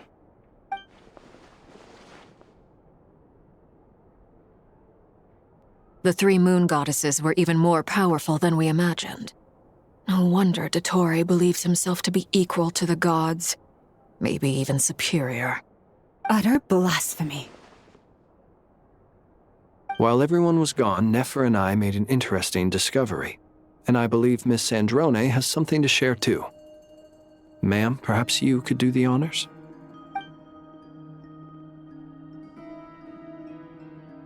Called it. Getting rid of a pesky troublemaker like her is like trying to clean up after a crumbly cake.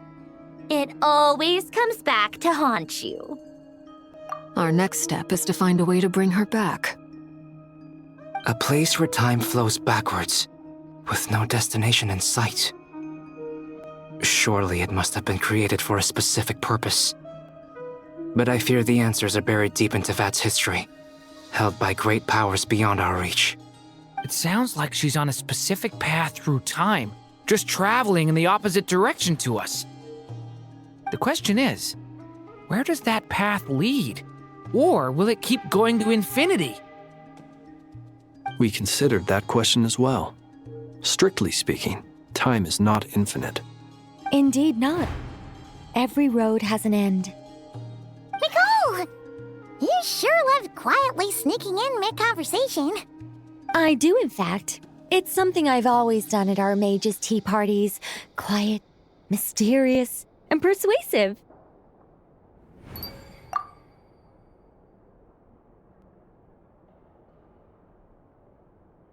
You wonder what lies at the end of her road. Well, just as the world has a beginning and an end, so too does time. And so, the end of the road is the moment that Tevat was born.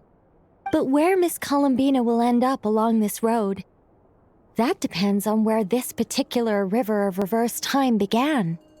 What about the original moons and the moon goddesses? Do they have a beginning too? All things do. In the beginning, no moons adorned the sky. It was the Dragon King Nibelung who raised the 3 moons into the heavens, and thus were the moon goddesses born. They were shadows of the planet, born to wield Nibelung's authority and oversee the world on his behalf.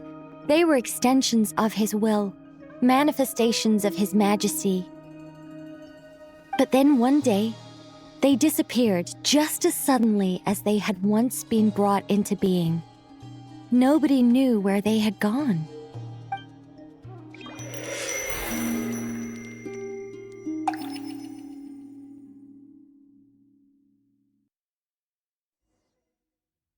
Like I thought, no more paths back to reality have emerged since.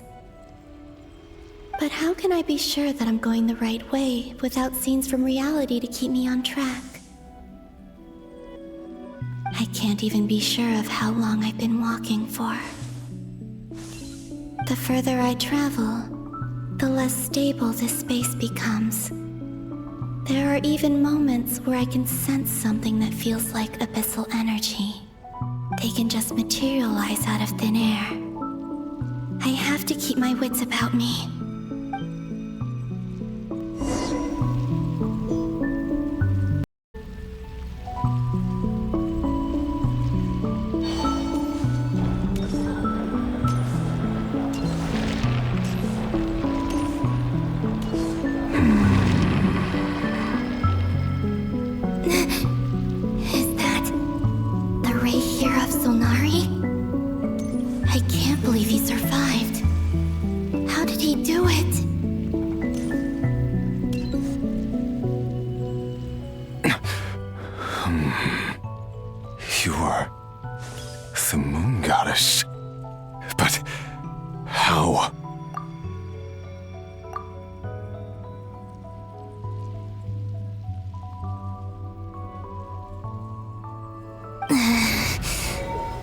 Please, there's no need. I'm not interested in fighting anymore.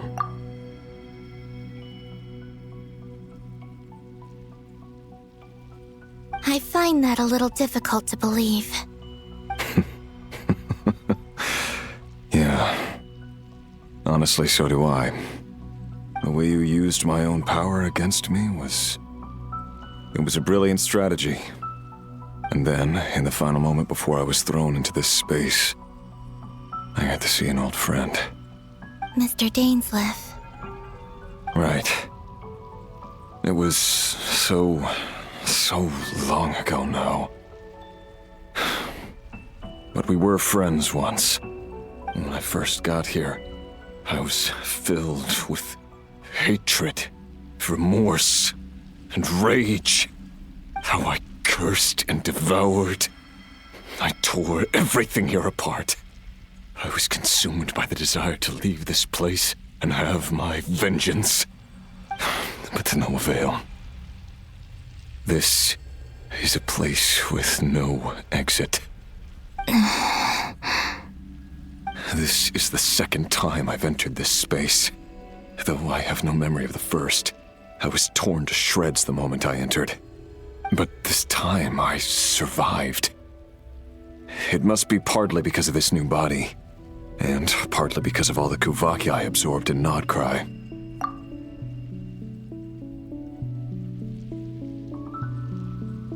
Are you the source of the abyssal power in here? Not all of it. Some is from when I first arrived here and tried to destroy everything. But there was already a degree of abyssal power here before I entered. And like a venomous snake baking in the merciless sun, it tried to slither into my shadow. Tried to? So, you rejected it? Yes. Because after that, the world suddenly became silent for a moment. What do you mean? The voices in my head, they were gone. And then I saw her. Her? Thalindis. My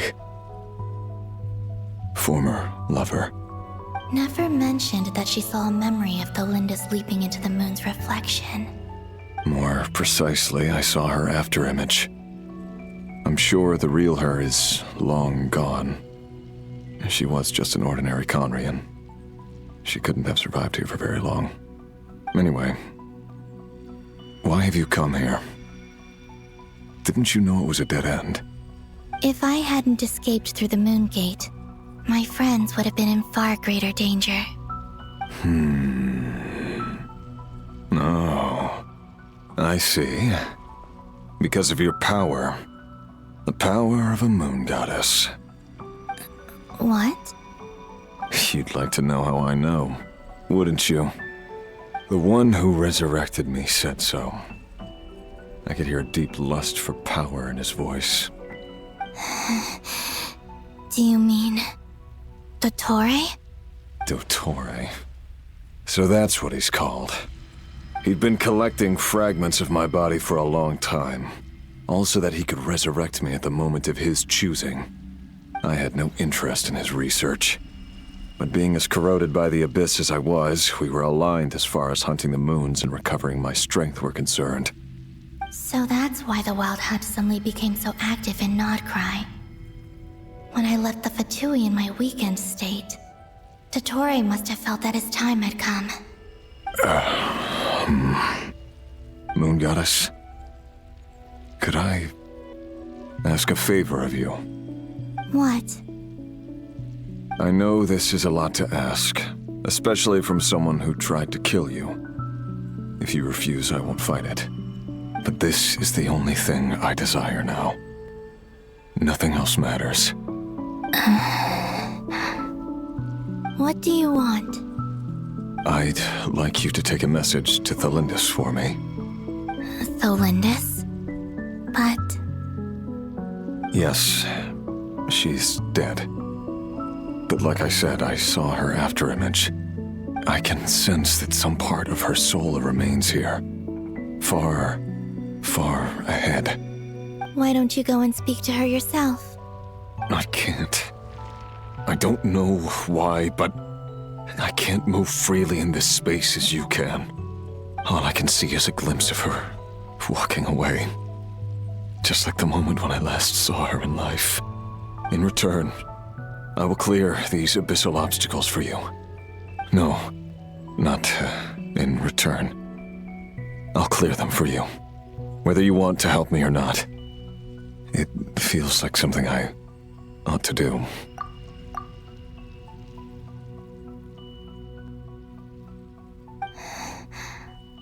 Why? Yeah.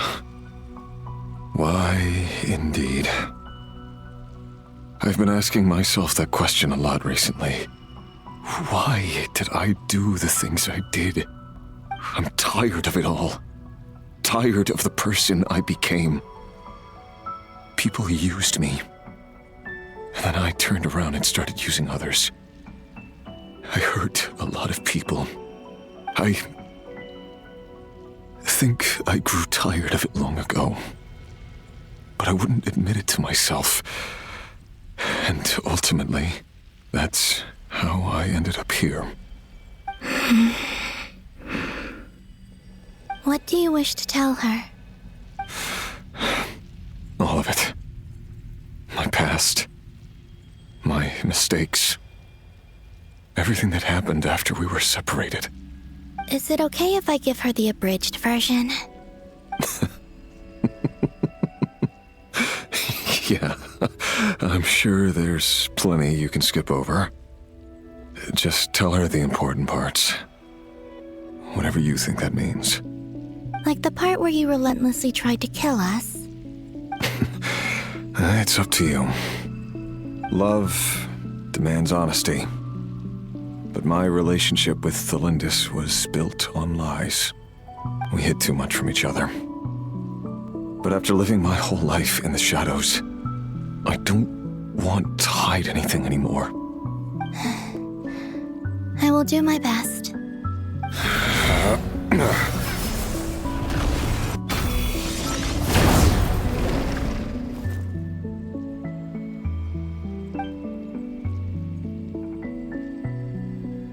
There.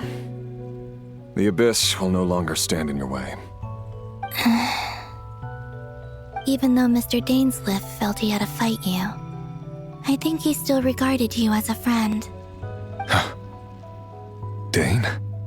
He said that you betrayed him, but he also felt great remorse at never having understood what you were truly going through. Why tell me this? Because if he'd known that someone could take a message to you, I believe that's what he would have said. Thank you. It means a lot. I know this will sound strange coming from me, but don't die, Moon Goddess. I can tell that you're determined to get out of here.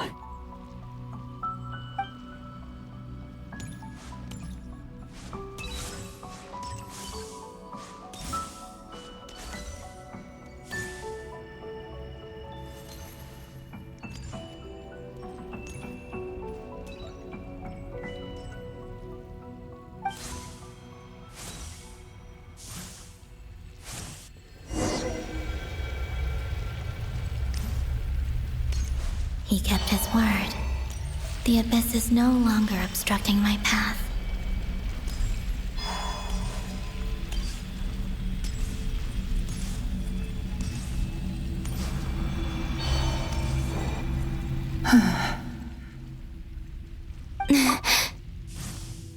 Is that the Lindis? She wasn't far off at all. And yet, they can never meet. Hello, Miss Thelindis. Who are you? How do you know my name? I've never seen anyone else here before. You can call me Columbina. I promised Rerir that I'd bring a message to you.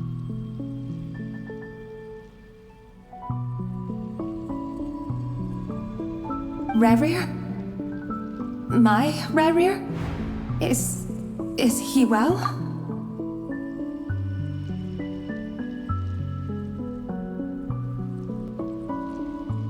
He's doing better than he was. Better than he was, huh? Sounds like he's had a pretty rough time. Others have had a rough time on his account too. In many cases, their time ran out because of him. And I'm not just talking about the children of the Crimson Moon. So, things got worse before they got better. Could you tell me what happened, Miss Columbina? Are you sure you wish to know? Yes. This is my opportunity to learn the truth. No matter how hard it is to hear, I have to know. I admire your courage. However, time is short. I cannot stay here for long.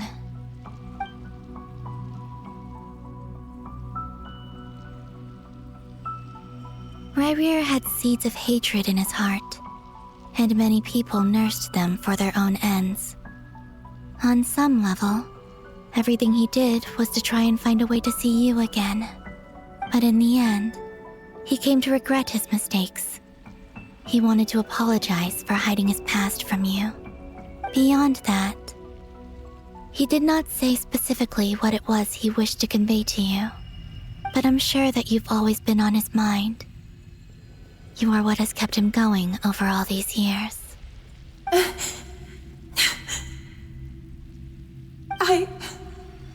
I'm sorry, Miss Columbina. This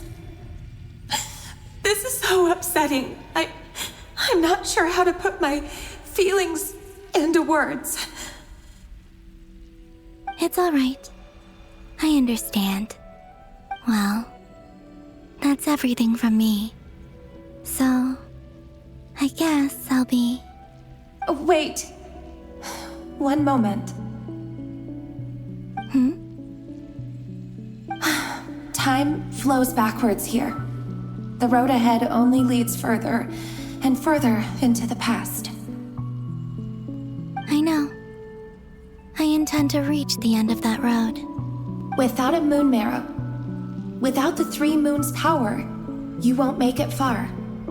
Wait, unless... Are you one of the moon goddesses? You could say that. I see.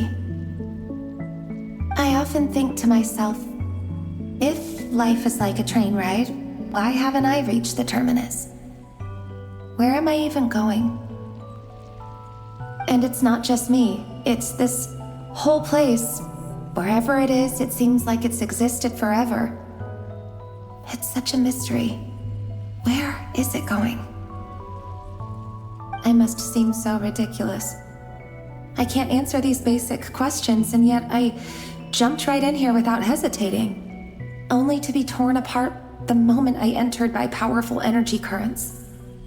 Only my soul remains now. Thinking back, I was suddenly overcome with fear and terror in that moment.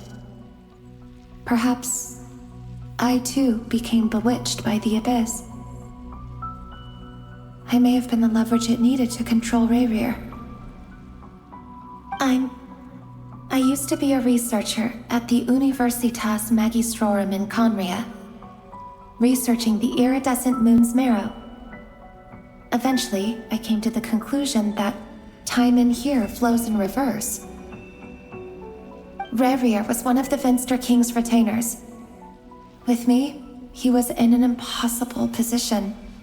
It plagued him constantly. I wanted to help him escape his lot in life. I wanted him to be happy, so I thought I'd use this place to return to the past. At the time, I thought I could just go back to the day that the Finster King first found the princess. It was only after meeting the princess that the Finster King started going too far with his research into the abyss. That was the day all of our woes began. I thought I could stop the king from ever meeting her and solve everything. I couldn't kill the Finster King himself, so I had to find another way to save Ryrir. That's why I wanted to go back, to kill the person who had brought new possibilities to our realm. I'm sure it was a futile endeavor, but the abyss probably enhances the basest human desires. So I naively hoped I could change everything. But I was simply too weak. like a speck of dust against the whole universe. Look at me. I didn't even survive the journey here. Not physically, at least. I know I'm never getting out of here, but you're different. You can make it, and I want to help you. I owe you that much. How do you plan to help me? Have you noticed the golden energy that exists here? Based on my past research and my observations since coming here, I believe they carry you forward faster. I can share what I've learned and help you understand the pattern in which this energy appears.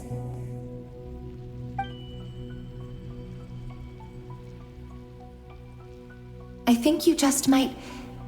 Now, I know you will be able to change the past. Also, I've been speculating about where this space ends. The documentation was scant, but from what I know of the legends about the moons, the oldest ones seem to begin with Nibelung, king of dragonkind. I have no way of verifying any of it by this point, but if it's true, you might be able to reach that era if you keep walking. Understood. Thank you, Miss Thelindis. I'm the one who should be thanking you. If you hadn't entered this realm of everlasting death, what use would my deductions be? Thanks to you, they have some meaning. About Rayrir, I'm so sorry. For everything. It wasn't your fault. That's not true.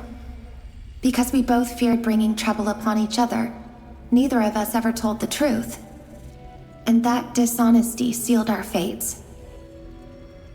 But enough about that. I wish you a safe journey, Miss Columbina.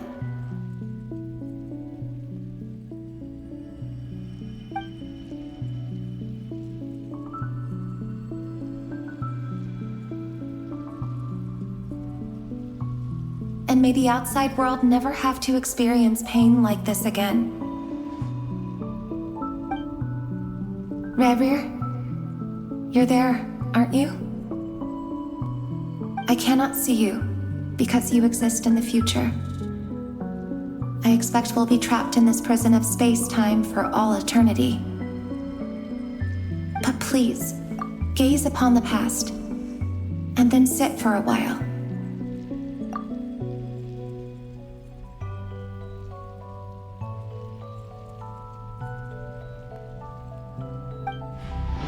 Let's find a place to sit down together, just like we did when we first met.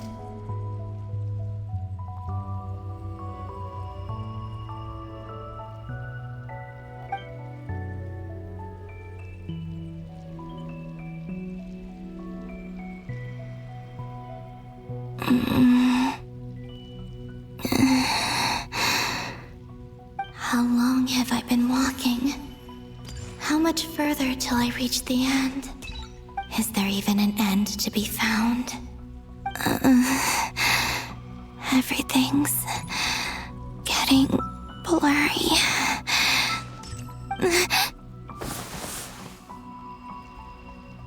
Huh? Are you all right, little sister? Have you come from the distant future?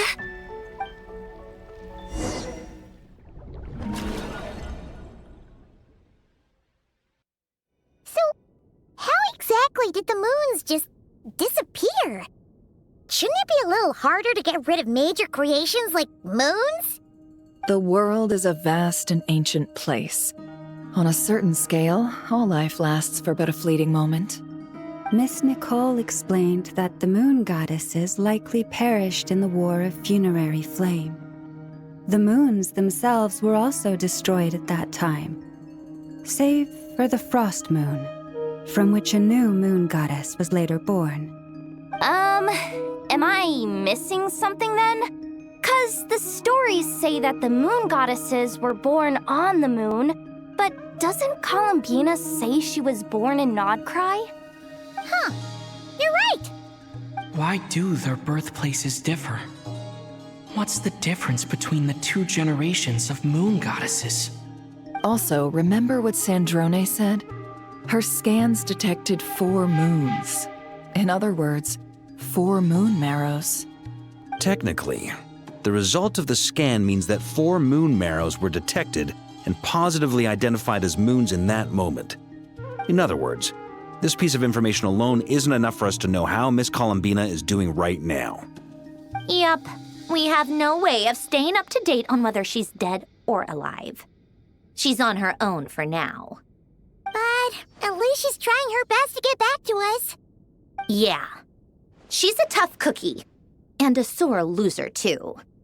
We have to trust that she'll find a way. Because we really need her power. As much as it pains me to say it, we've got no chance of beating Dottore in a straight-up fight. He's much too powerful. It wouldn't even be close. That maniac is going to devour everything in his path until he reaches us. We need to find someone or something that can stop him before he does anything worse.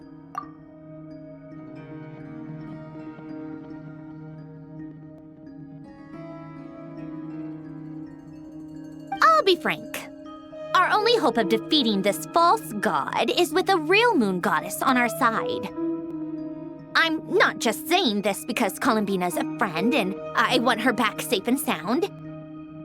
It's just the truth. And I know that even she was no match for him when he attacked, but I don't have a better solution. We're not giving up on saving her, whether she can defeat Dottore or not. Right. Don't worry, Miss Sandrone. We're all aligned on saving Columbina. No one's trying to argue that we can only justify saving our friend because it will help save the world. This is about multitasking. We want to save both. So, she's more than just a moon goddess to you guys? Absolutely. Duh! She's part of the gang! And you are too, you know. Yes, I know. You don't need to labor the point. I knew that the moment I came running over with my documents that I was part of the in-group. I mean, if Arlecchino can fit in, I certainly can.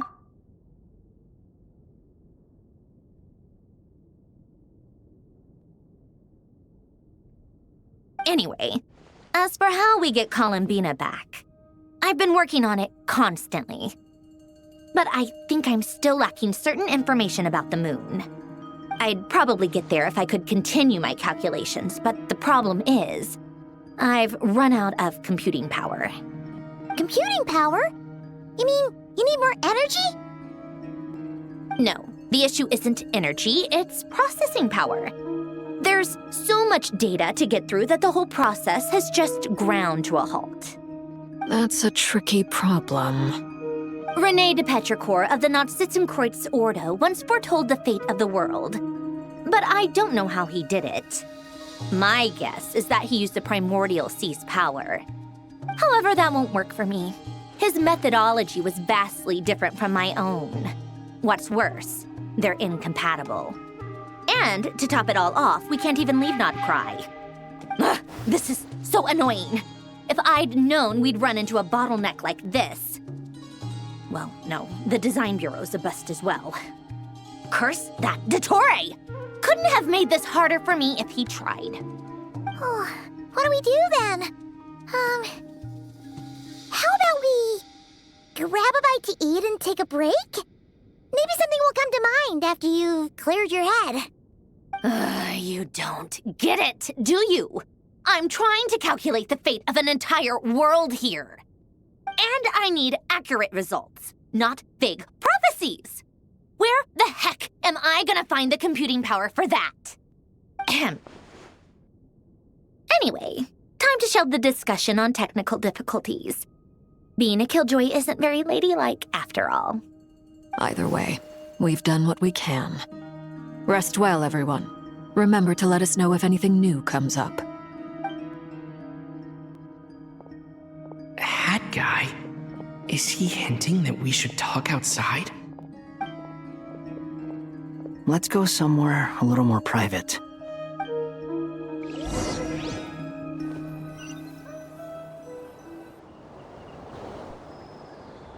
You know that Dory went back to Sumeru, right?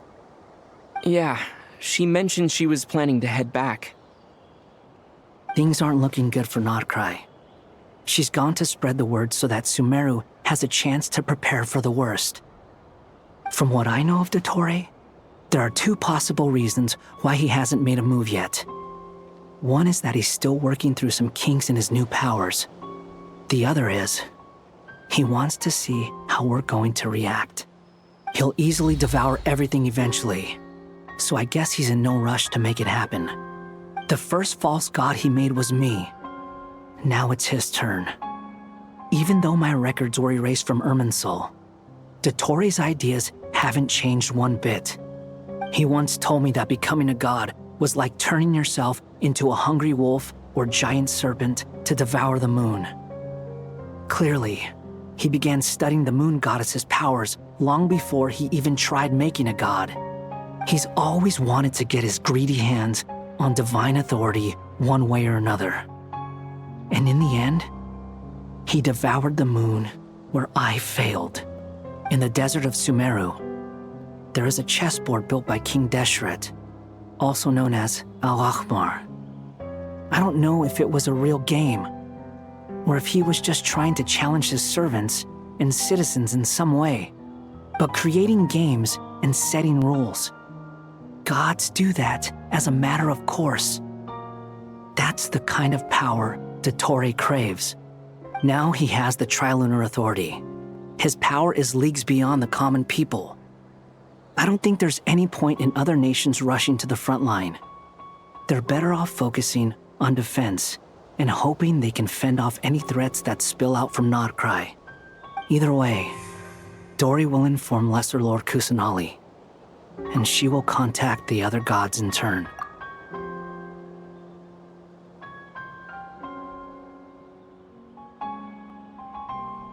The Seven will have some recourse available. If nothing else, their protection should keep the rest of the world from descending into chaos as quickly as Nod Kari has. So on the bright side, even if Nod Kari is doomed, your friends in other nations won't be in any immediate peril. That's good to know. But I'm not ready to give up on Nod Kari yet. There's a word for people who refuse to let anything go. It's called being greedy. Maybe it sounds greedy to you, and probably naive too. But whatever you call it, that's what gives me the determination to keep fighting. Battles are fleeting, but the will to fight is a long-term commitment. Give up for even a moment, and your resolve will shatter. Why do you always feel the need to do the right thing? No one is born to be a savior. I mean, who's gonna criticize you if you fail or give up? Don't take this the wrong way, but Dottore said something similar to me. I guess the Fatui attracts people who don't believe in saviors. Not necessarily. It's less about belief for me. I just want to know how determined you really are. After all, I don't owe anything to anyone else here. Only you. You look kinda worried. If your arch-nemesis was about to achieve their ultimate goal, I think you might feel a little worried too. That's true. Dottore is about to become an omniscient, omnipotent deity. That's gotta be a bitter pill to swallow. Still, you're calmer than I expected.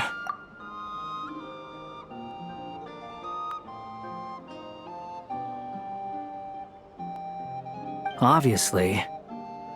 I have to admit that my past self was a reckless fool who misunderstood not only the point of revenge, but how to achieve it. And as much as I want my vengeance, I know I'm not gonna get it by acting alone. If the world's taught me anything, it's to think before I act. Too bad it never taught me any other virtues, though. So, I am going to destroy Dottore, no matter what it takes. So, what's your plan? I'll get to that. First, tell me, what do you think of Sandrone? Just like Paimon said, she's a friend, part of the gang. How much do you trust her? This is a serious question. Think carefully before you answer. Although she's with the Fatui, she has her own values, and she's helped us a lot. If nothing else, she's clearly going the extra mile for Columbina. I see no reason not to trust her. If you say so. In that case, the three of us need to talk. I have some thoughts about her computing problem. It can be solved, but it will come with a cost. How much? If I can afford it, I'll cover it. Sometimes your heroism really backs me into a corner. You know that? Come on, let's go talk to her.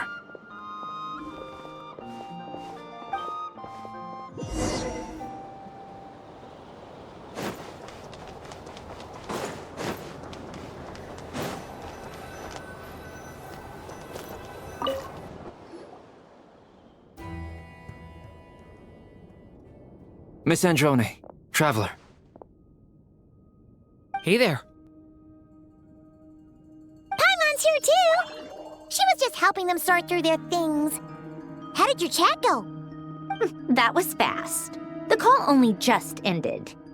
Well, you said it was urgent, so we got here as quickly as we could. Albedo, I have some alchemy questions for you. I see. Looks like my knowledge proved useful after all.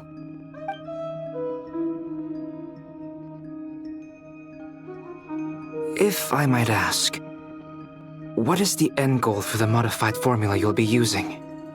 I needed to predict the future of the entire world. But I've run into some teething issues since trying to implement Renee's theory of the 4 Orthants. I see. I'll have a look at it. Still, computing power is the real issue here. How do you plan to solve it? About that, it's been sorted. Oh, with the Traveler's help? Actually, you're not wrong. He found the person with the solution. Was it Hat Guy? Yeah, it was him.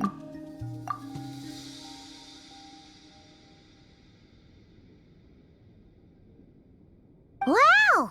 Go Hat Guy! Seems like all that time studying at the Academia is paying off big time. But where is he? Wasn't he the one who asked Albedo and I to come here? Come with me.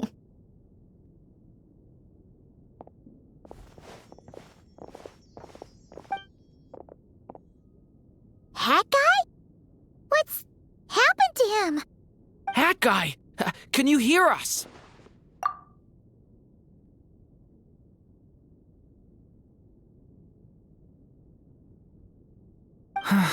No response. I guess he's in hibernation. Hat Guy mentioned that he was a puppet. It seems that his functions are currently shut down. I presume this has something to do with the solution to your computing problem. That's right. He and the Traveler came to see me. Wait, what? You have a solution? Would you calm down? Why do you always react so hysterically to everything? Excuse me? How would you know? You shouldn't be so quick to judge complete strangers. It's very bad manners. Oh, please. It doesn't take that long to figure out that you have a temper. Where does a mere student get that kind of confidence?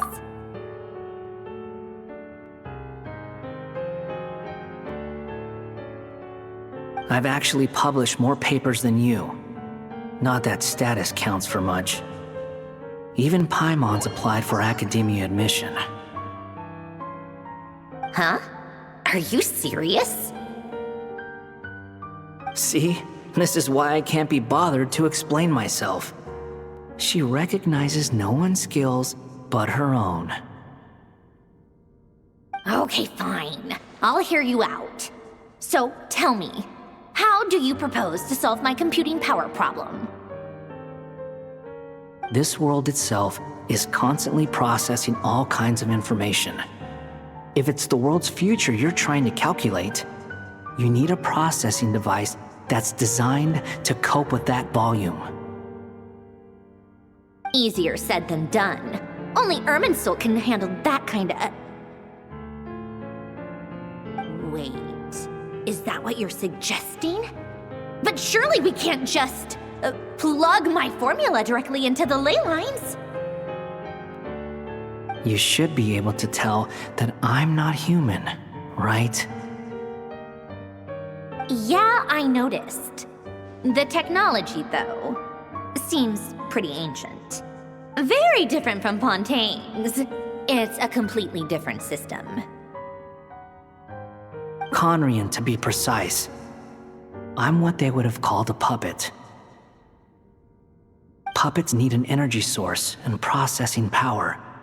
The artisans who built them sought out the materials most suited for that purpose.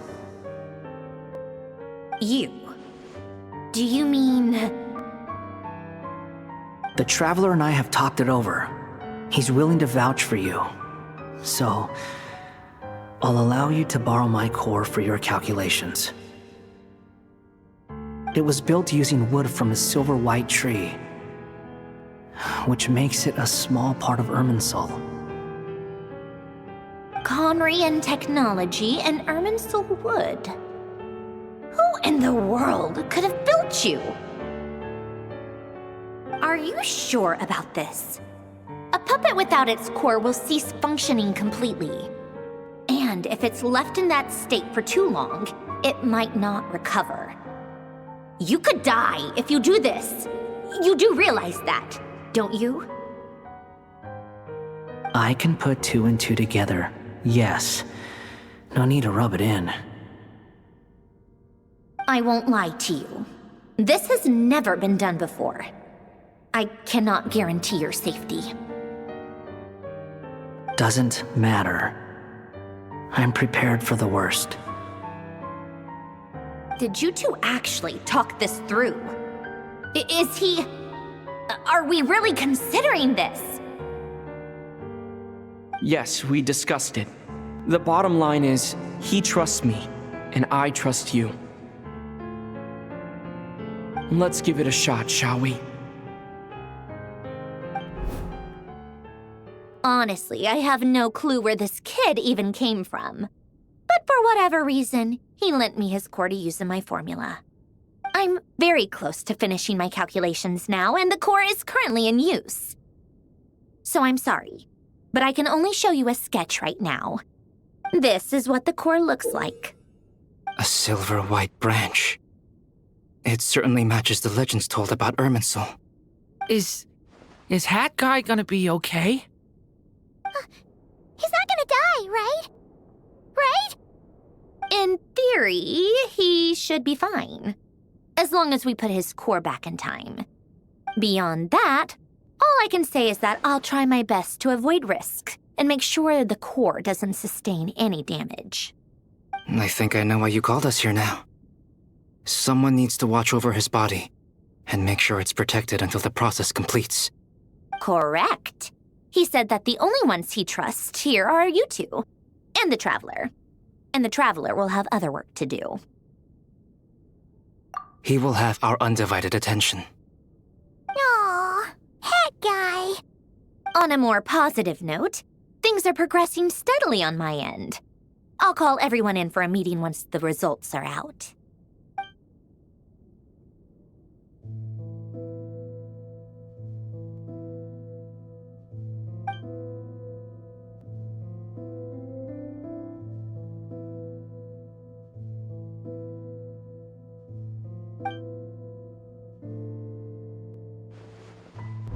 The worst-case scenario with the core removal is either a system reset or a total loss of function. But I'm not afraid. A quiet death should have been my fate long ago. A core is completely different from a heart. It's like another vital organ entirely. I never believed it could be a true replacement for what I sought. But in the end, it turns out the core was more useful to me. Pretty funny when you think about it. It's like the punchline of my entire life. Do you think there's any difference between a puppet and a human? If not, then this would just be another samsara. I have already experienced both a past life and a next life. Part of me wonders whether I'm only capable of making this decision because I've become a real human. What's with that expression? Isn't this a good thing? Sandrone will succeed, won't she? She has to. She will. We all have to persevere until this is over. That's right. And I'll protect you all until a moment of victory arrives.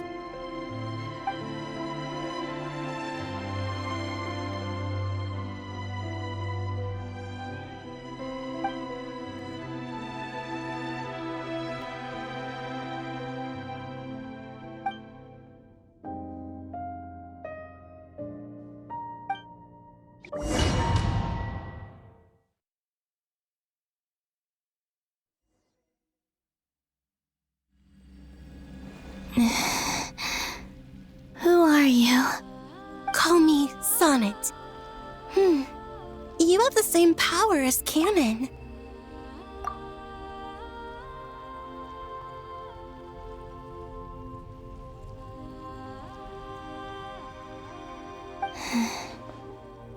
Sonnet. So, you're the goddess of the iridescent moon? Oh, goodness! You recognize me? Well then, what's your name? Columbina. Columbina Hyposelenia.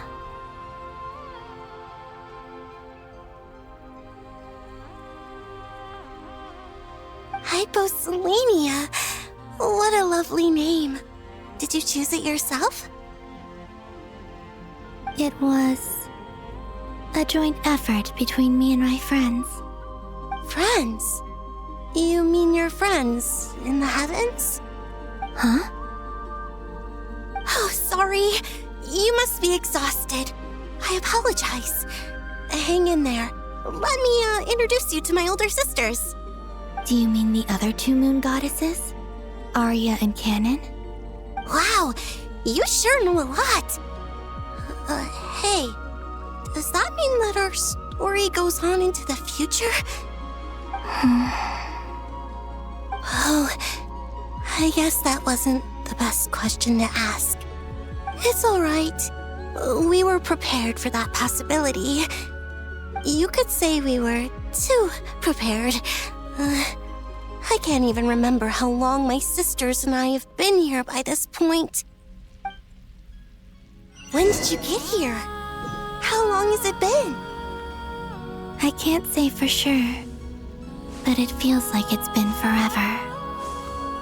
I see. Are you feeling alright? You look a little unwell. I can hold out a while longer.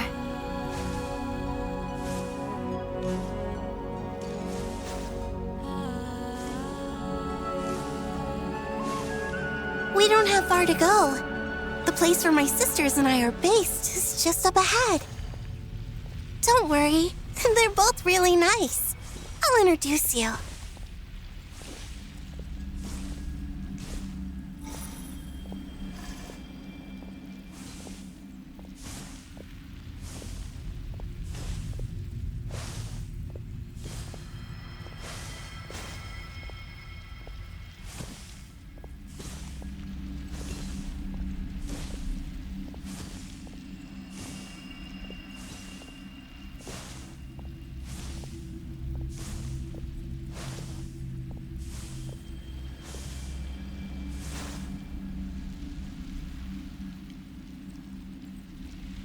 Sisters! I'm back!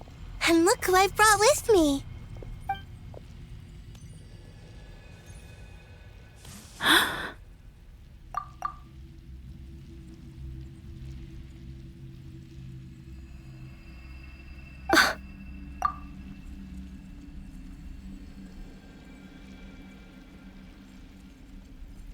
It's our lovely little sister, born in the far future. The pleasure is all mine.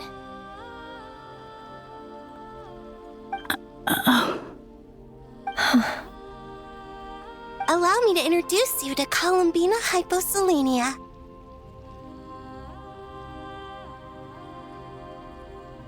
This is Arya, the goddess of the eternal moon.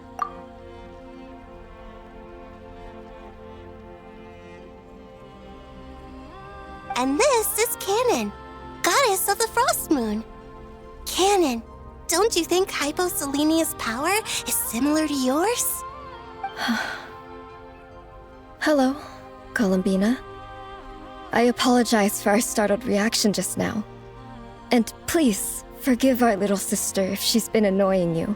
She tends to talk a lot. It's fine. You seem shy. Don't worry, Columbina Hyposelenia. No one can hurt you here. Could you tell me where here is?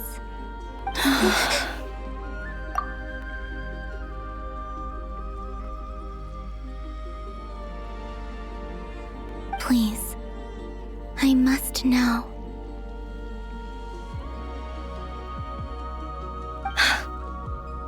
My dear sister, this is where Tevat's original ruler, the Dragon King Nibelung, imprisoned the moon goddesses.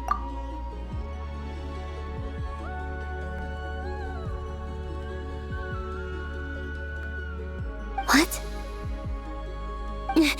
You're scaring her, Canon.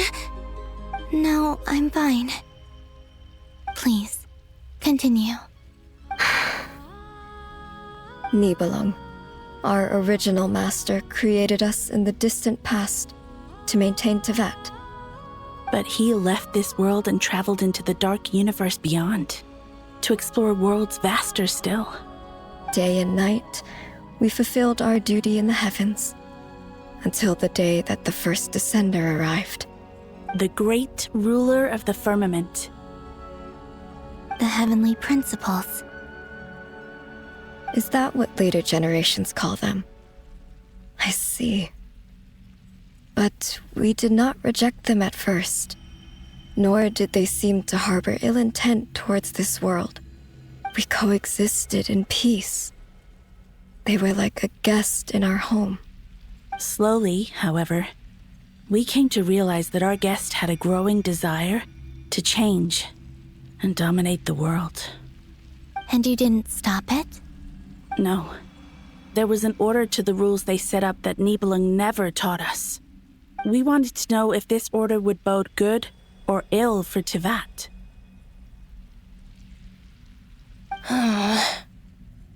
All right. Canon and I wanted to know. Sonnet was against it from the outset. Later, we discovered that this great ruler of the firmament bore an almost paranoid hostility toward the desire of certain life forms to seek power. Or perhaps they feared them. They would even cast down celestial nails as manifestations of their power, to punish the civilizations of the world below. Only this was far beyond mere punishment. Right. Their rules brought order, but the price people paid for merely testing the limits of those rules was far too great. I did everything in my power to help the punished escape catastrophe, but still, too many lives were lost. The ancestors of the Frost Moon Scions were some of the ones you helped. But just when we had decided to take countermeasures, the Dragon King, Nibelung, returned. And so began the War of Funerary Flame. So, that's the name the world gave that war in the future. Well, who won in the end? As far as I know, the Heavenly Principles won, although it came at a great cost. They remained in Tevat, where they continue to rule to this day.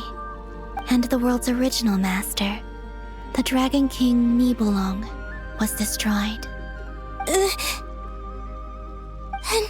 what of the moons? Are there still 3 moons in Tevat's skies? You can tell us the truth, Columbina. We know we are but remnants of a bygone age. We are prepared for the answer. Only the frost moon remains. But it has been cast beyond the false firmament by the heavenly principles. The eternal and iridescent moons were both shattered during the war. So death finally came for us in the end. Sonnet. But you're still here, aren't you? A moon goddess cannot live without her moon, Columbina. She's right. That's why I began to disappear. Because the frost moon is cut off by the false sky. How much worse it would have been if it were outright destroyed. Our souls may endure within this lunar palace, but if our moons are destroyed, then we shall disappear the moment we depart from it. I'm sorry. There's no need to apologize to us, dear sister. If anything, we owe the world an apology. If only we'd decided to act sooner, rather than arguing amongst ourselves.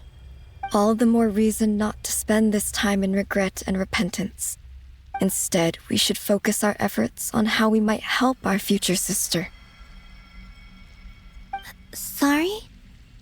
Don't you see, Columbina, your story is not yet over. Is that not why you are here?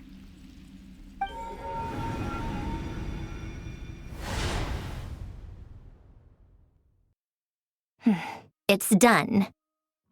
Initiate numerological array.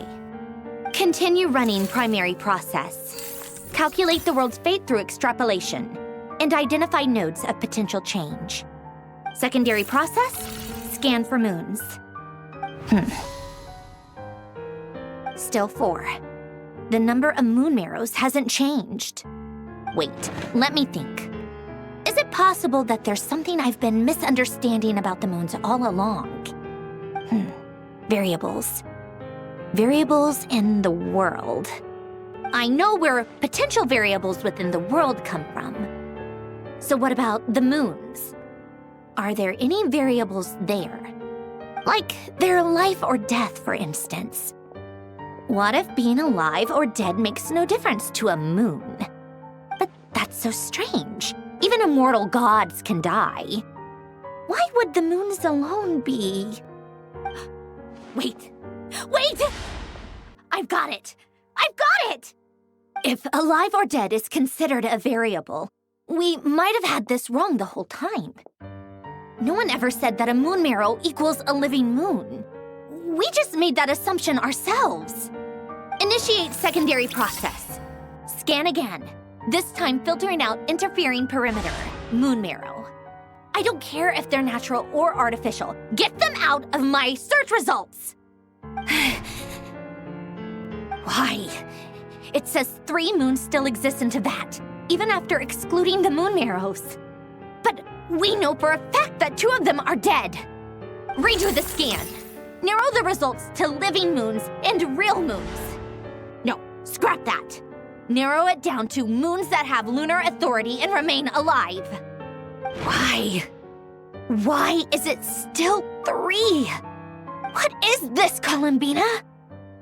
Has the world lied to us? Or are you the one pulling the wool over our eyes?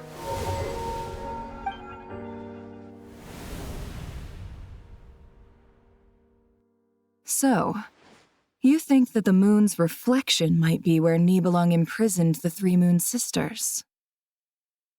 Yes, it would explain a lot, such as why that space would respond to a moon goddess's power, opening the moon gate at her command. It would also explain why Miss Columbina has been unable to leave, and why time flows in reverse there.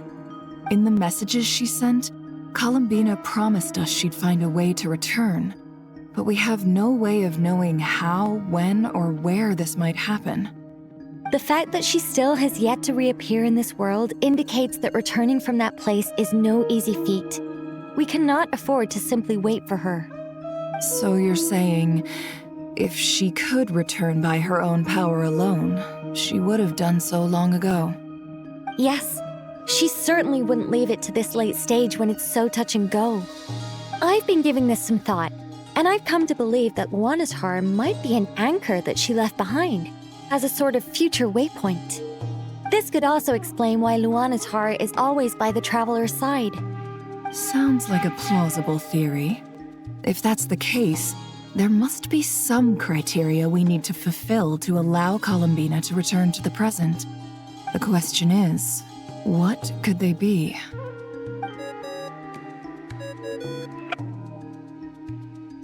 Hello?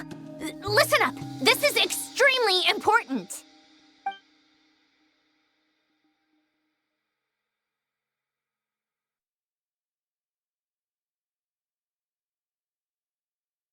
Not only is Columbina alive, but she may well exist in a form unimaginable to us. I'm still unclear on the details, but she's done something truly inconceivable in the past. And the clue to what she's done lies in the moon and Tevat sky. Truly amazing. Oh, I'm so delighted for her.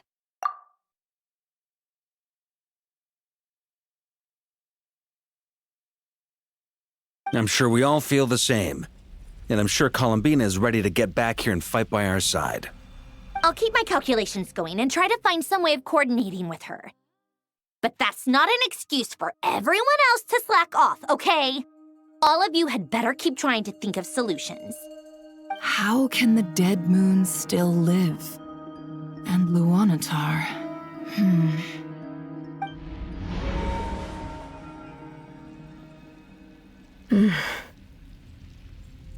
It's hard to believe that's what will happen in the distant future. Our authority is linked to the most fundamental rules of Tevat.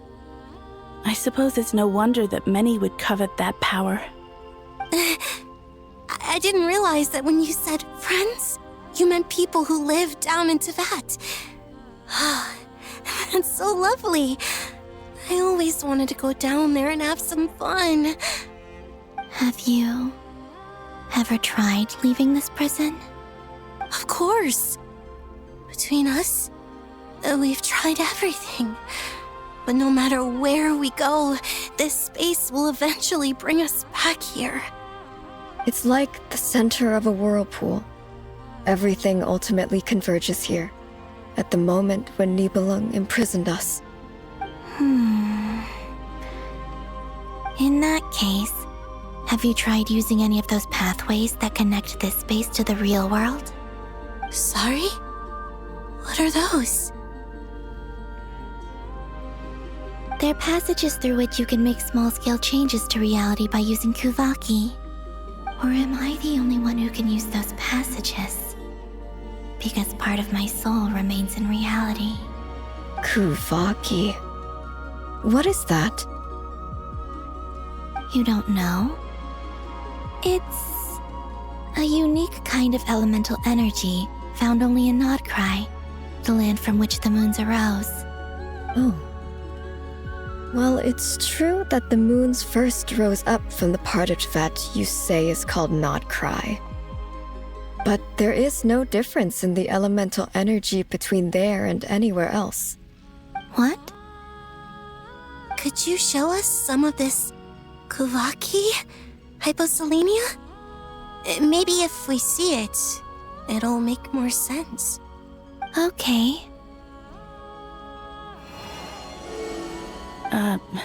Isn't that just your power? What? But it's everywhere in Nod Kari. In the air, in the land. Even the creatures who live there have adapted to its influence. How curious. This Kuvaki certainly did not exist anywhere in the world before we were imprisoned. Let alone influence living creatures. So, how exactly does it affect them anyway? Can they float in the air like us? This is so strange. Why would their reality differ so much from mine? Columbina, you're looking for more than just a way out of here, aren't you? Yes. If I am to help my friends, I will need tri-lunar authority on par with that of our foe. You mean... you'll need our power?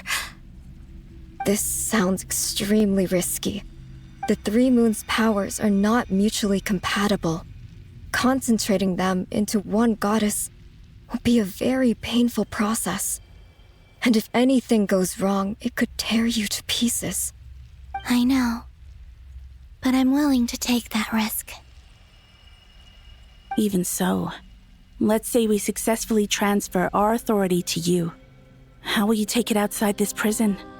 Niblin constructed this realm specifically to prevent us from using our powers to interfere in his war. No moon goddess can leave this place alive. What if I don't leave alive?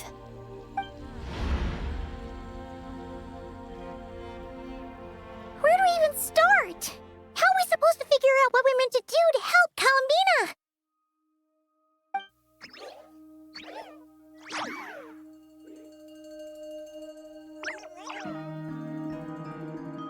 Columbina? What do you need from us? If she really got to the beginning of time in there, how do you think she'd leave us a message?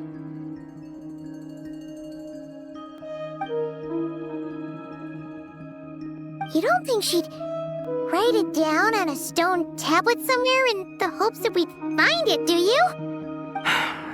Seems unlikely. Columbina may not talk a lot, but she thinks deeply about issues like this. Let's review what we know. This is the Columbina who fought alongside us against the Rahir of Solnari, and with whom we celebrated Moon Prayer Night. She knows our personalities, our ways of doing things, even our unique strengths and abilities. So, if she wanted to tell us something from a long, long time ago, what would she do? Oh.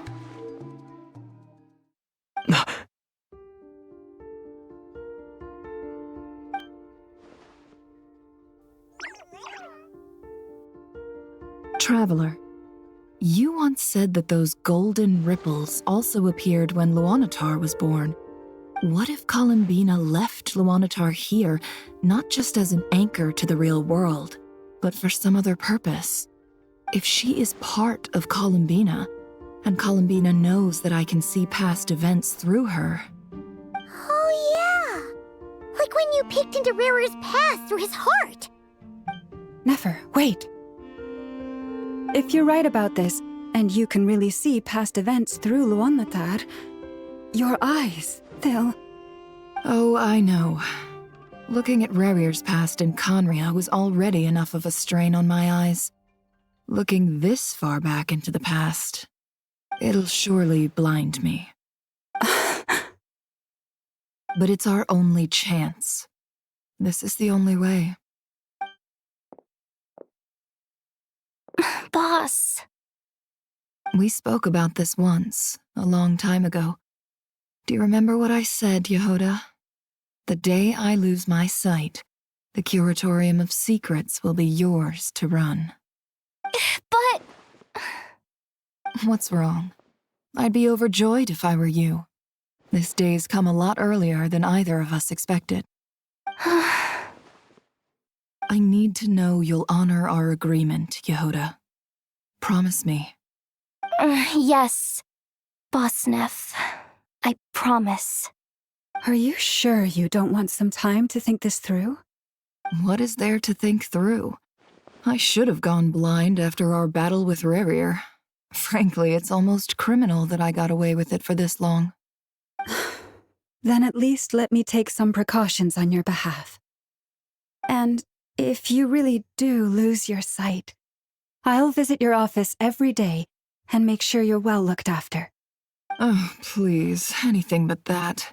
I was actually ready to go through with this. Are you trying to scare me into backing out? As if I could ever scare you. I'll assume you're just joking to calm your nerves. All right, enough chit-chat. Let's do this.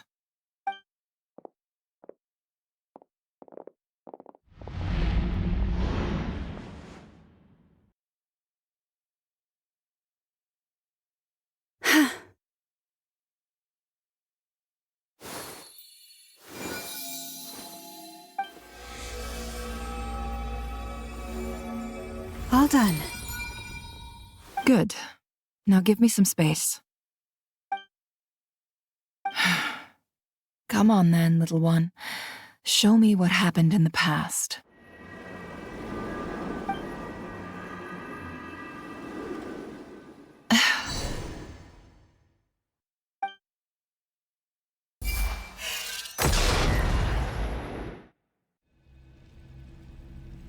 Between the Trilunar Authority, Kuvaki, and the soul-surviving moon, the Frost Moon, I think I might know how to get back. But I will need my sister's help. Time to go talk it over with them.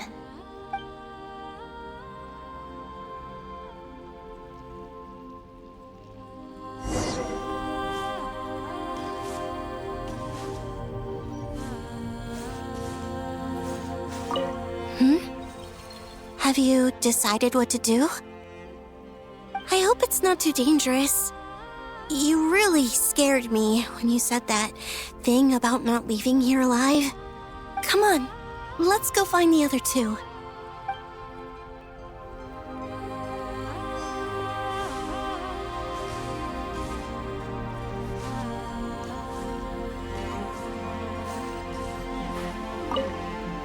It seems you have reached a decision. I'm all ears. What do you propose?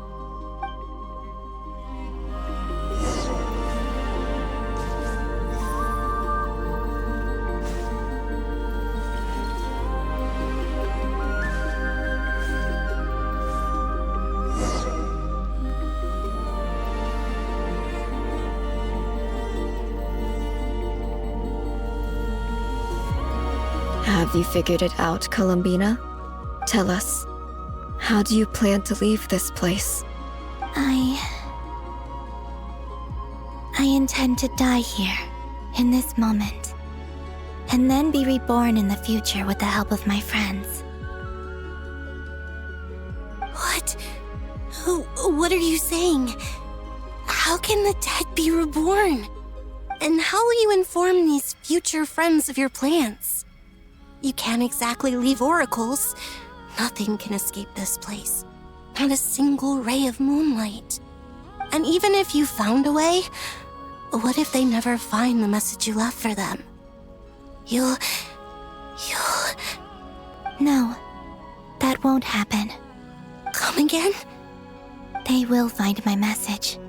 I'm sure of it. I'm not following. How exactly will you achieve this? It's quite simple, really. First, I will leave my soul here.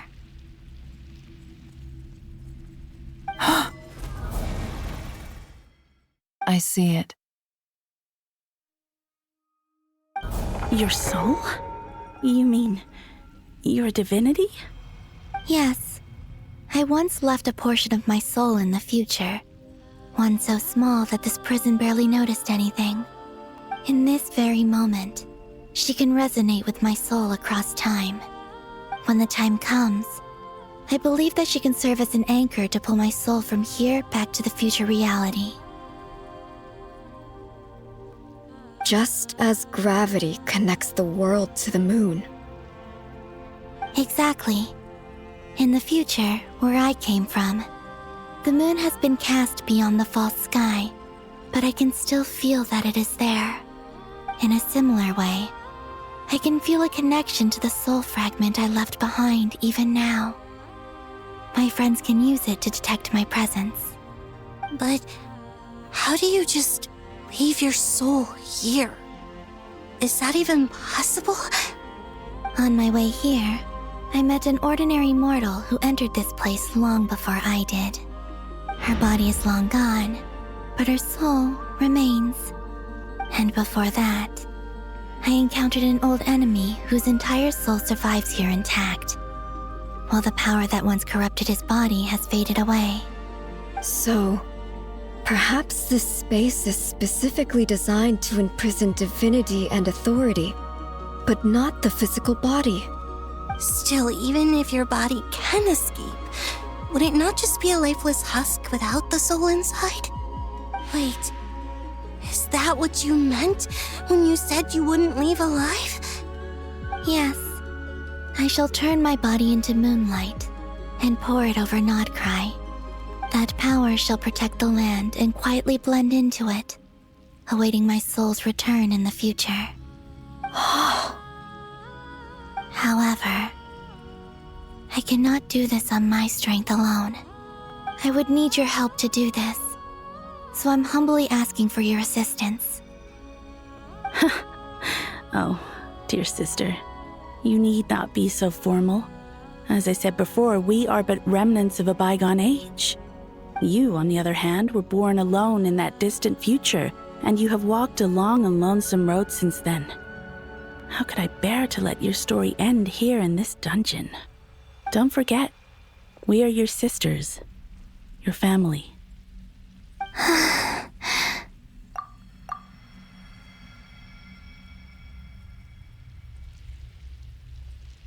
Arya's right. Actually, I've always wanted a little sister. Can you imagine how it's been for me? Getting nagged by 2 older sisters all the time?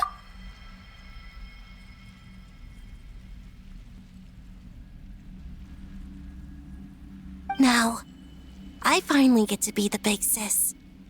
And not just that, but I get to help you return to your world, too.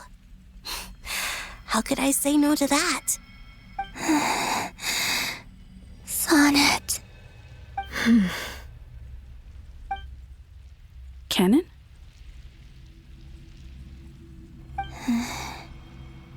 I'm sorry. I know this is a bold request. The Frost Moon is rightfully yours, and it remains intact. Oh, no, please, don't misunderstand me, Columbina. I was just thinking back on the years that the 3 of us once spent together. You cannot imagine how happy I am to hear of the future world you describe. The Frost Moon Scions, your lovely, kindly friends. For the 3 of us, whose purpose in life was to maintain the peace in Teyvat. It is a great relief to know that the people of this world live in such an abundant future. If your plan can save them and save Nod Kari, I will gladly give you all that I can. Besides, the 3 of us have been together since the day we were born. I could never abandon them to live on alone without them. Canon. Still, I do have one question I would like to ask you before we proceed. Certainly. What is it? Why do you cover your eyes?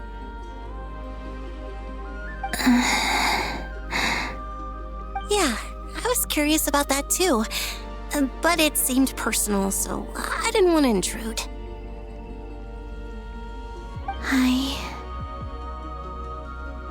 There was a time when I refused to look upon the world.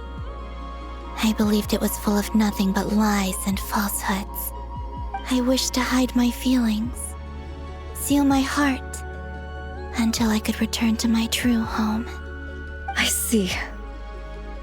Perhaps that decision saved you from ever having to see the false sky again.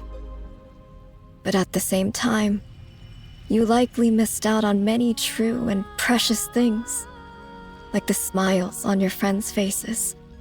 Promise me this, Columbina. When you return to the future, open your eyes, take a look at the world around you, and see your friends.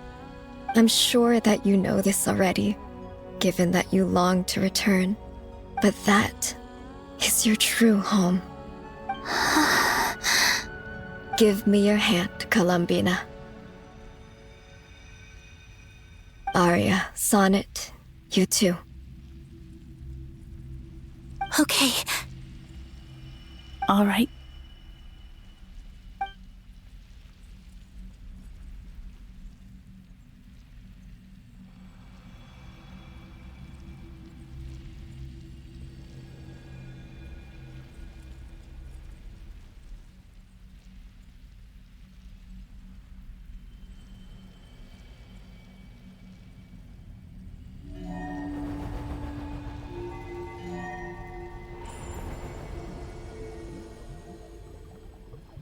We once were the song sung for eternity, but now it is you who must continue to sing.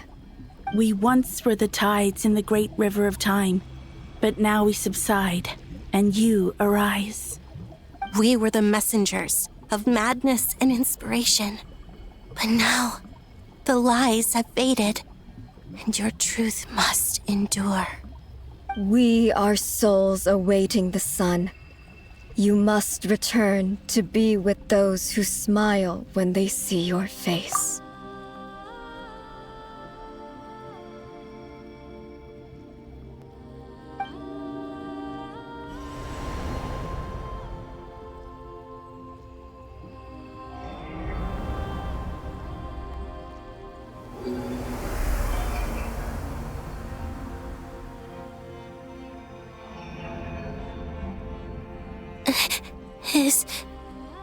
Is it done? Yes. We have transferred the authority over all 3 moons to Columbina Hyposelenia.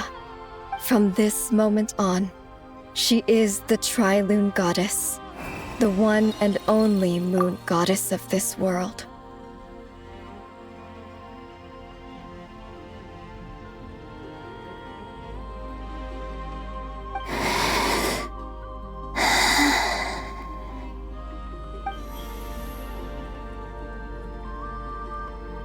Thank you.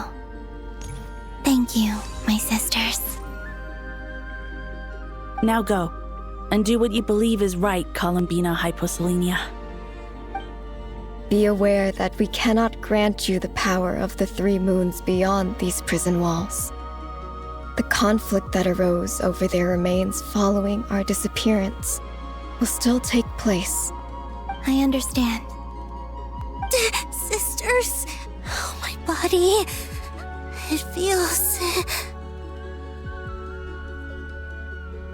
Now that we have given up our power and authority, our bodies are merely mortal shells.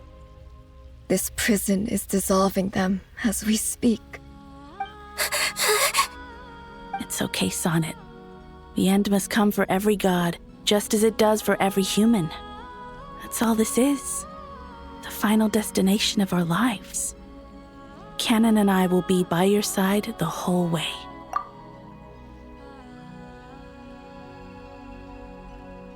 We have one final request, Columbina. Could you use the 3 moons' power to send us back into the real world? Now that we have lost our powers, I doubt this space will seek to hold us further. It's just...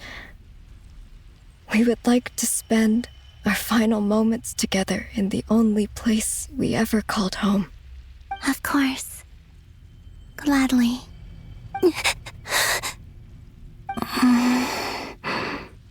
Sonnet. Yes. Don't... I wish I could tell her not to give in to the abyss.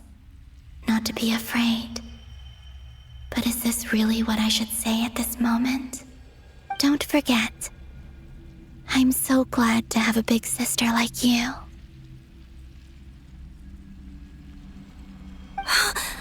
No, Hypo. Thank you. I'm okay. I'm not afraid. As long as my sisters are with me, I won't be afraid.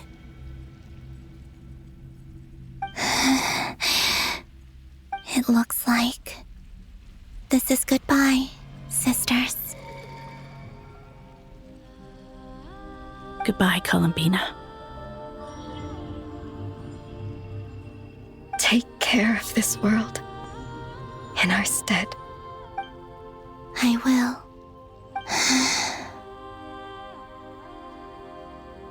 And now, it's time for me to bid farewell to my body, too. May it become the moonlight that keeps Nod Kari company through the long years ahead. So this is why Nod Kari was not always home to Kuvaki. It only appeared after I poured my body out upon this land, and only this land. Kuvaki responds to me because it is me. my body, answering the call of my soul. And the golden energy I've encountered on my way here was, in fact, that very soul, which I am about to leave here to guide me.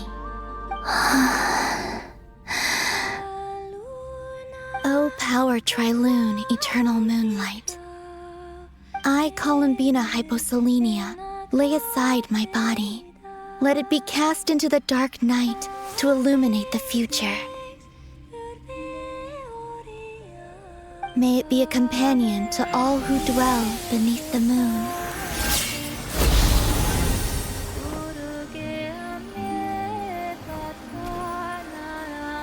Until the time comes for me to return home.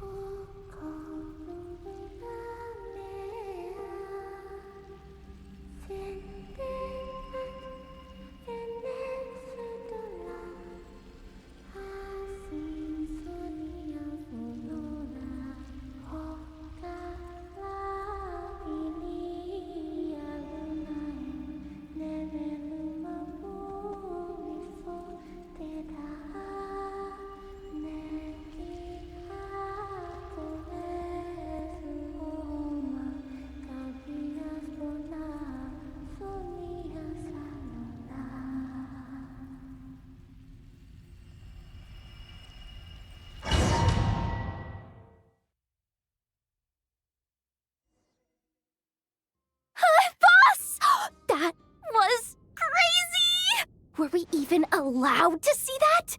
Is anyone? Oh, can you still see? How many fingers am I holding up? I see 2 fingers, and a look of sheer terror on your face. Truly astounding, Miss Nefer. Your eyes have glimpsed the very ends of the world, and yet they remain as sharp as ever. Or is the credit for this miracle due to Miss Lauma? It seems that even time itself is no match for your medical skills. Surely you jest, Mr. Flint. I suspect we have Columbina to thank. She must have realized the immense toll that the ritual would take and purposely set aside some of her power in the past to protect Nefer's eyes when this moment arrived. There is always a great price to pay for witnessing the truth, but it seems that this time, Columbina has shouldered that burden on our behalf. She chose the perfect method of getting a message to us. Though her eyes were always shut, she was clearly so perceptive. She knows us well. She knew exactly how we would think and what we would try. Despite being separated by time and space, we're seeing the same possibilities and seizing the same opportunities. We still don't even know if she's okay right now. But as long as there's a chance we can do something, we'll fight to make it happen. We'll get you back somehow, Columbina.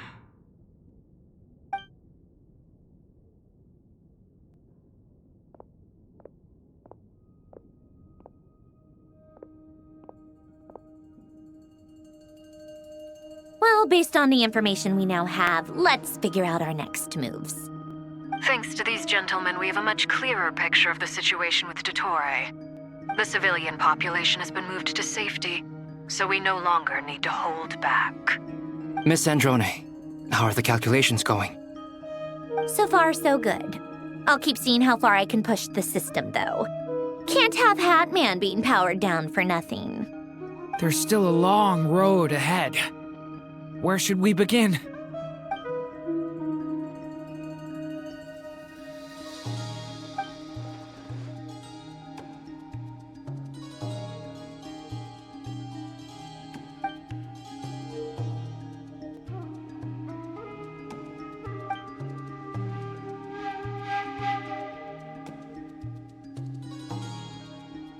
Our plan is clear. Time is short, so let's get moving. There's just never enough time, is there? Time is the bane of my existence. Ugh. Anyway, I'm gonna get back to work. All right, we'll do our part too. Yeah.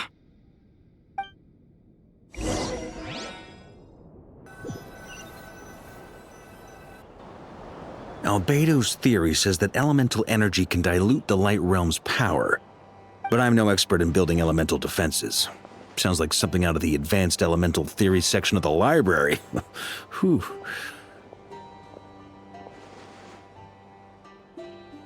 You seem quite troubled. Well, yeah. I mean, who doesn't get a little flustered when they're completely out of their depth? You were the very picture of confidence back when you approached the Hexen Circle.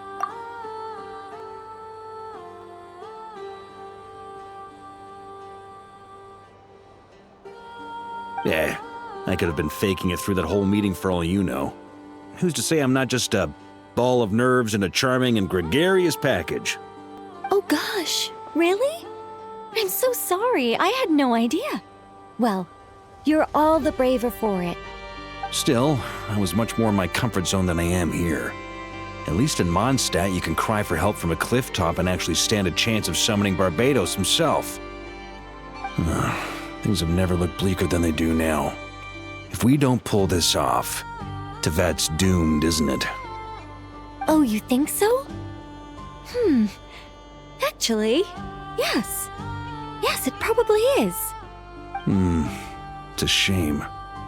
Don't put too much pressure on yourself. Tevat has faced annihilation many times in the past, but it also gave us you, didn't it? Hey, don't give me that. It's not like I'm anyone special. I disagree. Every human born in this world is special. We angels have always believed that. In that case, this humble human being has a big favor to ask of you. I thought you might say that. I'm sure Alice, in her great wisdom, sent you here precisely to help us in this difficult time, yes?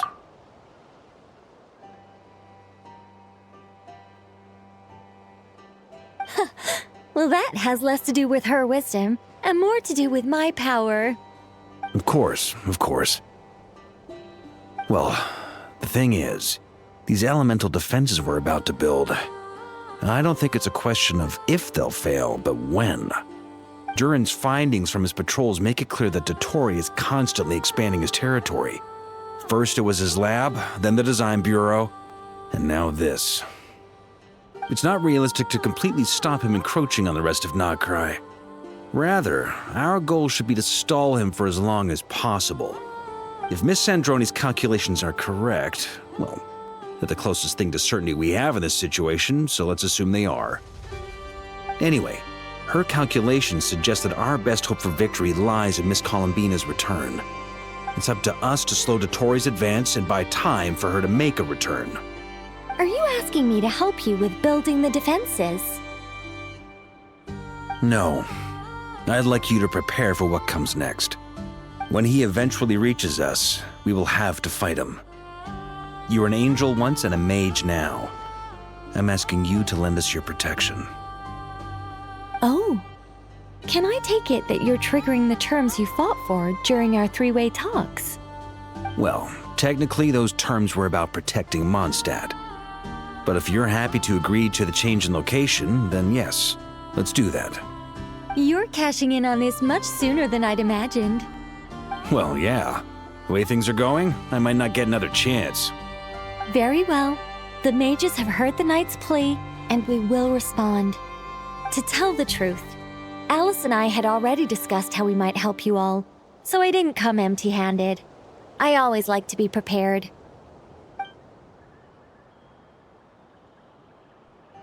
This is... wow. Yeah. This is great. Seriously, thank you. It's been many long years since I had a chance to dazzle humanity with a little divine intervention. To humbly serve as a reliable and responsible guide. Anyway, Knight of Boreas, please accept this gift in recognition of your great virtue. Go now. May the angel's blessing deliver you safely to your destination.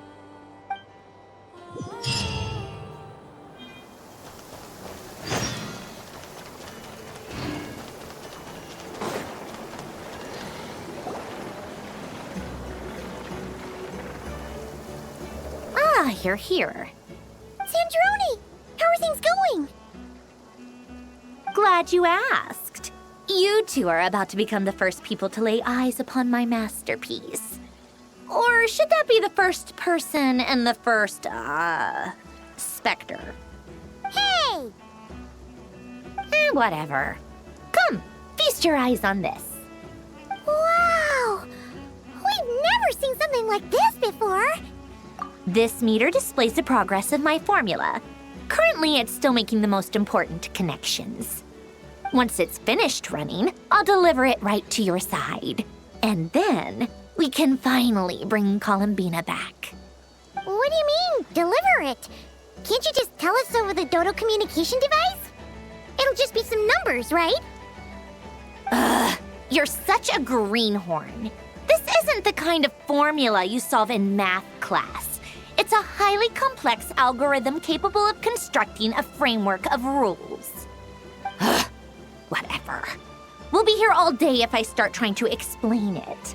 All you need to know is the formula must be completed before we can bring Columbina back. I'll share the data with you. Nicole's agreed to let me use her information channel, so we just need to use the Dodo communication device like so. And there. Now you can check in on my progress. Wow! Look at that! You're amazing, Sandrone! About time you recognized my genius. Took you long enough. Anyway, that's all from me. You should check on the others if you have time. Make sure we don't have any weak links in the chain. That might sound harsh to you, but close supervision is a common practice in the Fatui. Not looking to catch anyone out. I just care about everything going smoothly. That's all. I'm kinda stuck here while the formula's running, so I need you to be my second pair of eyes in the meantime.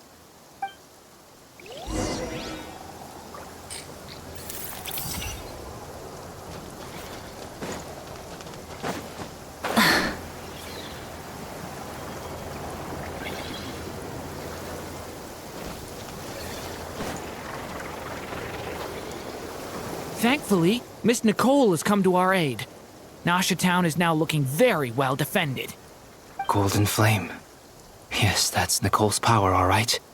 Based on the latest message from Grandmaster Varka, it sounds like they've reached an agreement. The situation should be more stable with her assistance. Everyone will have at least some degree of protection. Albedo! Durin! Hello there, you two. Are you well rested? That's good to hear. As per the plan, Albedo and I will be in charge of Nasha Town. As Dottore's energy field expands, it's creeping ever closer in that direction. But we will do our best to hold our position. We fought side by side many times before, and always with great success. I believe this time will be no different. So don't worry about us. Focus on fighting Dottore. As Dottore's energy field expands, it's creeping ever closer in that direction. But we will do our best to hold our position. We fought side by side many times before, and always with great success. I believe this time will be no different. So don't worry about us. Focus on fighting Dottore.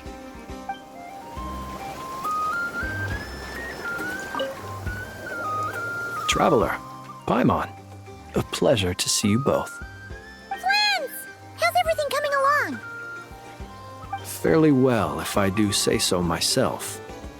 Personally, I am ready to confront Dottore head-on. Ooh, you sound much more serious than usual. To be honest, I am not usually fond of exercising my full strength. For one thing, it's hardly conducive to maintaining a low profile. Besides, I believe one should have the right to choose when to show their hand. I am conserving my strength until the moment of battle is upon us. Anything to boost our chances of victory. Seeing you get into the zone like this really puts Paimon at ease. Huh, Traveler? I consider it an honor to have your trust. Rest well. I look forward to seeing you both in your element during the battle. Rest well. I look forward to seeing you both in your element during the battle.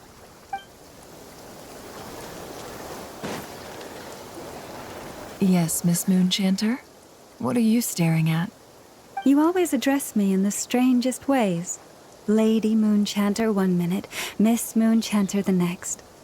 Yes, and? Are either of those incorrect? Not as such. It's just that I simply call you Nefer nowadays. Uh-huh. That's my name. What's your point? The point is I don't add any honorifics or titles. Meaning what? That maybe we're on friendlier terms now than we used to be. Is that how you see it? Then I thought I was the one with eye damage. Never! Wilma! Paimon, Traveler. Just swinging by to check in on you. How are things going? Did you manage to get some rest? Don't worry about me. I won't slow us down.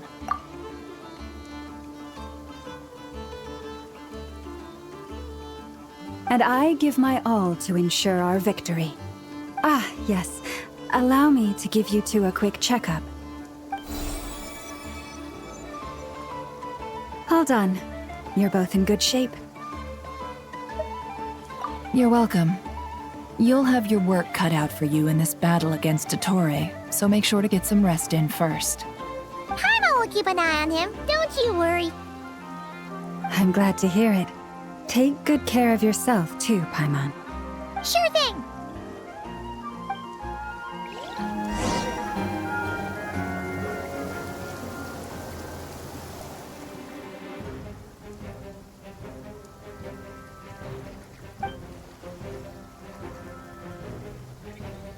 Here they come. That's quite a horde. As we expected. Get ready, everyone! Take your positions, and prepare to engage. Let's begin. I'm at the ready.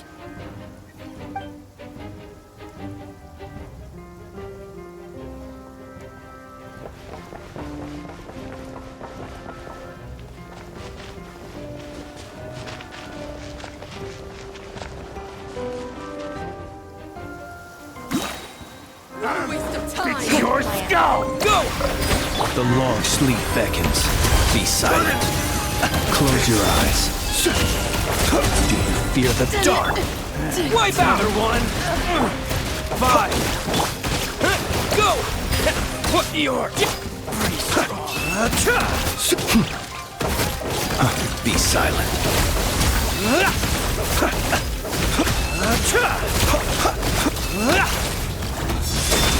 Night falls.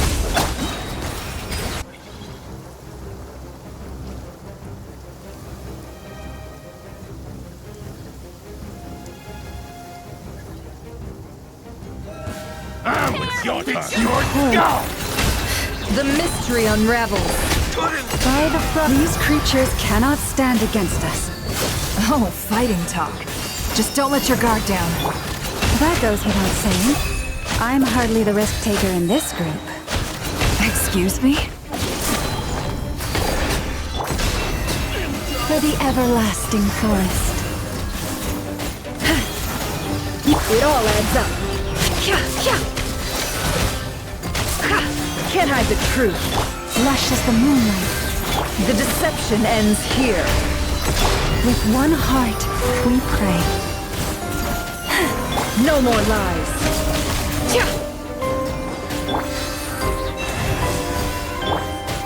Can't hide the truth. The mystery unravels. For the everlasting forest. Forest, protect us. No more lies.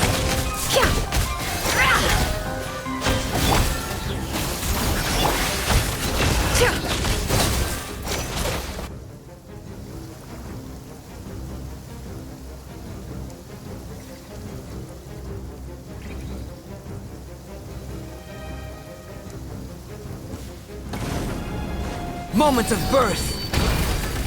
Come into being. Thunder! The abyss is burning! Shadow!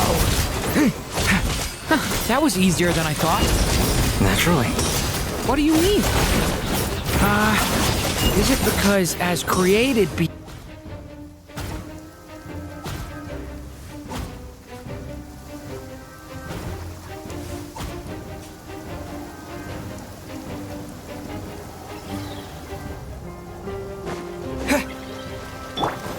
Leave this. Bombs away! The night cometh.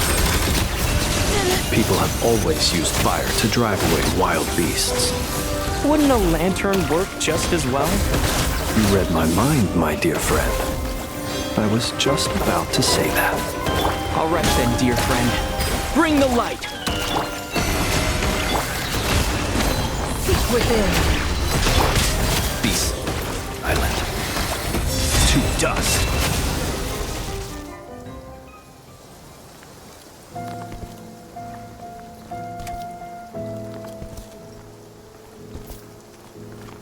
You're looking well. I trust you've had a good couple of days. Dottore.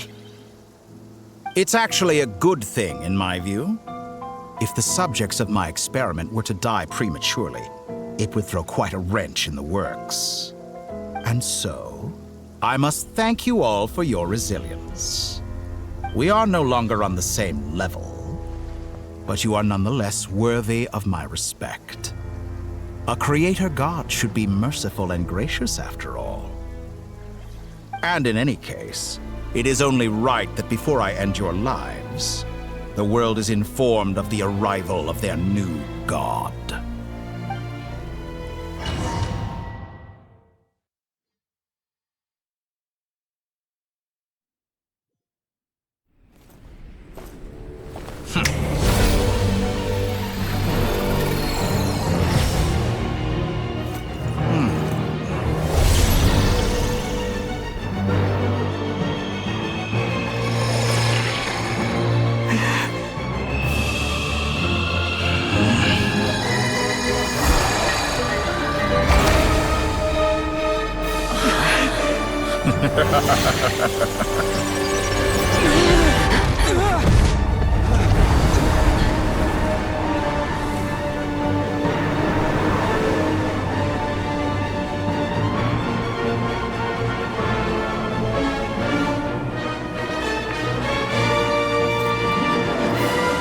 The experiment begins.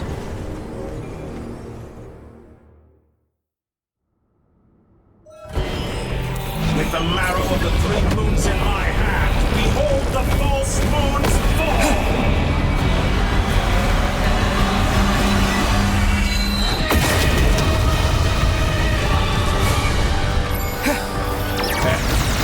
Go! It all ends. The deception ends here. Be shut! Wipe out!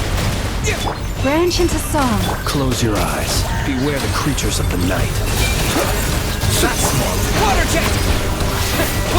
By the frost moon of old. Did you honestly think that would hit me? Luscious the moon. No more lies. Entropy. Be silent. To me! Yeah! The mystery unravels. Good. Keep it up. I'm still collecting data. Water jet! The night cometh.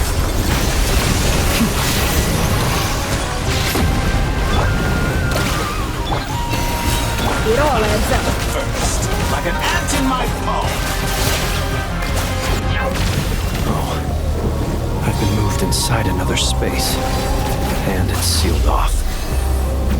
Looking at the structure of it, it seems like Dottore intends to trap us here. There's no exit. Our endurance is about to be put to the test.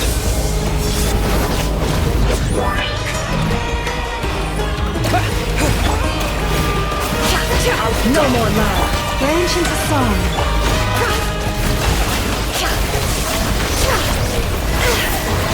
For the everlasting forest.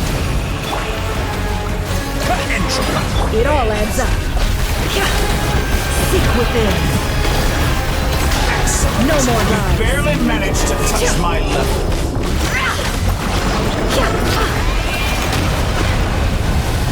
Did you honestly think that would hit me?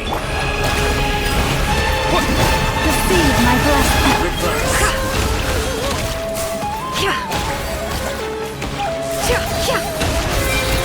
The mystery unravels. With one heart, we pray. False ones fall.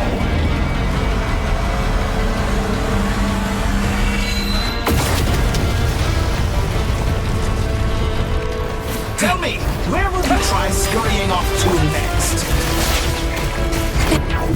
Looks like Dottore has opted for a divide and conquer strategy. But we will not allow him to triumph. Now, I shall pray for our victory. You poor lost lamb. Entropy bends to me. Can I the truth? No more lies.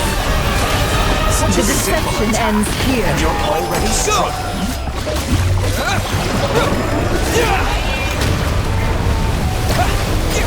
It all adds up.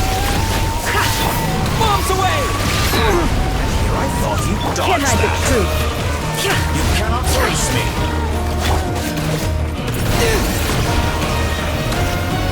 Moon's remnants.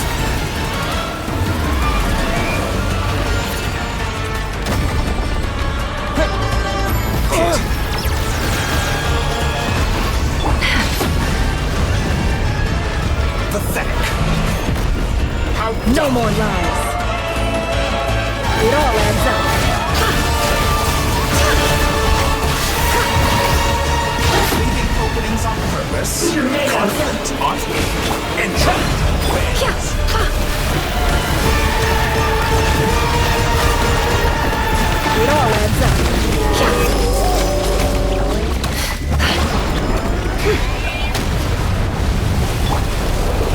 Water shackled. No more lies. Foul.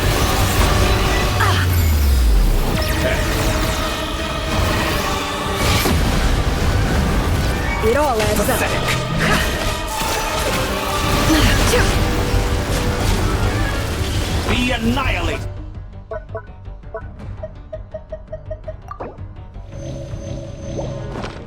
That's what No you more cannot lies. stand against me. What's this supposed to be? A knockoff version of the space Columbina got trapped in? There really is no way out. We'll see about that, Dottore.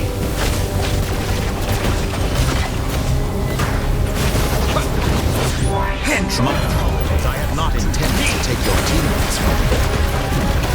But you have a choice. Obey, and I can release them. An excellent deal, if you ask me. Won't you consider?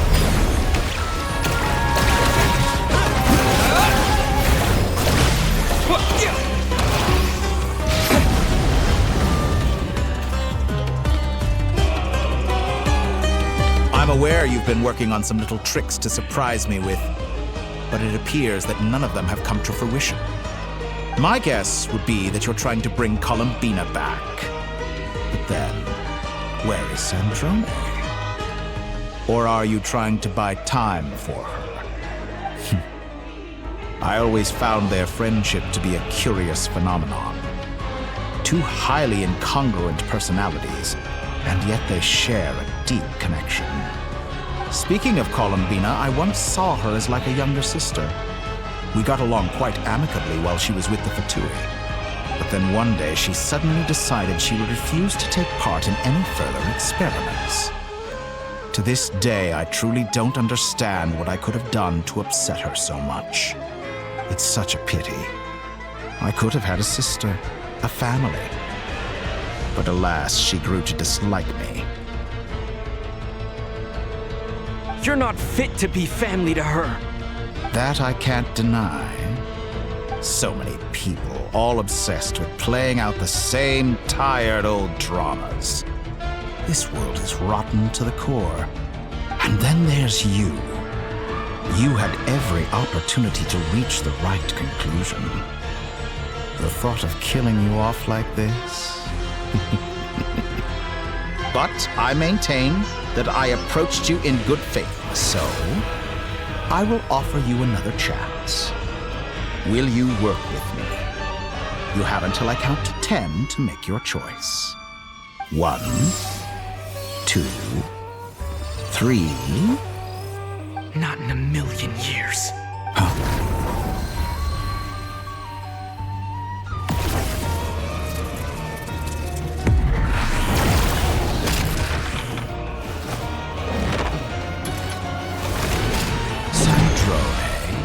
What a pleasant surprise. I didn't think you'd join us all the way up here. You're as sick and twisted as ever. Don't fool yourself into thinking anyone's grateful for the chances you're offering them. Sandrone? But the formula hasn't finished running yet. Funnily enough, I was just discussing a collaboration opportunity with the Traveler, and then I see you, who I must say is a good example of an opportunity gone to waste. Gone to waste? I said that everyone would get one chance, and you've used yours to march right back into the lion's den.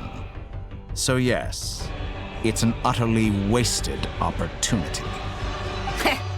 And what makes you think I believe a word that comes out of your mouth? I was planning on disposing of your little formula after wrapping up more urgent business here. But since you've taken the trouble of serving it to me on a silver platter, I can simply bring it forward in the schedule.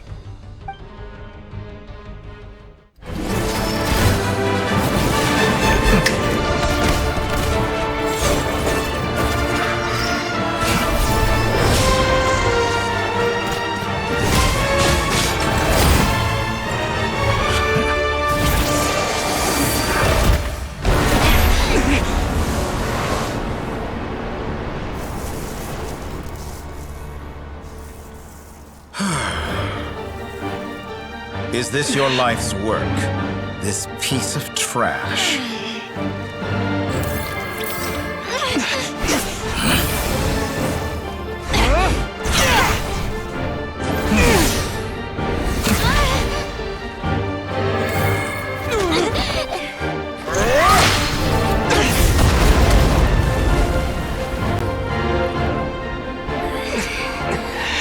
Your formula runs too slowly, Sandrone. You put your hope for success on others instead of fighting dirty. That is why you have failed. Now, whom should I slay first? Any volunteers? No one? How nice of you to leave the decision to me.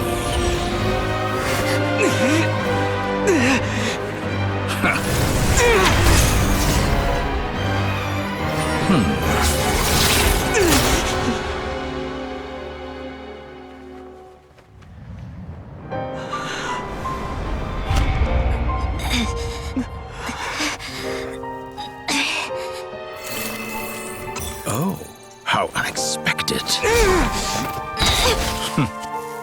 Sandrone, any last words for me, comrade?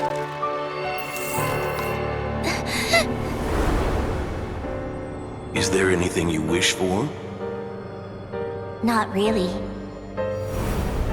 But I've always known what I don't want. Go to hell, Dottore.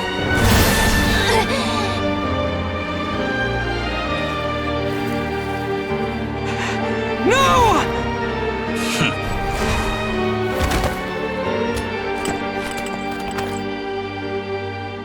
And now, you have failed.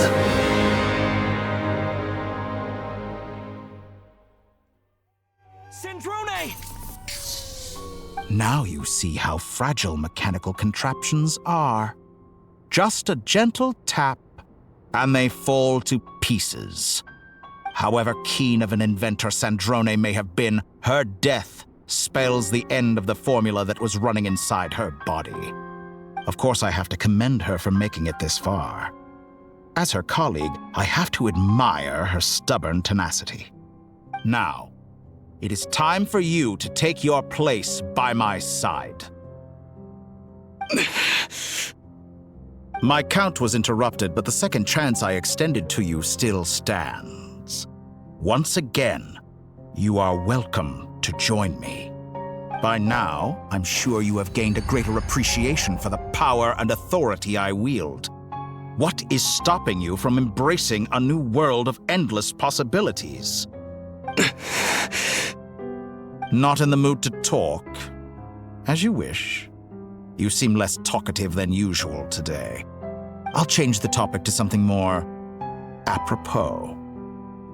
Sandrone was always like this, never trusting anyone, always so reluctant to share her research with them. Objectively speaking, she had her strengths. It is remarkable how she extracted and even optimized the world formula from so much data. But her inability to trust was her undoing. Had she allowed someone else to monitor or run the formula for her, you might still have a chance at victory even now. But regrettably, she was a stubborn fool. As much as it pains me, she had to go.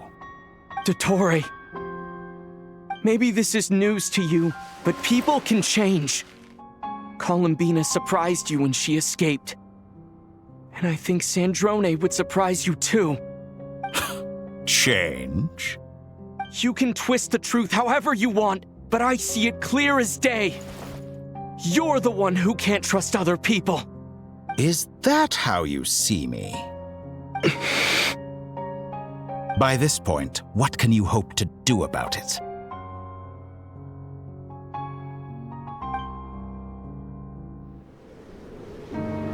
It is pointless to fight on. You've already lost.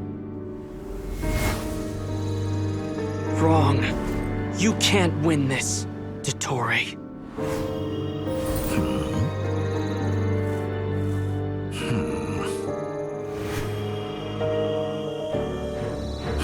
What?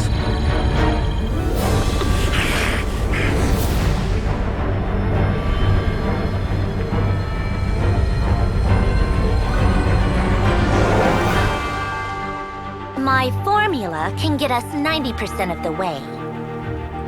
It will connect you to Columbina. Then, I will bring the formula's output to the Traveler's side. For the last 10%, do whatever it takes. Just bring the moon down.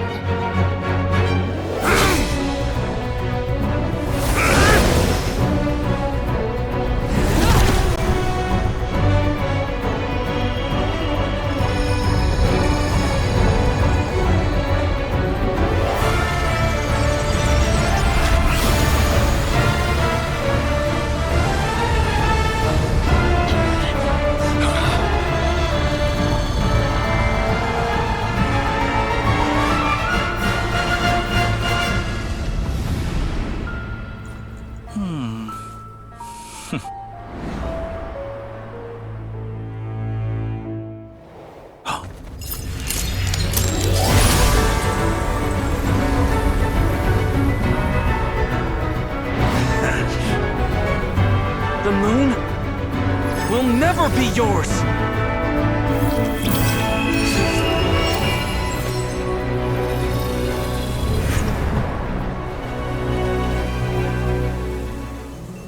I turn my body into moonlight and pour it over Nod Kari. My soul I leave here to inform my future friends. Lastly, I will hide the Trilune Authority within the Frost Moon. And when my body, soul, and authority are reunited, finally... Columbina!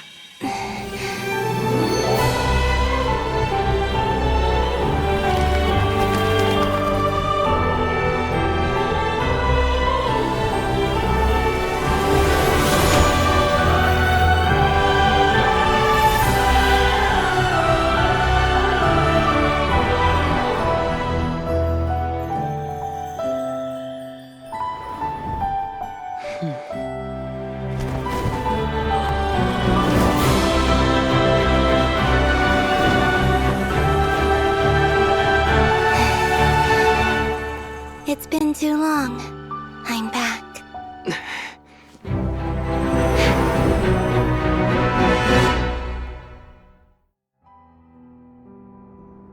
Stay focused on the battle, Traveler.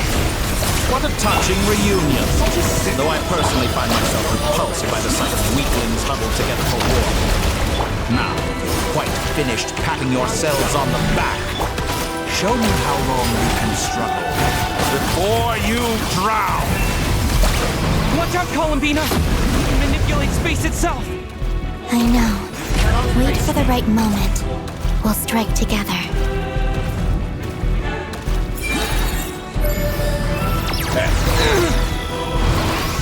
Bombs away! Pathetic. Water jet! Entropy bends to me.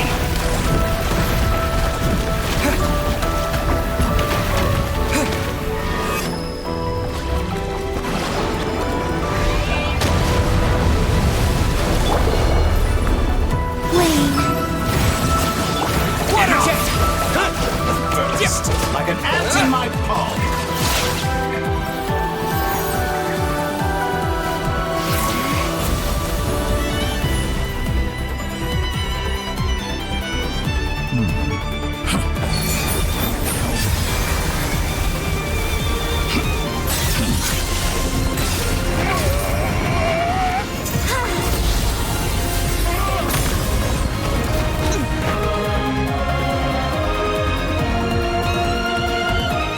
The new moon's blessing. The new moon shines upon you. I am growing. It's over, Dottore!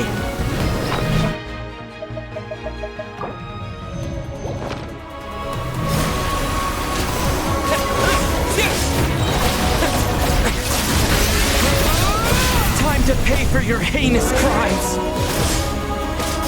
No longer must the world cower in the cold night. The future is not yours to command! Let the moonlight dispel the darkness.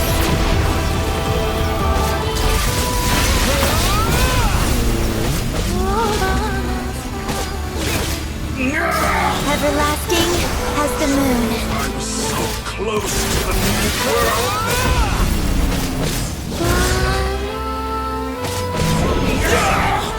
So close. I was so close to the new... Willfully blind. How can you be so satisfied with your fate?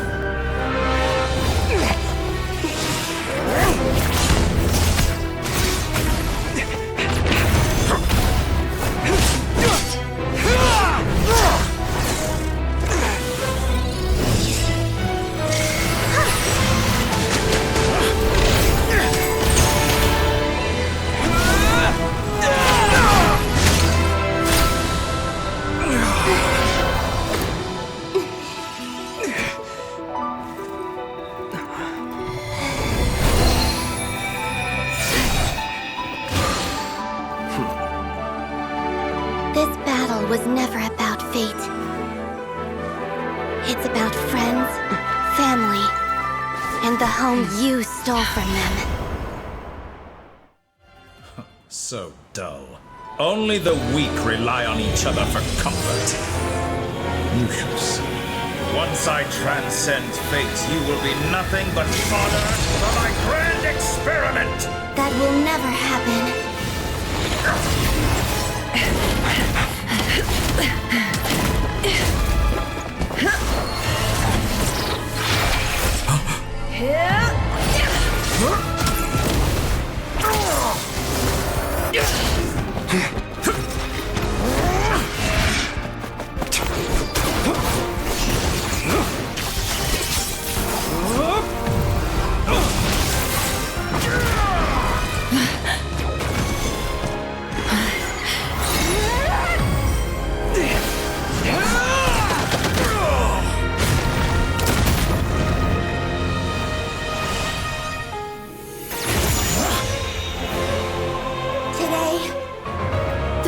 lights up this world once more!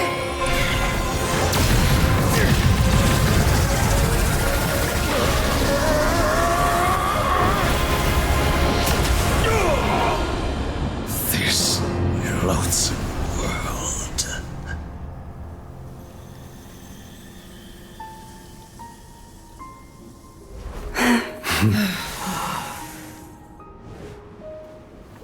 No. This world is our home.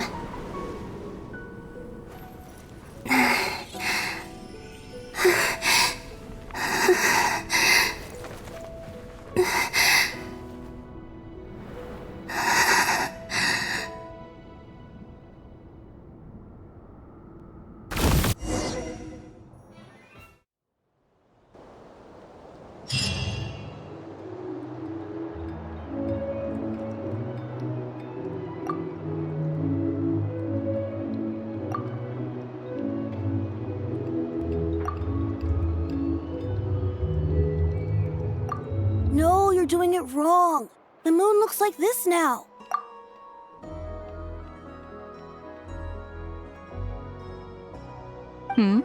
What are you drawing, children? The new moon, Mom. It looks different than before, doesn't it? Also... Can I go buy a sugar sculpture today? Please? Just one? All right. I suppose today is a special day after all. Almost like a festival. Extra, extra! Get the latest Nasha Express here! Post-disaster report! Nasha Town reborn beneath a new moon! The voyage begins today! The future looks bright thanks to the League. Want a copy? I knew things would be different, but I didn't think that would include the moon. They say a new moon goddess has been born. A new moon goddess? Who's saying that? The Frost Moon Scions? I guess so. I'm not too clued up on the details. As far as I'm concerned, the moon's still in the sky and it's business as usual. Hey, since we've come all this way, shall we grab ourselves a free meal while we're here? Are you a convert now? Or are you just here for the free lunch? Oh, come on, what does it matter? After everything we've all just been through? That smells good. All right, that's it. I'm hungry. Time to eat. Come on! We gotta get there early, or there won't be any good spots left! Shh, keep it down. This is a residential area. What if people are still sleeping?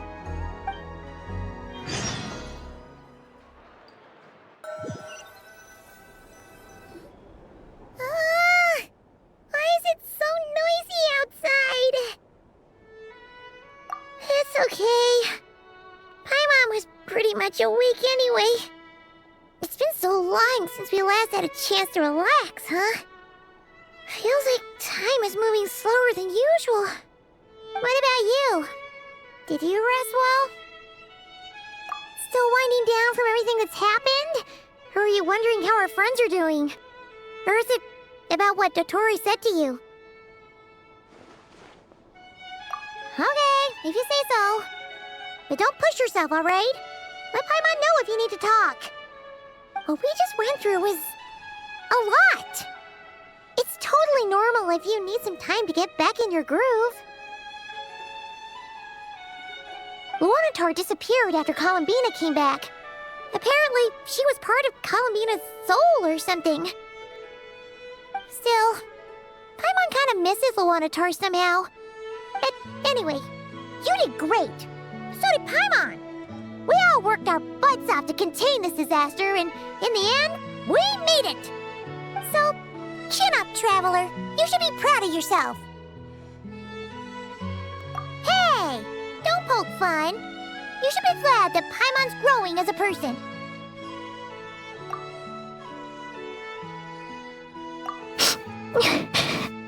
Paimon didn't think you'd mention it. You have no idea how anxious Paimon was. She was worried sick about you. Well, if you really want to show Paimon you're sorry, you're gonna need to make it up to her. You better be ready to splash out on a lavish meal.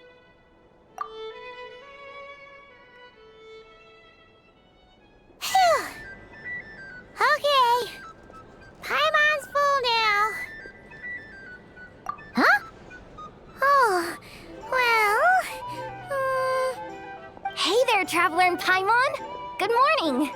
Morning, Yehuda. Here for some breakfast? Oh, I've already eaten. Just need some water. I was mostly worried you might forget what day it was today. So, I came over to remind you. Careful there, Paimon. Too much food will make you drowsy. Don't let anyone catch you hiding at the back and nodding off during the League meeting. Yeah, she'd probably be saying that to Aino. She's the baby of the group, if anyone. True.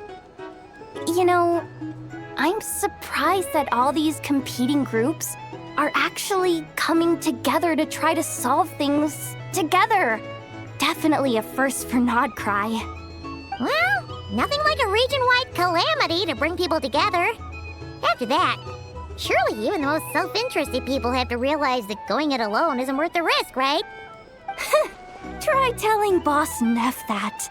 She's not exactly convinced that people are gonna get with the program. Really? But if she's so pessimistic about it, why'd she agree to be the Curatorium's representative in the League? Probably 'cause even though unity sounds like a pretty far-fetched idea, the benefits it would bring make it worth a shot. I think things will work out, though. I swear, Nod Kari feels like one big family now with everything that's happened. More than it used to, anyway. Paimon's with you on that one. And it seems like plenty of other people agree, too. Just listen to the bustling streets. All right. Everyone's been rebuilding these last 2 weeks, and the evacuees have been coming back in droves. Life's slowly returning back to normal. Which means my workload's probably gonna shoot back up. Were you about to head out? There's still some time before the ceremony begins, you know. Yeah, we were gonna take a stroll around the square and say hi to some friends first. Sounds good. See you later then.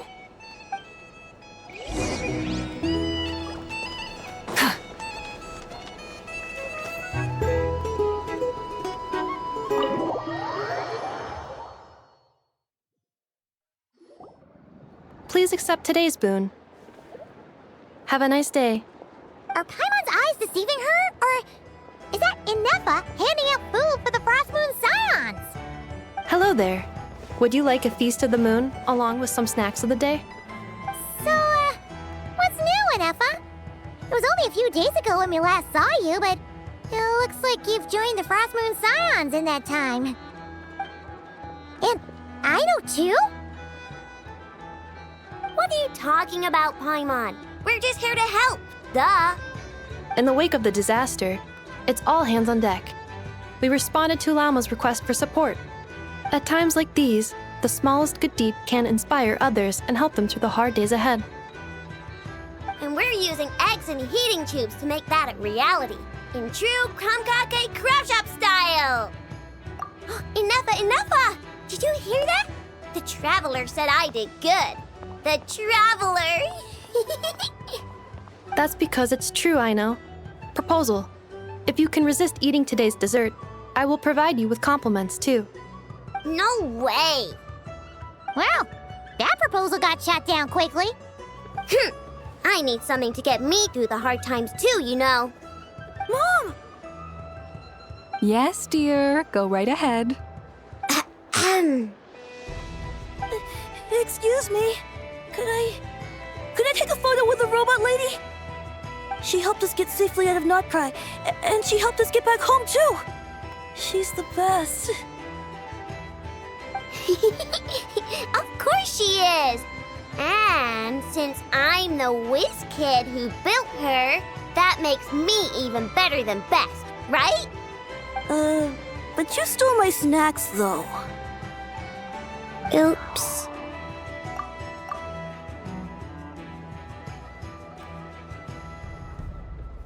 Shall we move to the open space near the center? The view there is better. Thank you! Aren't you the better pick for this job, Flint's? You underestimate yourself yet again, Master Ilua. Not at all. I rarely come by Nasha Town. I don't know any of the big shots here. All in good time. Socializing is a step-by-step journey. But you're much further ahead on that road, aren't you? You're not seeing the full picture. You know the truth now. My friends do not understand my habits. There is no question about it.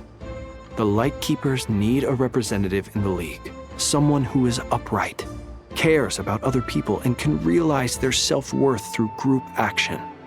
You say it like you wouldn't make the cut. I am most flattered that you think I would. Sigh a little less, Master Ilua, and have more faith in yourself. All the Lightkeepers agree that you're a very promising young man.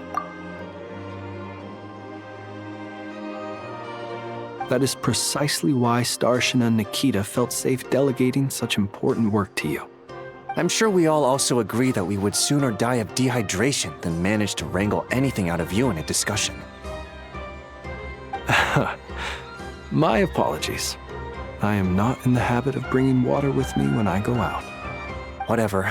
I'll take the job. By the way, who else is part of this? Oh, it's quite the who's who of Nod Kari. There's the Moon Chanter of the Frostmoon Scions, the boss of the Curatorium of Secrets, a representative of the Voynich Guild, and even someone from the adorable Krumkake craft shop. I'm sure you will find speaking with them to be a genuine pleasure. If you say so. I've never done this work before, so I'm honestly a little scared of making mistakes. But I'll do it. Not only is it our duty as Lightkeepers, but because I want to make Nod Kari a more welcoming place. An admirable attitude to take. The beacons are lit, Ilua. We're but one step away from breaking through the blizzard. We have the chance to band together and build our shared homeland into an Elysium. This is unprecedented for Nod Kari. An opportunity not to be missed. Yeah. You're right. I'll do my best. Quite a few familiar faces have arrived. Let's go, shall we?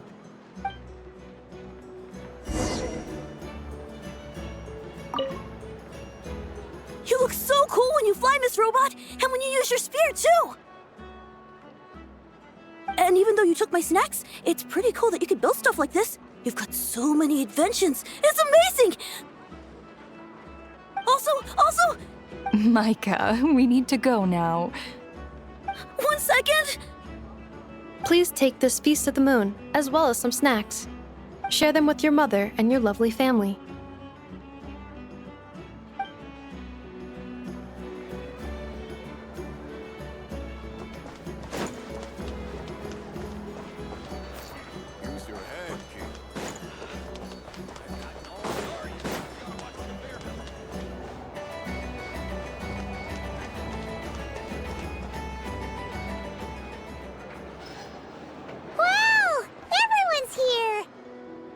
You seem well rested.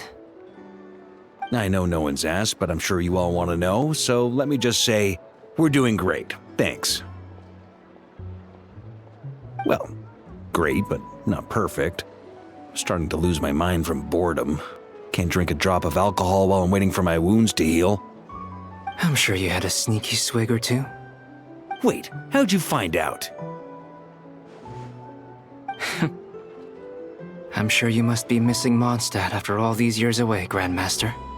Yeah, you could say that again. Every time I get news from Mondstadt, it makes me want to go back and see the place for myself. Honestly, once things are wrapped up here, I think it'll be time to head back home. Hey, looks like someone's taking the stage. Can everyone see okay? Anyone need a boost?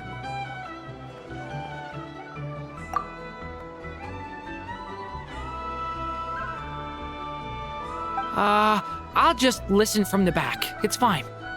You're taking this pretty seriously, huh, Durin? Well, it's not every day that I get the chance to see how people speak in official settings. Soak it up like a sponge. I'll make sure you get a chance to practice for yourself later down the line. Actually, I know just the thing.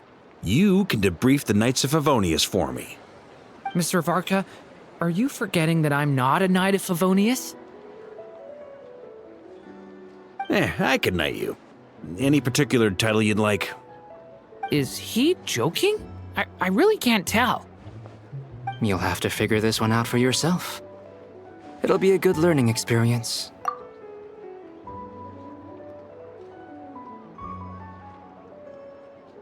It is my honor to host the opening ceremony for the League, and to have this opportunity to speak to you all in my capacity as Voynich Guild representative.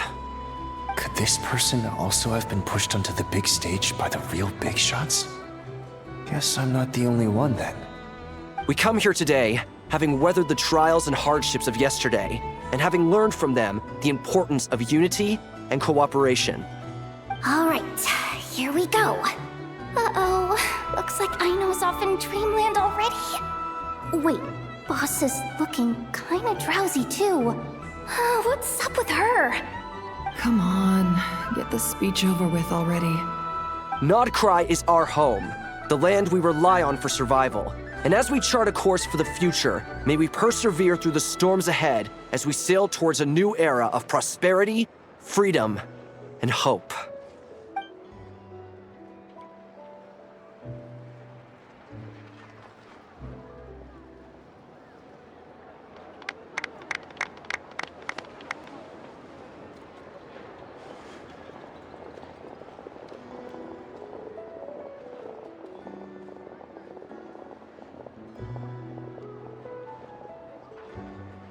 Looks like we'll have more opportunities to travel in the future.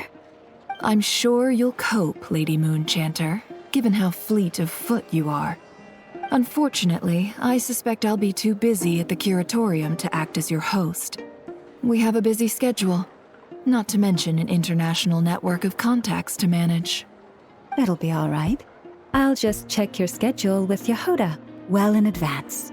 And if she's not available, I can simply ask Ashru. You... So giving my employees extra workload isn't enough for you? You're really going to drag my cat into this too? I thought you'd approve. Aren't you forever increasing your employees' workloads? That's a bold statement. Are all the Frost Moon Scions feeling more audacious now that your moon goddess has returned? Columbina's return has brought joy to all who care about her. That includes both you and me. As for the Frost Moon Scions, we are learning how to thrive independently, without relying on the moon goddess. It is up to us to make our home a more livable place. Joining the League is one of the steps we are trying towards that end. I like the word try. It's nice and non-committal. You can opt out at any time and still say you tried. You don't see a bright future for the Frost Moon Scions? Or did you mean the League? I'm just not as optimistic as you. The Frost Moon Scions should count themselves lucky that they have a leader as stubborn and enterprising as you. But Nod Kari's a big place, with all kinds of people. Most of them don't enjoy answering to a leader, or even listening to reason. Well, that's where you and your methods come in. Unless the Curatorium of Secrets is only here for appearances. For now, yes. And that won't change until this venture becomes worth my while. What would make it worth your while? Getting out more than I put in. Right now, I'd barely break even, but I'll grant that it's a good start for Nod Kari. Then maybe it's worth a try. All right, you can stop now. Or do I have to join the Frost Moon Scions before you'll get off my back? You'd be very welcome to join us. Hey, you two! Congrats on all your hard work! What are you chatting about? Nefer was trying to dissuade me from adding to her employees' workload. Also, she's considering joining the Frost Moon Scions. Sorry, what? Your conversations are always the most interesting. Would you two care to join me for some tea before heading to your next destination?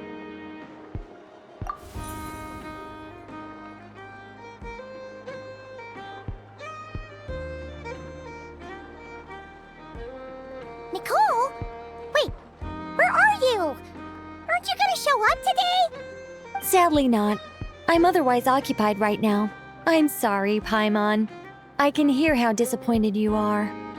If it's any consolation, let me say that how things appear on the surface is a far cry from what they are at their core. Perhaps you'll feel better if you focus on the fact you have a special line of communication with the great mage herself. Okay? Has something happened? No, or not yet, anyway. Well, that's not ominous at all. Not for the time being. Just think of this as a general check-in to make sure this communication system is still running smoothly. Besides, it's good to chat once in a while if we want to maintain our friendship. You could have just said so. Paimon got all worked up for nothing. Still, the best friendships are built through face-to-face interaction, you know. It's never gonna stop being weird having tea with you when you're not there and just talking to thin air. All right, fair point. I'll bear that in mind for next time. Yeah. Any update on that crisis at the world's borders? Alice just informed me that they had their work cut out for them. And now everyone's thoroughly exhausted. But they did finally get things back under control. Still, we can't let our guard down yet. The disruption caused by this disaster has made Teyvat easier to detect from the outside universe. She plans to wait for things to stabilize, then reschedule her Mondstadt vacation plans. As for me, I agree with Hat Guy's perspective. This is a time when many new variables are emerging, and the situation is changing constantly. Plus, most of this change is for the worse. We have to remain vigilant and ensure that the embers of chaos are not rekindled. I did notice that the energy in Nod Kari changed somewhat after the War of Funerary Flame, but since it was still aligned with the Light Realm, I never gave it a second thought. It looks like I'll have to examine the connections between phenomena I observe more closely in the future. Just doing my duty. It's more or less second nature by now. Of course. To give you the full picture, I'd have to start with the substance from which angels were formed. Never mind. Paimon's right. Showing off my knowledge would be much more satisfying in person. By the way, you did receive the gifts from the Hexen Circle, yes? I'm not trying to claim credit or anything, but my pride demands that I at least mention it. They're quite similar to the protective talisman that Alice gave Dory, but with some very special enhancements. Oh! So that's what kept our friends safe when Dottore trapped them. Indeed. We went to great lengths to make sure they were invisible to his eyes. I'm so happy they came in handy. Still, not fishing for gratitude, by the way. I just want you to be aware that sometimes your friends may be protecting you in ways you cannot perceive. Anyway, I'll contact you if anything else crops up. If not, you know what they say, no news is good news. Oh, my angelic instincts are tingling. They say you should head to the docks next. Your friends are about to board their ship home. Somehow seem even freer than...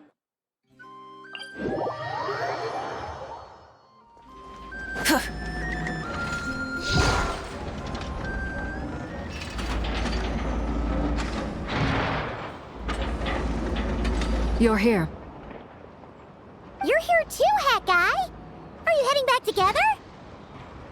No, I'm bound for Sumeru, and she for Fontaine. We just happened to cross paths at the harbor.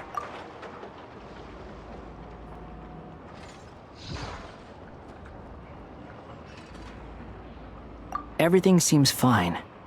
Sandrone may have an abominable temper, but she's always been very responsible with important calculations and things entrusted to her by valued friends. You always speak as if you know us inside out, Mr. Hat Guy. Maybe I'm just a good judge of character. I certainly hope that's all there is to it. Regardless, you have been a significant help in this matter. For that, you have my gratitude. I didn't do anything special. Sandrone's the one who completed a seemingly impossible formula and turned the tide of the entire battle, even giving her life in the process. She's the one we should be thanking. Even we were unaware that Sandrone had hidden the real formula inside Polonia's body. She managed to fool Dottore into thinking the formula was running in her system by installing an identical-looking decoy within her. She probably realized that she didn't have the strength to stop Dottore. But this way, she could at least get him to lower his guard. She always worked like that. Always had a backup plan.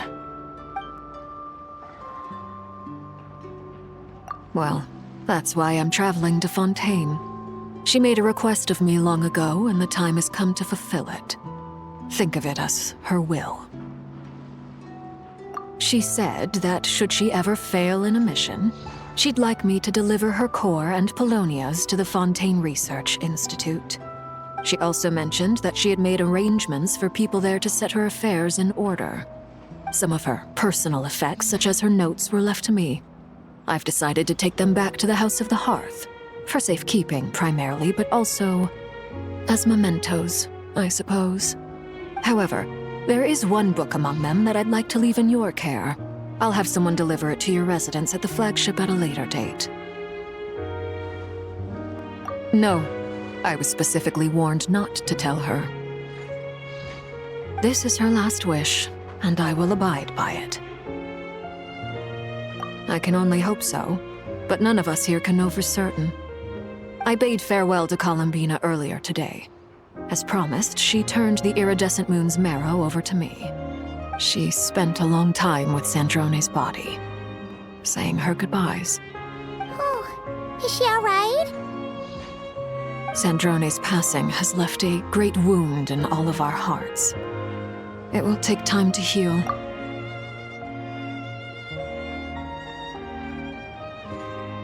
But Columbina surprised me. She offered me some words of comfort before I departed. Despite being grief-stricken herself, she showed an awareness of the feelings of others around her. She never used to act like this. Clearly, she has grown. And I suspect that we have you to thank for much of the change we are seeing in her. After these recent events, the Tsaritsa has revoked the Pale Star Edict. Snezhnaya now realizes that the arrest warrant for Columbina was just a ploy by Dottore, who coveted her powers. I shall return to Nod Kari to see her as soon as I find the time. I hope that from now on, she too will explore more of the world. Columbina Hyposelenia's journey is only beginning. My ship is here. Traveler, Paimon, we shall meet again. You too, Hat Guy. What are you still bumming around for? Isn't Columbina waiting for you? I thought today was the day you'd agreed with her to go find out the truth about your sibling. You're afraid you won't like the truth when you see it. Well, this is new. I was starting to think that nothing could scare you. Don't say that! Wouldn't you be if you were in this situation? Fair point. But I'd say I have more experience facing up to unpleasant truths than the Traveler. They say blood's thicker than water. I know how much you need your family back. More than you need any of your friends. And I'm sure that all your real friends understand that too.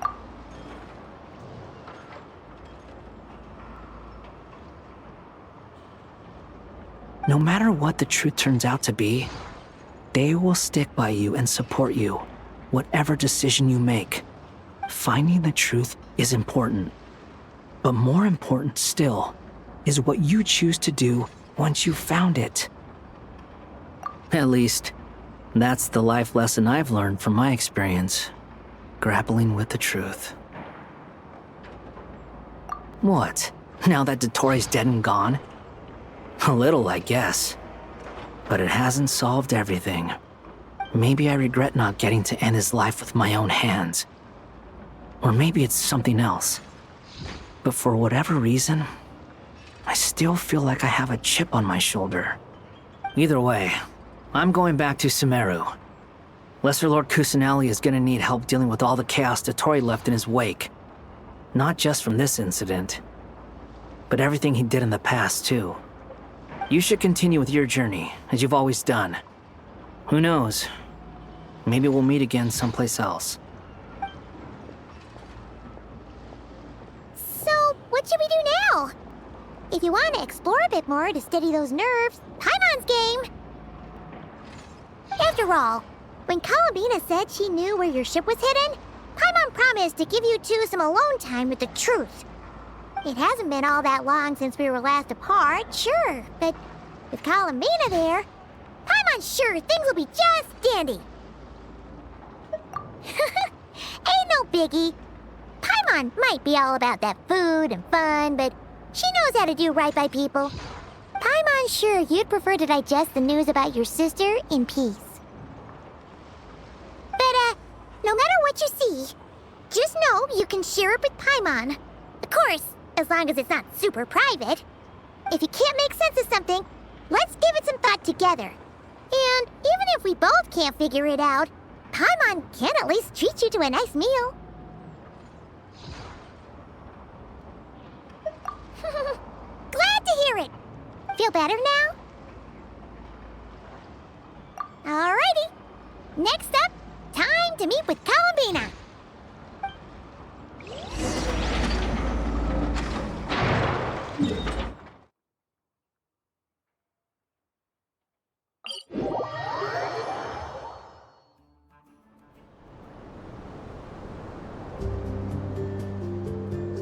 Columbina, we're here! Can't quite believe we're meeting out here. We've gotten used to walking over to Silver Moon Hall whenever we go see you. Well, you're still welcome to go there whenever you want to see me.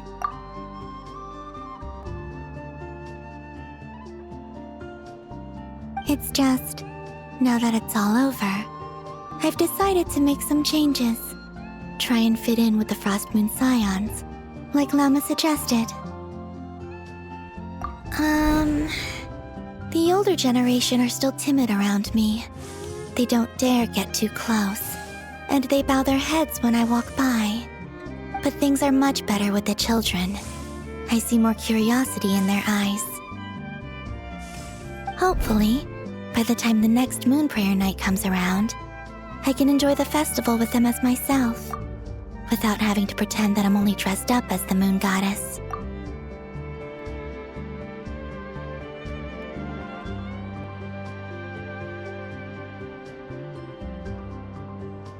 You'll do fine, Columbina. Paimon's sure they'll realize you're super nice once they get to know you better. You really think so? When we first met, you thought I was a little up in the clouds. We were just starting out then, come on! So Lama told you, huh? I'm only teasing. I know that I have you to thank for pulling me back down to solid ground. It feels good to finally stand firm on the earth where I was born. Oh, that's great!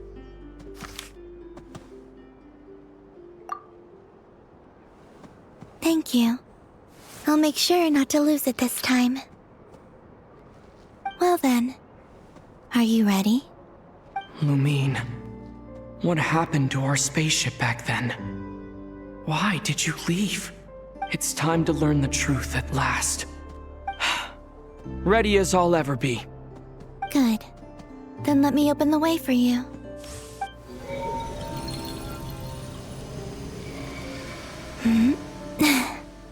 Where does this lead? To our shared destination. Huh? Do you remember me telling you about my missing prologue back when we just met? I said that my story began on the moon. But while I was inside the moon's reflection, I realized that my prologue was really hidden in the future. I just had yet to discover it at that point. The story of the time before I was born was in fact the story of my distant future. It's truly fascinating. But when I obtained the Trilunar Authority and returned to our present reality, I sensed something I hadn't expected. Your prologue. So you mean... Yes, your spaceship. All this time, it has been hidden on the Frost Moon, which lay beyond the sky. The great ruler of the firmament. The heavenly principles. Wait, them? Why would they do that? I don't know. Perhaps your ship contains something that is incompatible with Tevat. Or something that cannot be known. Oh, did I pick a bad time to say this? I know it must have been hard to work up the courage to do this. Maybe I should have waited until you were on the moon, with no chance to back out. That would have been kind of mean, you know.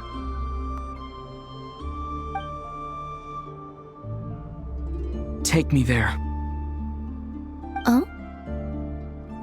Whatever is hiding in that ship, it belongs to me and Lumine. Those memories belong to us. No one else has the right to decide whether I should or shouldn't know about it. Not even the heavenly principles. Very well. Then let's go. You two take care, alright? And don't forget to come back soon! Rest assured, Paimon. We will. Traveler, after you. Thinking about the story that we'll find hidden on the moon? Yes. And hoping that it has a happy ending. Stories like that don't exist, you know? You don't believe in happy endings? I don't believe in endings.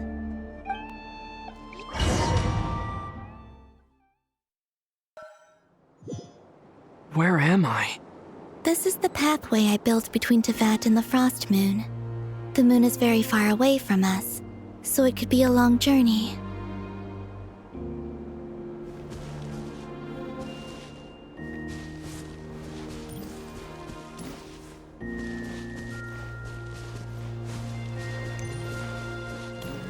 After I obtained the Trilunar Authority, I unwittingly saw past events from many of my friends' lives. One was Lauma. She was so young when they chose her to be the Moon Chanter. From then on, the Frost Moon Scions looked to her to bring messages from their goddess. But, for better or worse, I had left Hisi Island before she was ever born. It was not until much, much later that she met me. I think it's for the best. Because of the way things turned out, you had the opportunity to become friends. You're right. In that sense, I think we were both very lucky.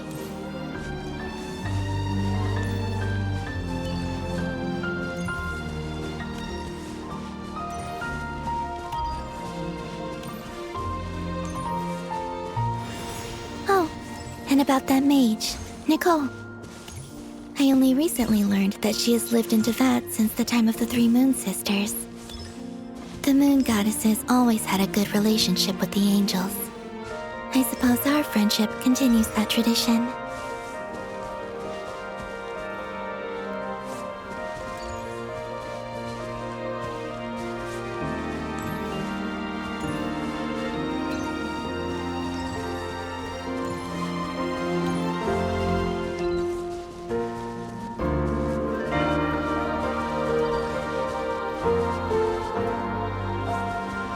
And then, there's Sandrone. I never knew that much about her. beyond the fact that she was created by someone called the Lord Artificer. She, too, suffered for a long time before joining the Fatui.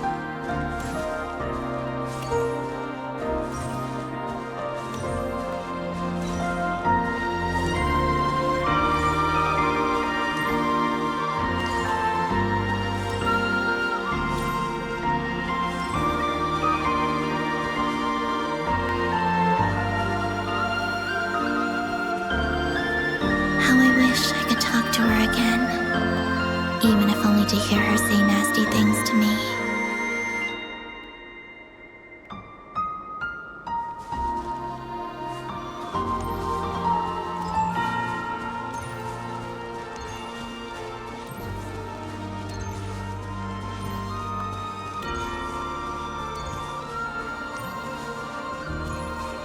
Also, I saw your sibling's story. I'm afraid I didn't see much. It seems that she rarely came to the surface, where the moonlight shines. But I did notice that back when you first set out on your journey, she would often appear nearby, gazing at you from afar with a guilty look in her eyes. Lumine. Let us speak no more of the past. I probably shouldn't reveal so much about my friends. It's not my place. Let the moonlight carry us forth. We are very close now.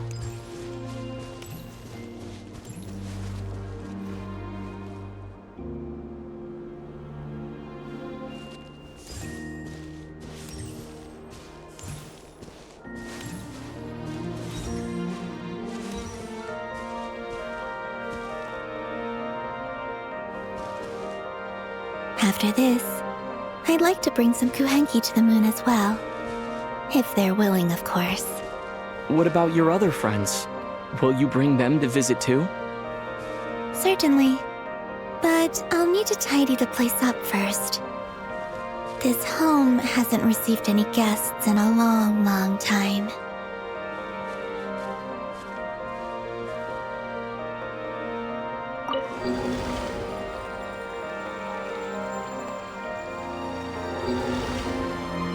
I remember writing something similar with you on Moon Prayer Night.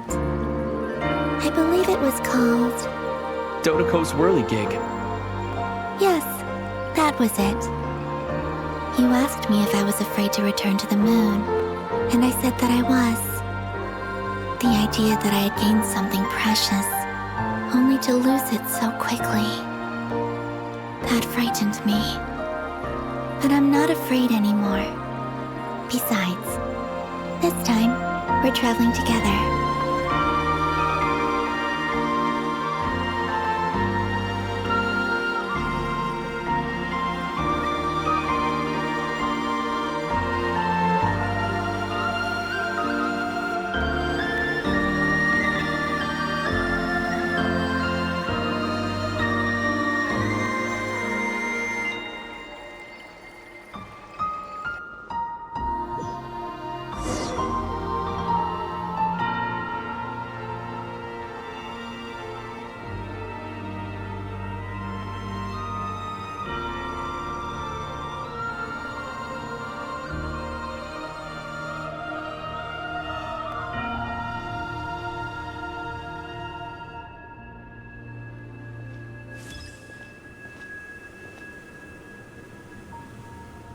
We're here.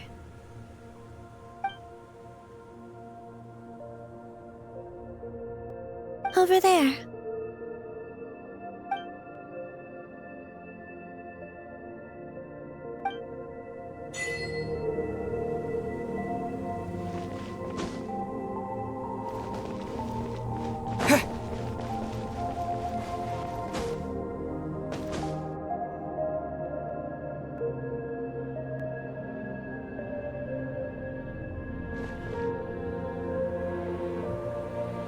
Our spaceship.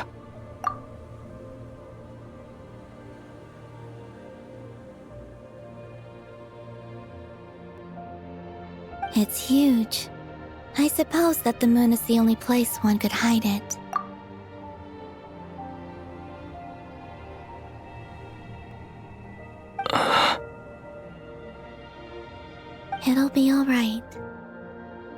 Huh? The way you feel in this moment, I went through it too, on Moon Prayer Night. The door was right in front of me, but I struggled to find the courage to step through. Solitude for me once meant living a life in which even I was absent. Before I met you, that was the only life I knew. But that night, solitude meant throwing away the life I had gained after meeting all of you. Columbina. Go. Retrieve the part of your life that was once lost. Trust me, you will lose nothing by doing so. Look, Tevat is right there. All of our friends are down there, waiting for us. You're right. Thanks, Columbina.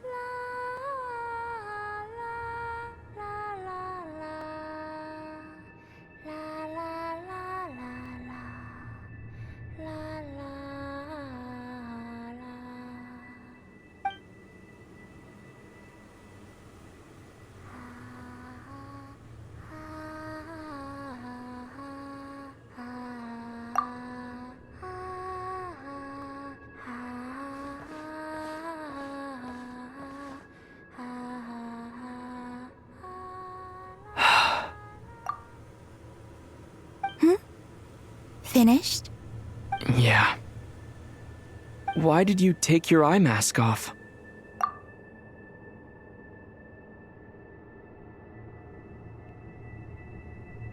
Well, since my return, I've decided to take more opportunities to see the world with my own eyes.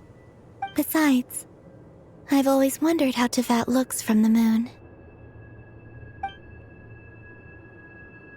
And what do you think? It's beautiful. I could spend a whole day here just gazing at it. What about you? What do you think of the truth you found? I haven't looked at another person's expression in a long time, but I think yours is saying it was neither good nor bad.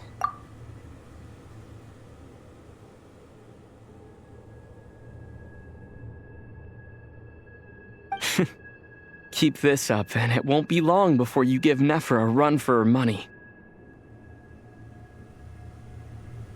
Oh, I don't think that's going to happen. I'm much more used to sensing what's going on around me with Kuvaki. I think I'll save my eyes for seeing special moments I really want to remember. I read the spaceship's flight logs. I always assumed that this was my first time in Tevat. I thought that Lumine and I must have been hibernating in space for centuries on end. But the logs show that our spaceship flew over the skies of Tevat once before. A long, long time ago. Flew over? So you didn't land? No, the ship barely came to a stop before flying on again. After that, it continued traveling through space for a long time. Some of the data is corrupted, but I suspect that it kept flying for thousands of years. It was only after that that the ship made a forced landing in Nod Kari. When Lumine found me, she came from outside the ship. Could this mean that she left the ship long before I did? Maybe even during our first pass over Tevat. Are you all right? Yes, I can feel that the truth is coming together, one small piece at a time. I remember Lumine telling me that when she first arrived in Conria, she could not recall the past. So this might be something that even she doesn't know. Here, I made some space for you. Your mind must be racing, and this seems like the perfect place to relax and clear your head. Oh, wait, there's one more thing. What is it? Wait here a moment.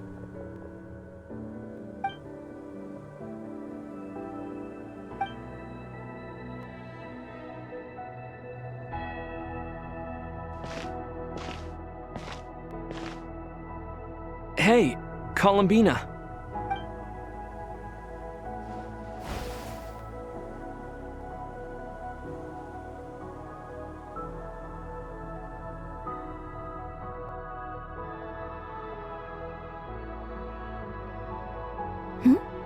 Is that a new outfit?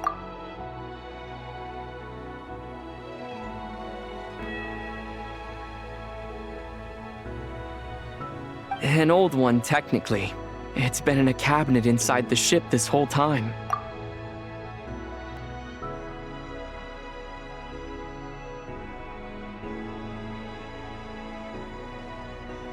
It's a matching pair with Lumine's. She always liked this set more. Huh.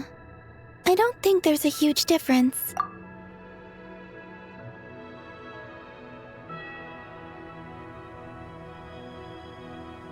Really? Yes, it's still the same you. You're the same person, no matter what clothes you wear. Only Columbina would make an observation like that. Traveler, do you consider Teyvat your home?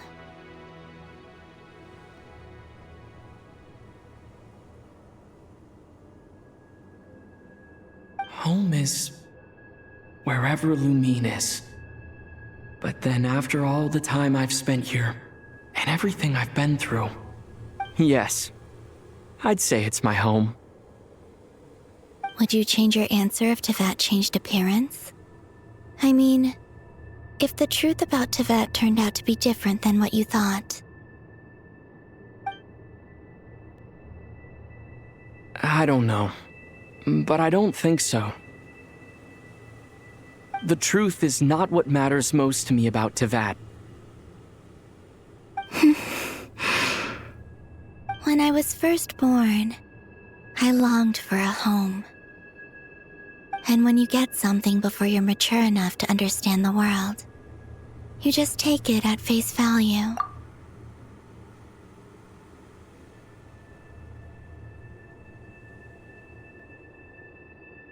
I thought that a home was a transaction. You give me what I want, and I'll do the same for you. But you and your friends taught me what a true home should look like. You never asked for anything, yet you gave so generously to me. That's because your friendship matters to us. It was worth it. In the past, I thought that my birth in Nod Kari must have been a mistake. But after journeying to the distant past where the story began, I realized that it was I who chose Nod Kari to be my future home. Now, I am glad that I made that choice. I'm sure your friends are just as glad.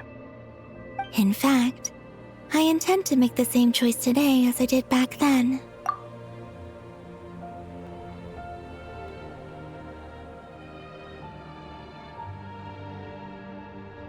What do you mean? Well, I've given the Eternal Moon's Marrow to Lauma, and the Iridescent Moon's Marrow to Arlecchino. And now, I shall return my Kuvagi to Nod Kari again, that it may continue to protect my chosen home. Wait, but what about your body? Oh, are you worried that I'll disappear again? I won't. Not this time. The Frost Moon has now entered the false sky, and I am the Tri-Lune goddess. I am only returning to Nod Kari the part of me that it needs. I am giving what I can, because my home is worth it. Oh, and I have something for you, too. For me? Yes. Come closer.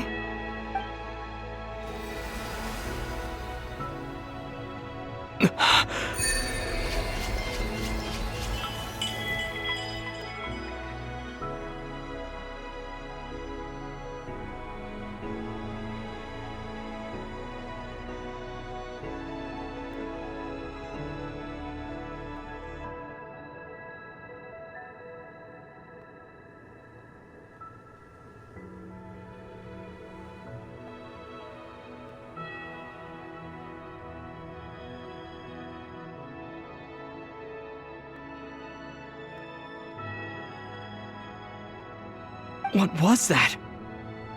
I lifted some of the restrictions this world placed on you. I trust this will help in your future adventures. My power. It feels like it's grown. I can use the elements more freely now. Thank you. This will be a great help. You're welcome. I see you as family, and after everything you've done for me, In fact, no. It's not because I owe you. It's because you're worth it. Here, this flower is for you.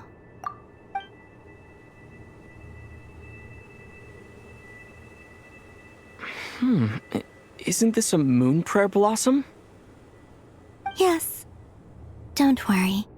You will never see these flowers lose their color again. I'm finally discovering the joy of giving. How I wish I'd learned this sooner. Hey, better late than never. What are you thinking about now? Why don't you take a guess? You get 1 shot. I don't think I'll get it in one guess. But I'm sure it's a happy thought. That's kind of a sneaky answer. I can't say you got it wrong.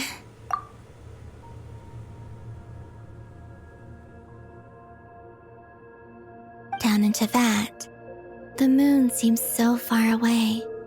I felt it might always lie beyond my reach. But on the moon, everything feels so close by. The haze that once enshrouded the skies has finally been dispersed. I feel like a traveler on a winter's night, starting a new chapter in my tale by the warmth of a bonfire. I don't have a lot of luggage, but I do have a lot of hope for the future. Well, what's next? Next? To start with, I want to stay here just a little longer. After that, let's return home and continue our journey.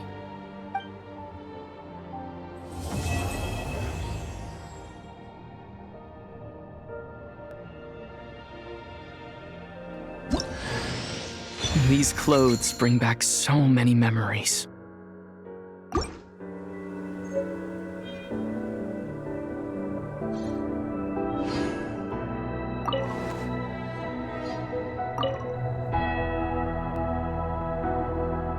The journey goes on, for you and for me. Like I said, this is not the end. I don't believe there has to be an ending. Oh, is that your next destination? Most people would probably tell you to pack some warm clothes. But I experience things differently than most people, so I can't know how cold it is. In fact, it is home to quite a wondrous heat source. I think they call it Kreshnik's torch. Every city in Snezhnaya is built around one of those. I sensed the energy it gave off as I was passing by on a railway train. It felt grand and distant. I also recommend the Korolievsky troupe in Snezhnograd. They give performances quite regularly, and entry was free for Harbingers. I liked them a lot.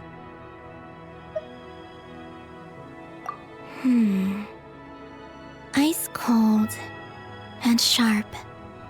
Crystal clear in some ways, yet profoundly unfathomable in others, like the thick layer of ice on top of a frozen lake.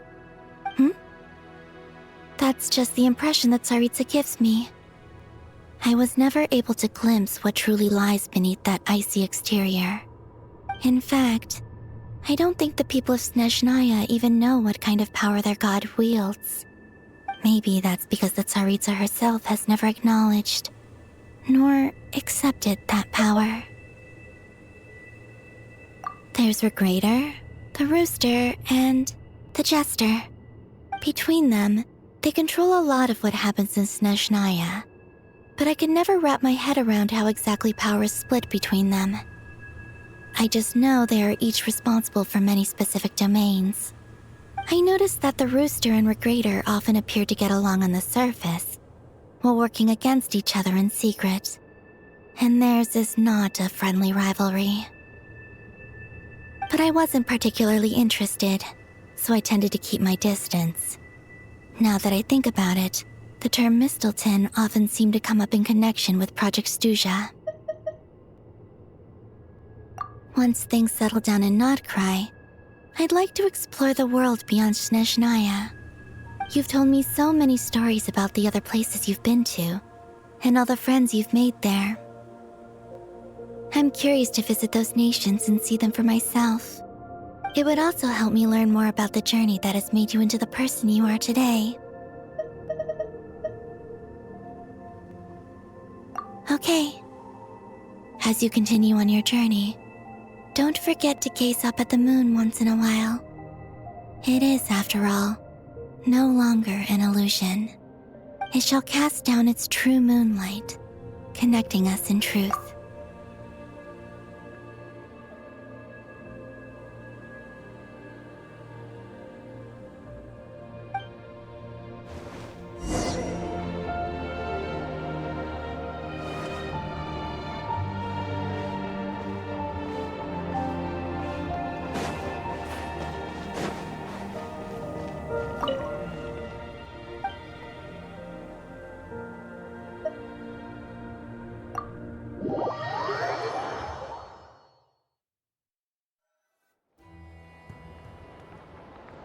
To Jean, acting Grand Master of the Knights of Favonius.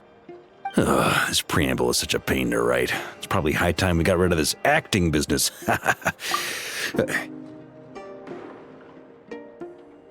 I trust that Dern has updated you all on recent events.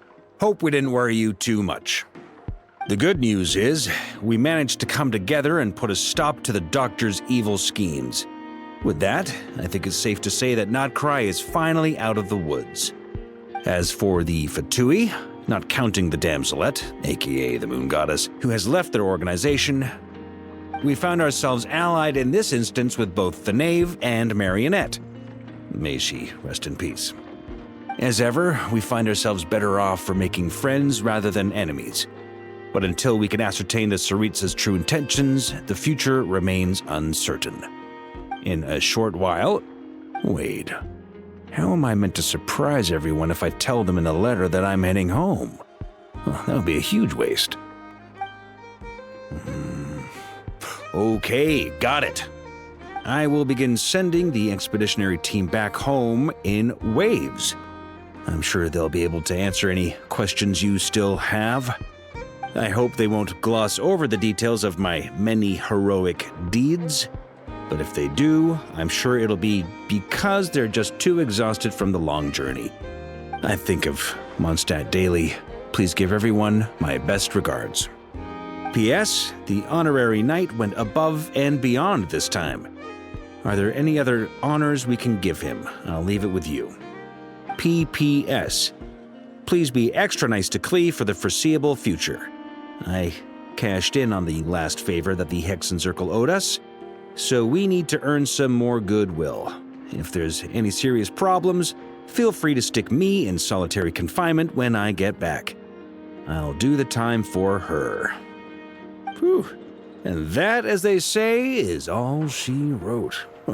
End of an era. And with the moon shining down brighter than ever, I think everyone is going to sleep well tonight.